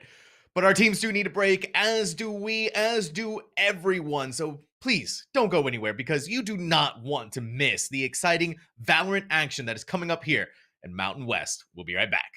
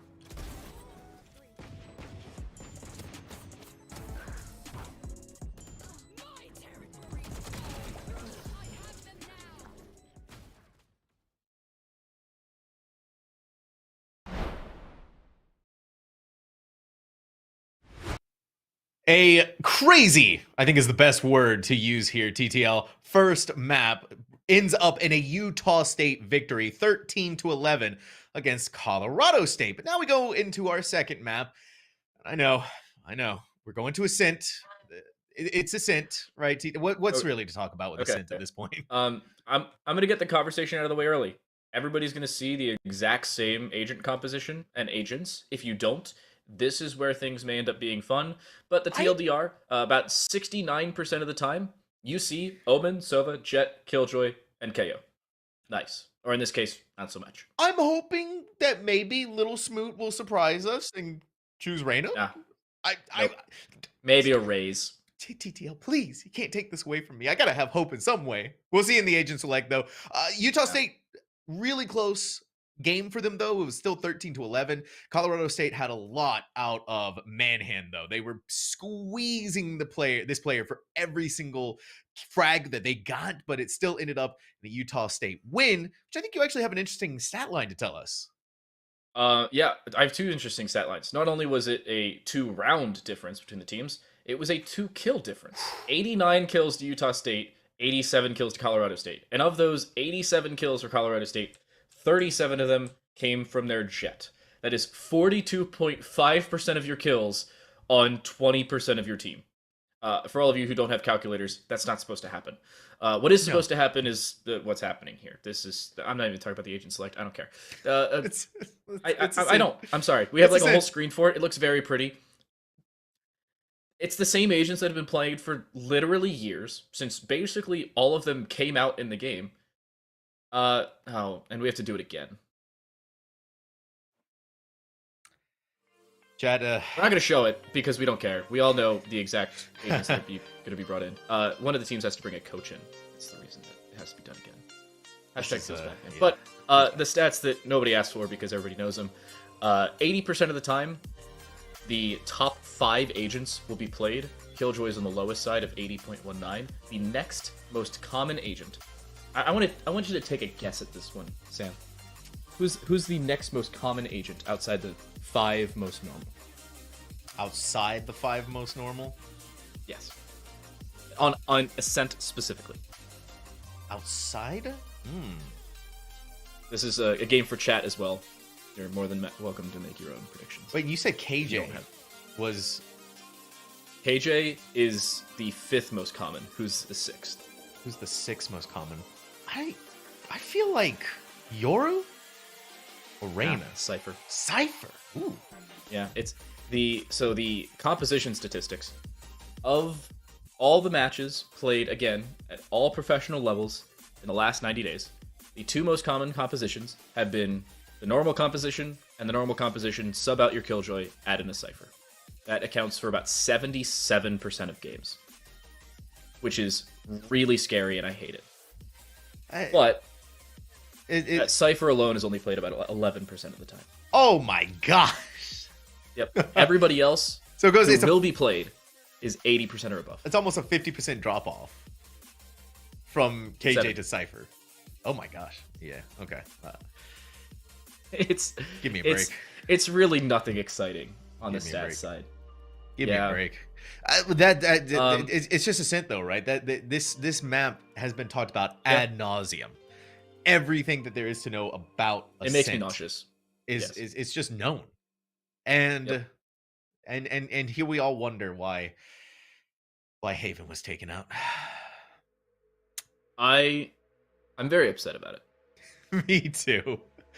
Me too. Some stats about Ascent specifically, not about compositions or anything. In terms of pick rate, Ascent is the 2nd most common competitive map in the pool that is picked in competitive play. It is second only to Lotus. It has, if I'm correct, the longest average, or the 2nd longest time between the round starting and the average time it takes for a team to plant the spike. The longest amount of time is split. The next 2 combined, or 3, sorry, are Icebox, Bind, and Ascent. The attack on Ascent wins only 47% of rounds, and including all of the maps that have since been taken out of the pool, including Fracture, Pearl, and Haven in the last 90 days. that is the lowest percentage. The attacking pistol win rate is 47.95%. It is the lowest in the competitive pool. And the attacking second round conversion rate is the second lowest in the pool at 84.94%. Second only to Breeze at 82.85. I'm learning a lot right now. It also has the highest defensive second round conversion rate, and by nature the highest defensive pistol rate. Yeah, I'm learning quite a lot. TLDR, defense good, offense bad. Yeah, that's usually what it feels like, especially on Ascent. We are getting some pretty nice flybys though, and I would say that after the performance that we did get out of Icebox TTL, that Utah State has to be feeling pretty good. Right, it's still 13-11 though, so a little bit closer than I'm sure they wanted, and one player running away with 37 kills. That's always something to think about for sure. They had a 465 ACS. 13. Wow. 13 first bloods.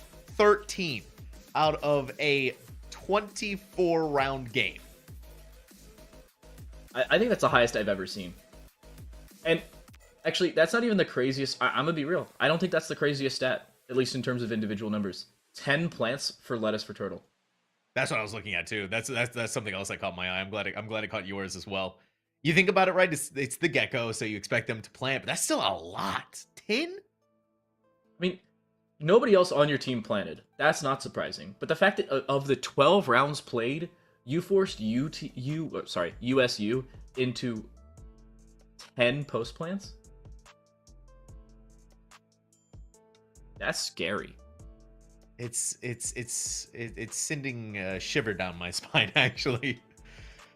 And then you think about the ways too that were played out of Colorado State. They had the right ideas, I think, a lot of the instances, but giving all of the frag potential to Manhin, I'm really, really curious to see how Ascent is going to go with them on here.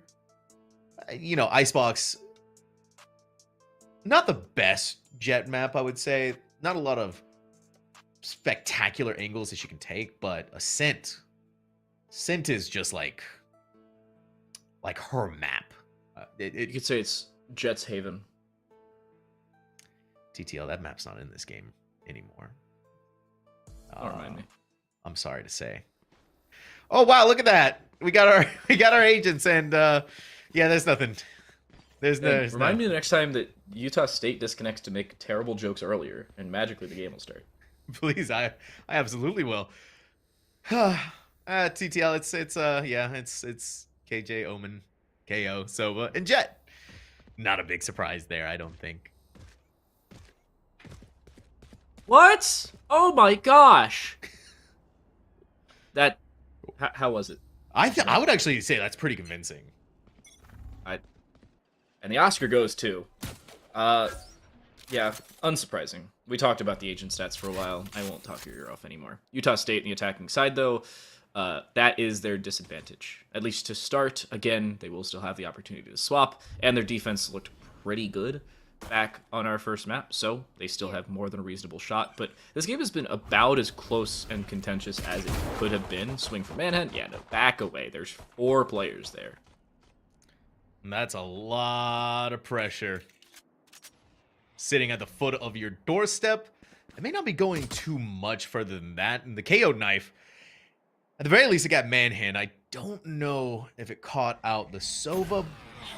Now we're going to have what? Ooh, Sprite Float is going to stay their home in mid. Quick clear through of Wine. Just as an extra precaution. Want to get shot in the back, but the smoke is going to dissipate very soon here. And TTL, that stat about how long these rounds are taking, it's definitely living up to their name. Sprite Float found out in mid. Not much more than that. This is a very long breath between the start and now Utah State finally initiating. And they haven't even fully done so. By the way, the spike is walking into B main. They're faking a catwalk push. They found a kill in mid, and as soon as that Omen sees one, they have to think, wait, is somebody else going to go? Smoke hits CT, but no, it's the wild nanoswarm to find it. They missed the spike. Oh, the round's over. I can't believe Utah State lose the pistol off of an alarm bot triggering 2 separate nanoswarms finding a kill, and then a tailwind missing the spike on the way by. Oh my Sure, gosh. that's a good way for the defense to win their first pistol. Just off of Gumby. I'm sure Gumby's sitting there like, huh? What just happened? At the end of the day, it's USU just took way too long. Took too much time to figure out what they wanted to do. And even though they were the ones rewarded with first blood TTL, it does not matter. It was you sending your Omen up through main by themselves into a swarm grenade, through a hailstorm of bullets. That is definitely one way to win your pistol round. And now you've basically the greatest opportunity. You don't even get the spike plant down to give your team some extra credits. So that could not have been worse. You try to go for the kills instead for some reason. Oh my goodness, Outlaw.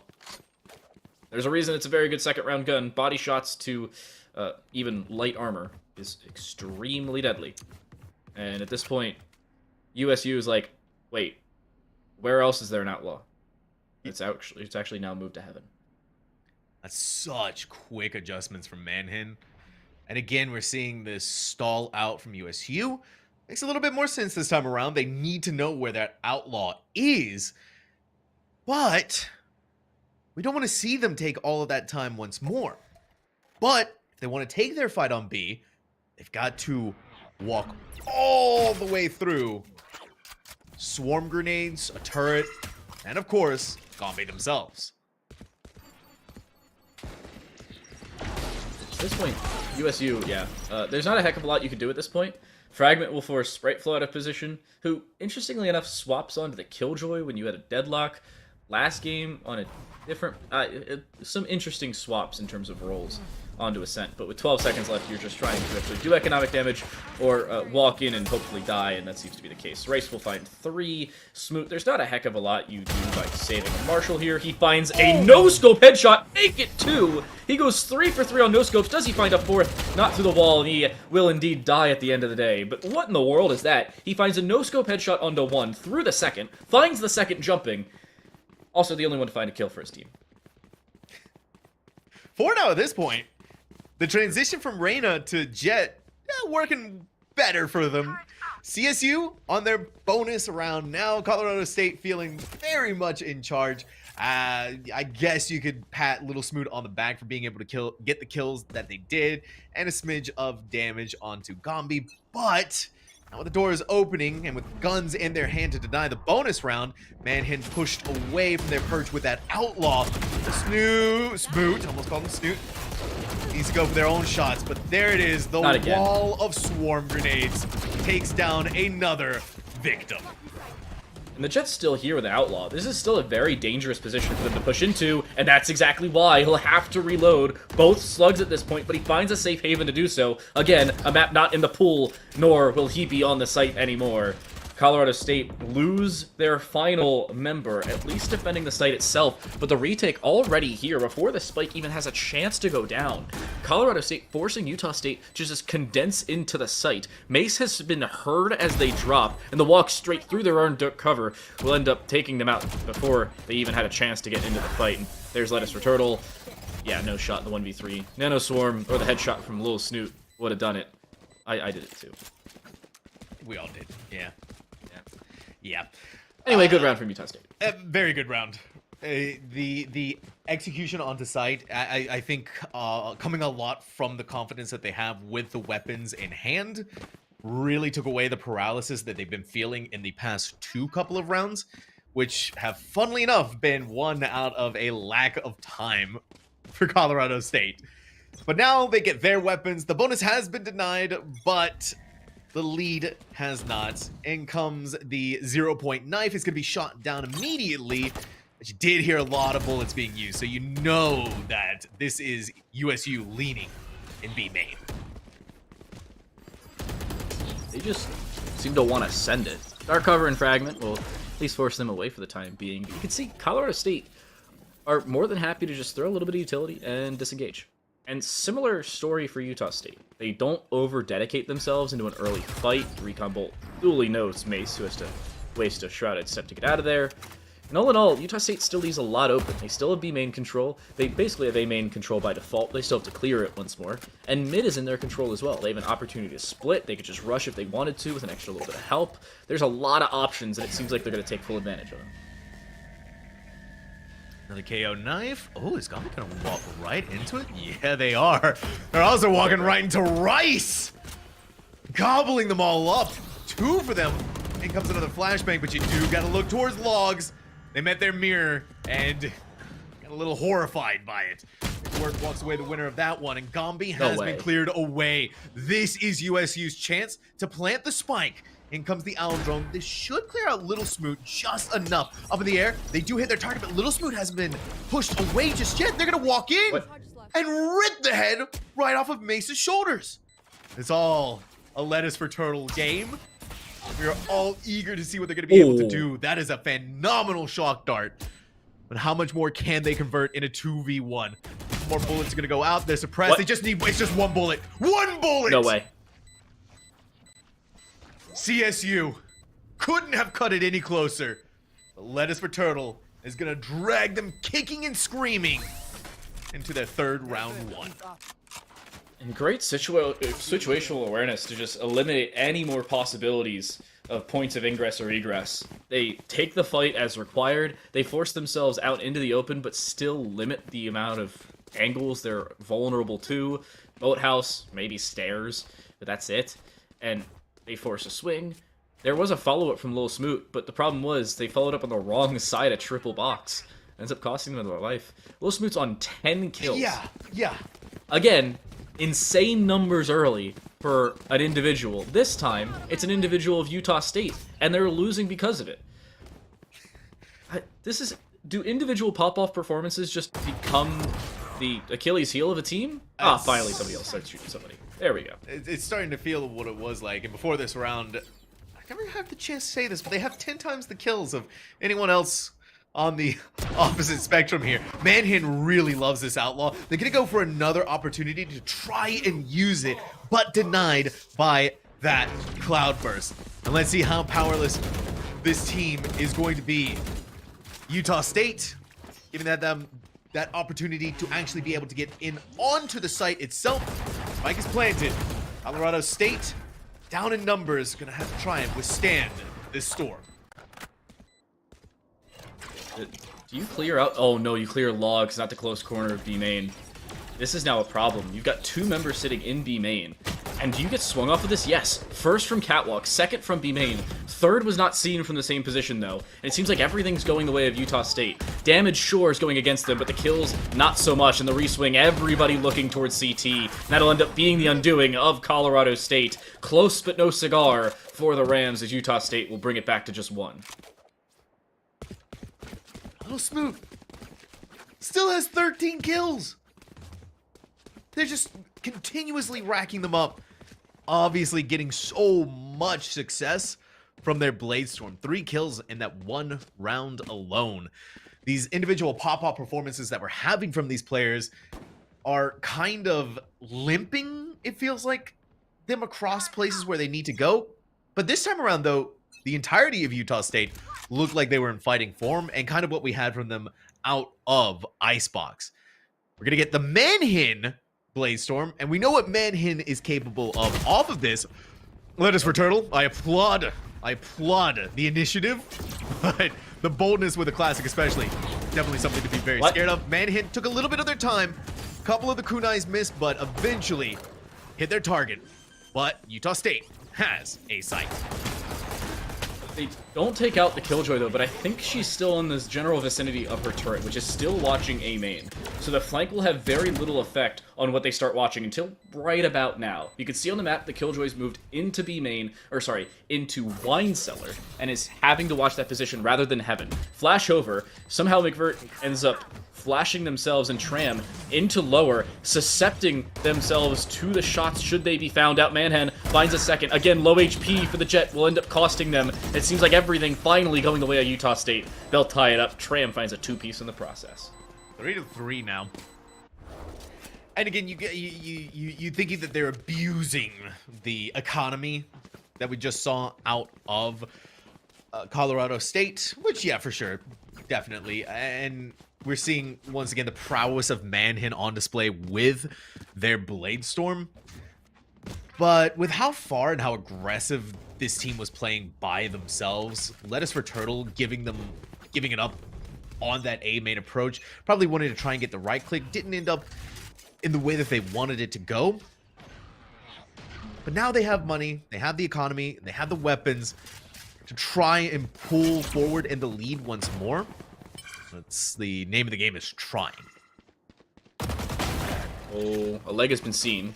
Do they clear Wine Cellar? On today's episode of Who Guessed It, I don't think they're going to do it here. They do, just late. Manhen finds one, damage onto a second, but nothing lethal the second time around. But again, it's Colorado State having an opportunity to find things early, just not ending up finding the kills they need at the end of the day. And yeah, not even a follow-up into...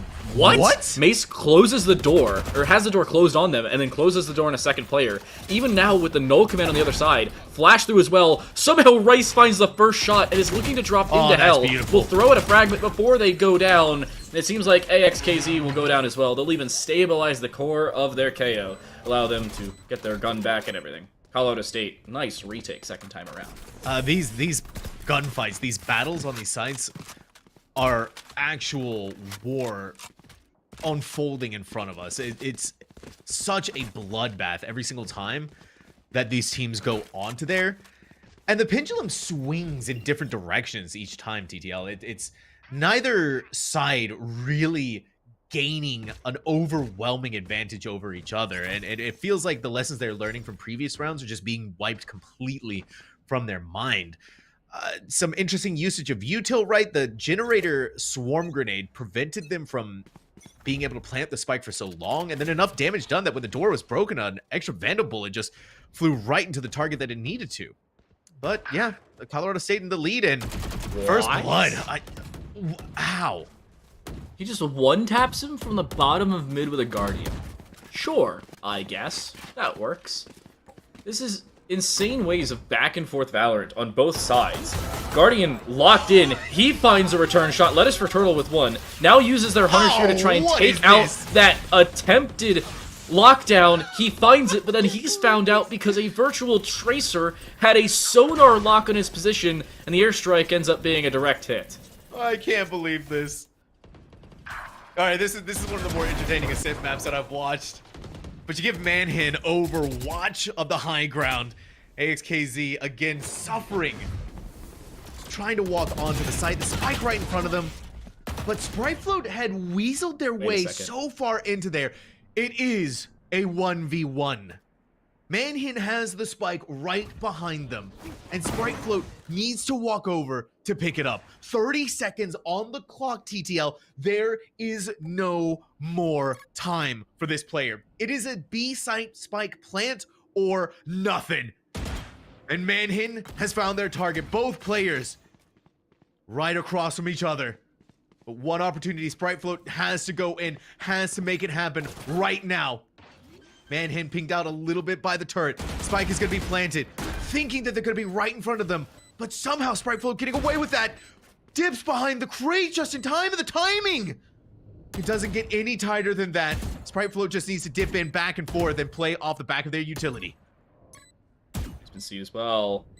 Reswing on the backside. We can't even see where it is. It's a guessing game on every side. Spritefloat does damage, but nothing consequential. He gets right-clicked by a classic.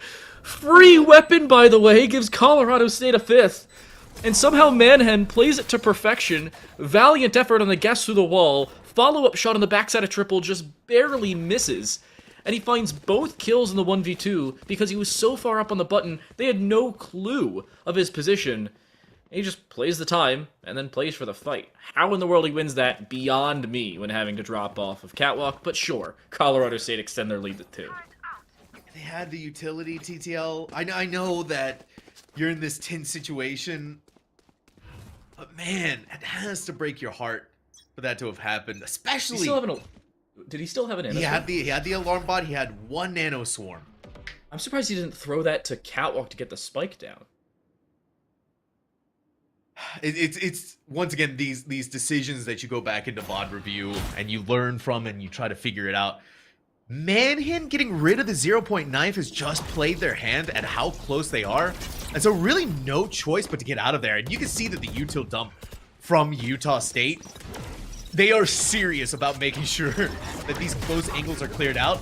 Now with the McWirt KO ultimate, this could be the go-ahead for them to go in, but the swarm grenade is just spelling disaster. They're all gone. A blink of an eye. What? TTL. Manhen Blink finds of a an 4K. eye.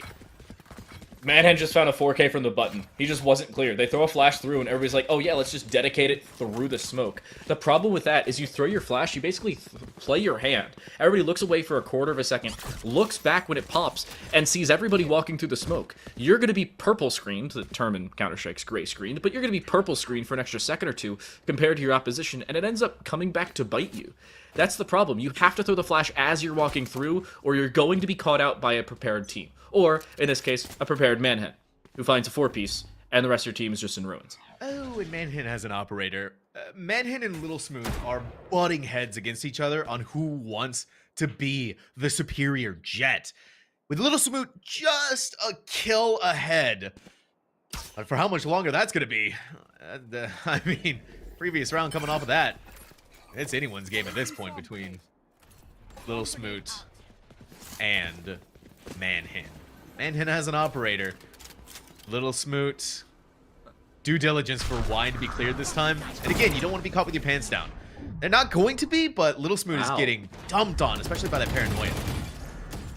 So from the shadows used to just get to the backside of Generator, it'll be a 5v5 retake, but think about this. Lockdown's available. That's what's used immediately. Everybody will be forced away or in, and that's the call. It seems like a dedication into tree. They'll find a first kill. They have to eliminate that lockdown, and they're unsuccessful at doing so early. They'll be able to take it out. That's the most important part. They lose a lot of HP and 2 members for it, but they retain the man advantage. They've done a heck of a lot of HP damage onto the jet the other side, and yes, sure, they've taken a considerable amount back the other way, but they've at least found the space, and more importantly, that lockdown that could decide things. 2 HP for Manhen. They fake a stick on the spike. They force a swing just for them to be absolutely annihilated from distance. Body shot is all that's required in a 1v3 here for Lettuce for Turtle. They're going to have to run away or die to the spike. It seems like they will try and sprint a different direction. They'll be lucky if they live, though. Timing, it'll catch them. Heartbreak. A 4th for USU, and no weapon saved over for Colorado State. You cry a little bit. And the investment from Manhin.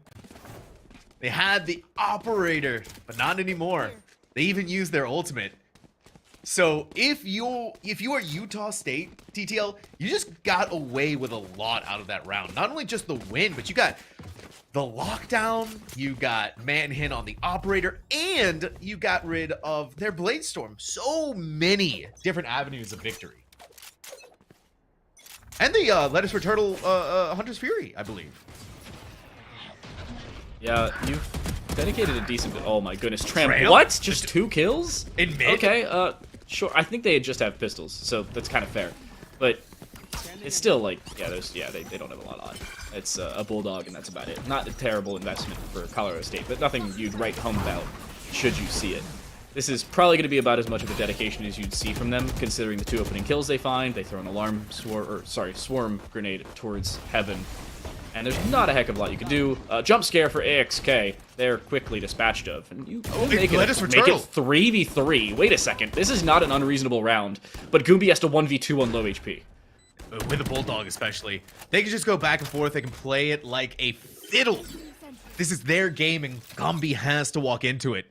Both players so healthy. A turret added on top of that. You can get rid of it. Just enough of the ping damage right there. Maybe a swarm grenade to clear out some of these angles too, but that 0.9 knife is going to deny them the opportunity to use it here. Slowly making the inches onto the site, but yeah, it's just as easy as that. Spriteflow was using a Bulldog of their own, so it feels like even more of a slap in the face against CSU here, TTL.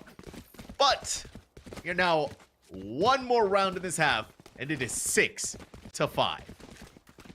It has really been the competition of who can outduel the other in some of these engagements. USU taking fights in mid, basically the catalyst to them winning the round there. You don't find those opening kills. I honestly think they lose. I'm gonna be real with you. Assuming they do the exact same thing of just rushing it onto A, I think they lose. But the opening kills were the difference maker. Again, the lower weaponry for Colorado State comes back to bite them. We basically have a shootout for a tied half, or Colorado State's lead at the half. And it's just a single round that'll decide it. Weapons for both sides. Ultimates now starting to become available, but Hunter's Fury and Lockdown both back on the board for Utah State. That's only from the shadows, at least as of right now, for the Rams. And Tram should need much more resistance inside of this mid, but Rice is not taking any chances. They know for Colorado State University that you need to go into the second half at the very least 7-5 now. You don't want to go into it tied up 6-6. And you can see that this is actually a very big sticking point, a very big pressure point right now, TTL, because Colorado State, they are not peeking. They're not taking lane presence. They're not going onto main. They're not peeking out any further than they have to, for good reason. You should run. This is just a game of who can be more quiet at the end of the day. Shock darts are being prepped here. They're going to try and take out that lockdown with that set. They do it? Of shock darts, and they do. Who needs a Hunter's Fury when you have the same availability? Hunter's Fury dedicated on the other side as well. It finds a tag onto a second player. They find 2 kills with it. I thought Shram whiffed, but he finds everything he's been looking for and more. Lettuce for Turtle alone on the site finds thin air, and that's it. And Manhan in a 1 versus 5. I've seen heroic plays. Herculean efforts now required, and he's not going to find anything. String failed out on them there. 6-6. A flawless round. That is a statement planted in the ground. Not just through a spike, but through the rounds that we have seen from them. 3 in a row now for Utah State University, and now it begins their own defense. Here.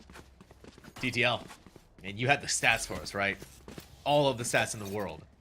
The fact that Utah State was able to push forth an attack like that, impressive to say the least. Again, defensive win rate. Ascent is the best for it.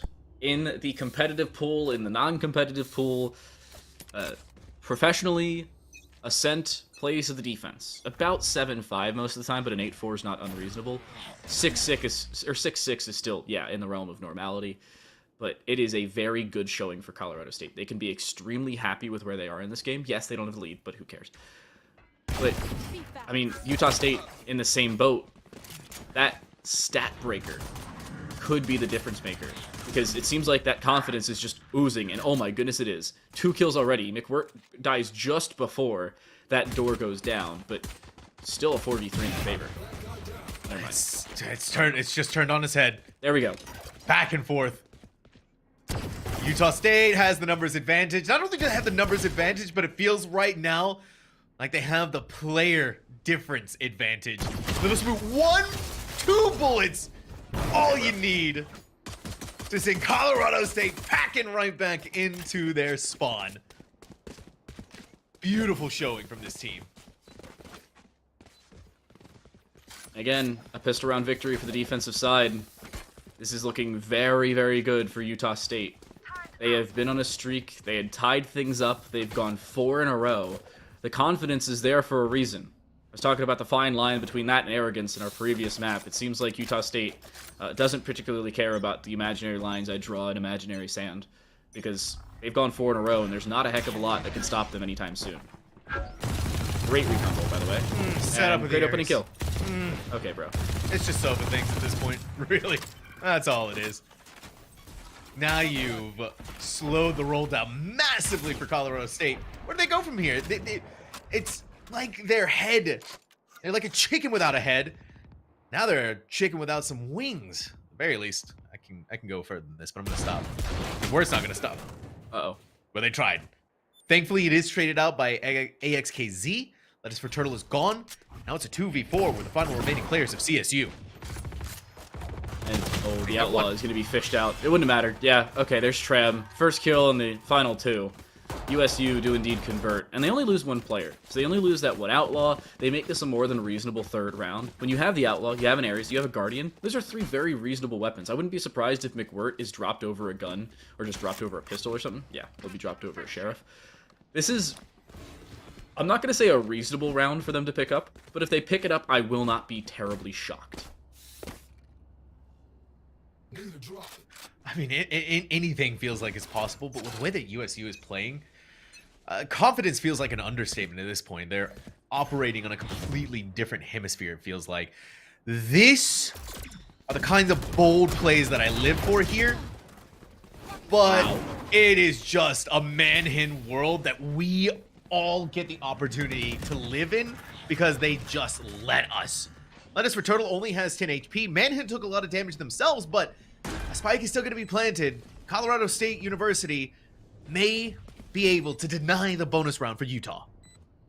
They may be able to, but the problem is 2 of them are low, and these weapons become significantly more deadly with that being the case. And with the Killjoy now being taken care of, there's the reswing. Oh my goodness, Manhen does not care. A 4-piece picked up, and he's honestly looking for the ace. Low HP could not care less. Paranoia will miss, so too will his shots, and Mace will deny his ace as well. We've seen that a couple times in this series. But Colorado State, they win the round regardless. The Mace Ace race denied in their face. TTL. That was good. Thank you. Took me out. Honestly, the fact you came up with it that quickly, that's the most impressive part. Oh, thank you. Thank you. I mean, you know, I had a good statement told to me today that if you got to earn your ace, especially in like tournament or competitive or whatever, right? You got to earn it. And Manhin was very close to there, but at the end of the day, also securing these rounds is so very important, and Colorado State wants to try and stem the bleeding as best they can. And this right now is looking clean and simple for them. Try to get up there and take the space as quick as they can. Now with the Molly gone, they're able to get in onto the site itself. And Manhin is doing the due diligence. That is nasty. It couldn't have been done any cleaner, but it's Manhin, of course. It could be. But there's a flank. The alarm bot is not currently active because the Killjoy is outside of its effective radius. So there's a flank. This is something to be concerned about. Should it come through in the next few seconds, and it may very well do so. Nobody's watching this. Nobody's paying attention, but the angle just barely there for Gombi, and the information at a bare minimum there for Colorado State. And it seems like Utah State will disengage off the back of it. Rice will sit down, Sprite float. It seems like he's not too much a fan of that soda. And yeah, this is just a done round. Colorado State, it's 6 kills in 2 rounds for their Jet. Do you clear it? There's no way you clear the corner. Yeah, no business. Okay. And kill. But does he stay alive? I don't think Tram's gonna live here. No. Manhen sits him down. They get 7 kills in 2 rounds. They lost the Odin. There is a silver lining that Smoot still has the operator, but that silver lining starts to lose a lot of its luster, TTL, because the rest of your team has nothing to work with in the way of their economy.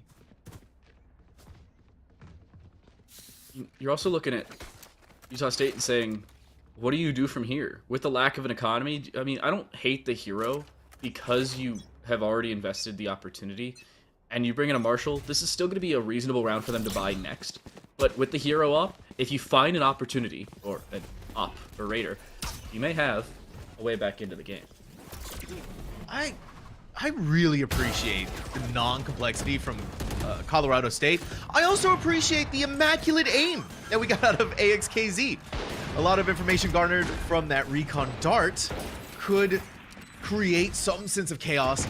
The operator's gonna be denied for the moment by the door right there, but it's still a spike plant, and it's still CSU's game, not only in weapon, but numbers. Yeah, and the numbers may very well be the difference maker. I wouldn't hate an operator save here. Play it for the next round. You had an opportunity here. Your Marshall's the only one found to kill. Yeah, that's a good call. You throw in the Marshall. You say you're going to buy that next round anyway. You give it away. Sure, you distract him for an extra few seconds. You save over the operator. That's a very good and reasonable round from Utah State. You give yourself a reasonable shot. If the operator or the Marshall finds something, you can build off of it. You at least had the opportunity to do so, but they don't. And that's okay. It happens sometimes. Now the pivotal part, does Lil Smoot save the operator? Or does Manhen just sit them down because that's what they've been doing for multiple rounds at this point? No, Manhen can sit down. Okay, that's perfectly fine on both sides. And, more importantly, we're only a round away from one another, and both Jets are within 3 kills of each other. In 20 bomb territory. We're playing tug of war with these Jets. But finally, for an opportunity, this operator may get a chance to work. And a smart adjustment from Utah State to put Little Smoot on A. This is where Colorado State has been winning every single time now, TTL. And this is where they want to make their mark. This is where they want to make their fight.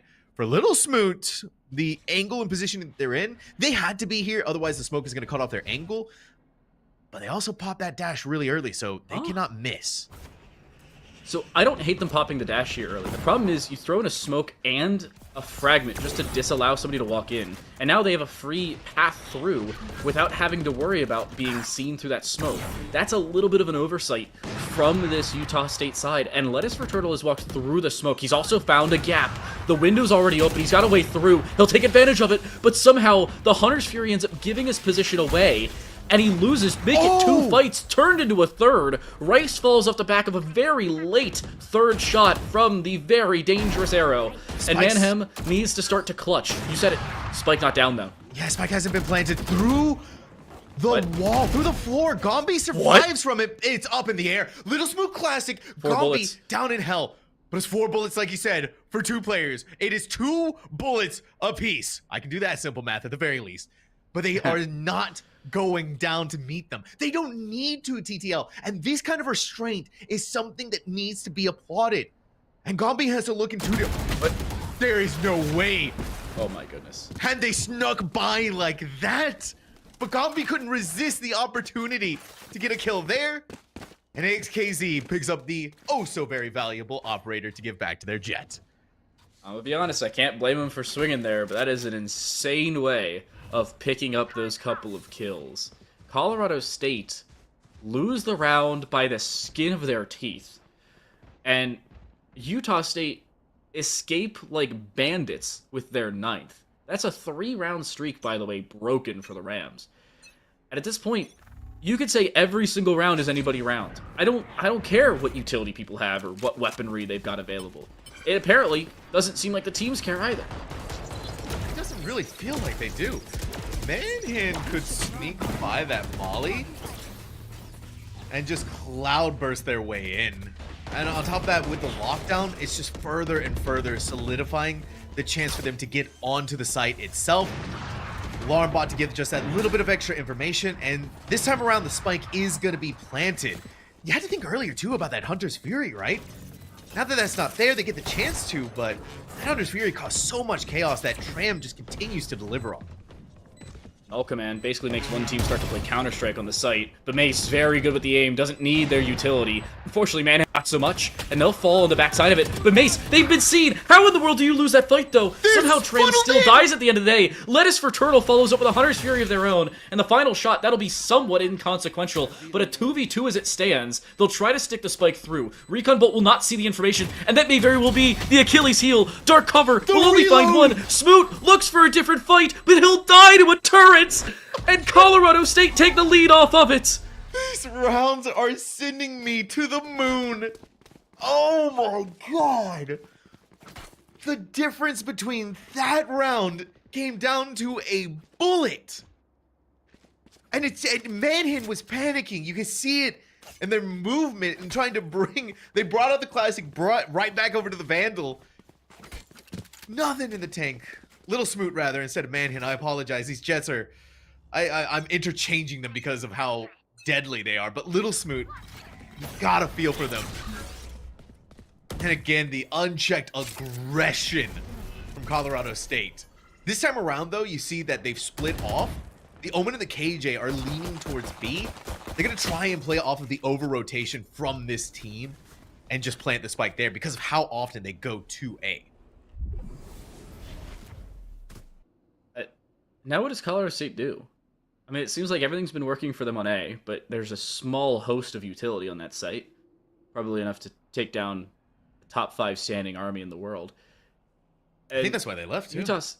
Utah State just unfortunately gambling the wrong side. Hello, jump for one. Smoot finds a second just before they're caught by not only a recon bolt, but the 0 point that has taken away their utility. And Tram finds a shot through 2 separate smokes. And more importantly, Lil Smoot has their knives back. They've been circumvented. There's a jet behind them that they now have denoted, but Smoot finds 4. Who needs primary weaponry? I can just press X. 1 kill. Manhin and Lil Smoot. 28-29. 10-10. We are now in the double digits for both of these teams. This is round number 20. And only just map number 2. But Colorado State does not want to give up on A. It's worked for them in so many different instances that they try to change it up, TTL, and guess what happens? They clear Tetris. There's no way you clear Tetris unless it's seen by a recon bolt. Oh, and they don't. Spray down. Phantom, it's suppressed. It finds 1, but only 1. Lettuce for Turtle somehow finds 2 kills with only a Sheriff. And now a Phantom's been recovered. And Colorado State have a player advantage, just a lack of HP. Shock Dart almost lethal. Follow-up is there, and the From the Shadows gets them out of the site. It's only the Sova on the site itself, and they've just died to a snipe. Okay, Tram's acing geometry class. What is that? Hey. After a famous archer that I know from a different game, it's simple geometry. Quick recon dart out through main, but Wine should be able to protect them enough. Manhin has the knives, but someone needs to go in for the defuse. They're just gonna walk right into that. But the Odin spray is gonna be good enough to protect them here. What? These turrets, I think are the most deadly team member for this KJ. I cannot believe how many turret kills we've had tonight. That is the 3rd one, TTL, and that is 3 too many in my opinion. Honestly, that's not nearly enough. 3 is at the bare bottom of the barrel from what I've been looking for. But regardless, those 3 turret kills have really set these, at least Killjoys, into more of an effective position. You don't have to take the fight if you've got an inanimate object doing it for you, or an automatically animate object. I don't really know what to call a turret that has its own little AI thing. But anyway, Lil Smoot just dropped a 30 bomb. And again, we're starting round 22. 29 kills for Manhem. And again, we're just starting round 22. The Jets have combined for 59 kills.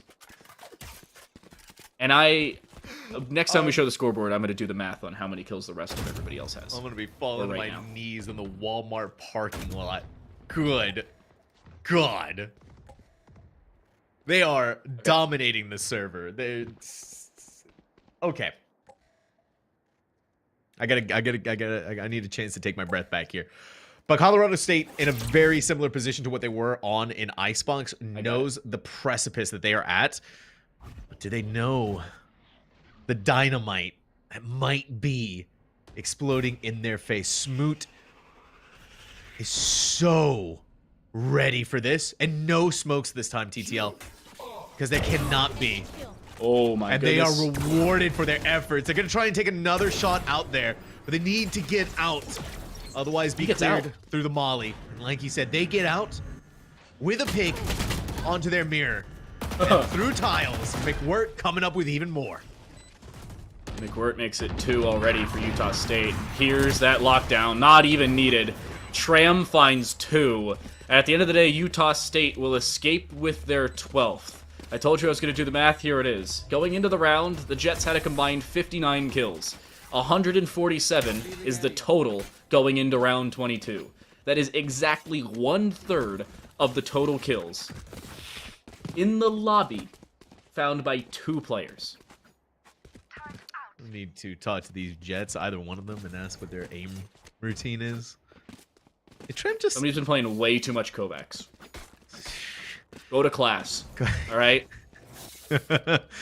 Go to class. Go to class? Is that possible? I mean, it seems like they're putting one on right now, so that could be good enough. Not just a class, a master class of Jet superiority. Give the edge to Manhin a little bit, just off of what we got out of them in Icebox, but now that Little Smoot is coming up, You wonder what happened, but they were still the top of their leaderboard on Icebox as well through Reyna. But it seems like Jet's just a completely different story. Manhin not going to find any success. Instead, right into the bullets of AXKZ. McWirt, again, Tree is their domain. And if you don't clear them out of there, it's just a firing squad that is descending upon you. But Colorado State has the spike planted. They just close the door and then don't look at it. That was the problem. They've at least seen the jet, so they have the information towards Heaven. Guardian out, but they've been seen towards A main as well. Gombi should be noted. Does Gombi get cleared? Lettuce for Turtle at least makes the distraction. Jump in with a shorty. 1 HP may very well be the difference. And here comes the Hunter's Fury. You can't afford to hit your teammate. You won't at the end of the day, but where goes the timing? Shock Dart is available. It will be lethal at this point, but Tram is looking to stick. Sprite Float looking to shut it down. They'll do so indeed. 13-10 for Utah State. And a 2-0. It's a sunset for Colorado State, but no sunset for us in this series. I feel a lot of pain here, TTL. And especially for the rocky start that Utah State had on Ascent. I am remiss to bring it up, right? But those first two rounds, especially that first pistol round, where we ran out of time. I'm glad I was able to get a chuckle out of you from that. But it was something that I guess they just needed to shake off what happened on Icebox, which was them winning, but it was still a relatively close one. And we also get a relatively close Ascent here, just a little bit more in the favor of Utah. But they played towards the end of Ascent so much more fluid, in my opinion. The ideas that they had in their head and how they wanted to take on CSU through their fights through Colorado State, once they figured out that A site was where they like to go, then the adjustments were made. You lean your top fragging jet there more often. You put some more KJ utility there, or you just lean more of the players onto that A site. And once they figured that out, it just all unraveled for Colorado State. You know, I gotta say, it's a good thing this is the Mountain West and not the Mountain East, because if this was the Mountain East, not only would the skiing be significantly worse, because the Appalachian Mountains are terrible for that, but it would be tomorrow when this series ended. It has just reached midnight on the East Coast, or just past it as well, and Utah State, in an extremely close series, only a +5 round differential, where the minimum in a 2-0 is +4. And it seemed like it was even closer than that. Colorado State was neck and neck through literally the entirety of both games. They were 9-9 and 10-10 scorelines on both occasions. And yet it seemed like Utah State was never really against the ropes. They were always dipping, dodging, weaving, bobbing. They were Muhammad Ali, just Valorant. And it ended up working for them. They find better utility usage overall. More importantly, they had better economy management, where they were forced into less save or eco rounds. And more importantly, when they had the thrifty rounds to make up for it. So everything seemingly went Utah State's way, including a 2-0 series.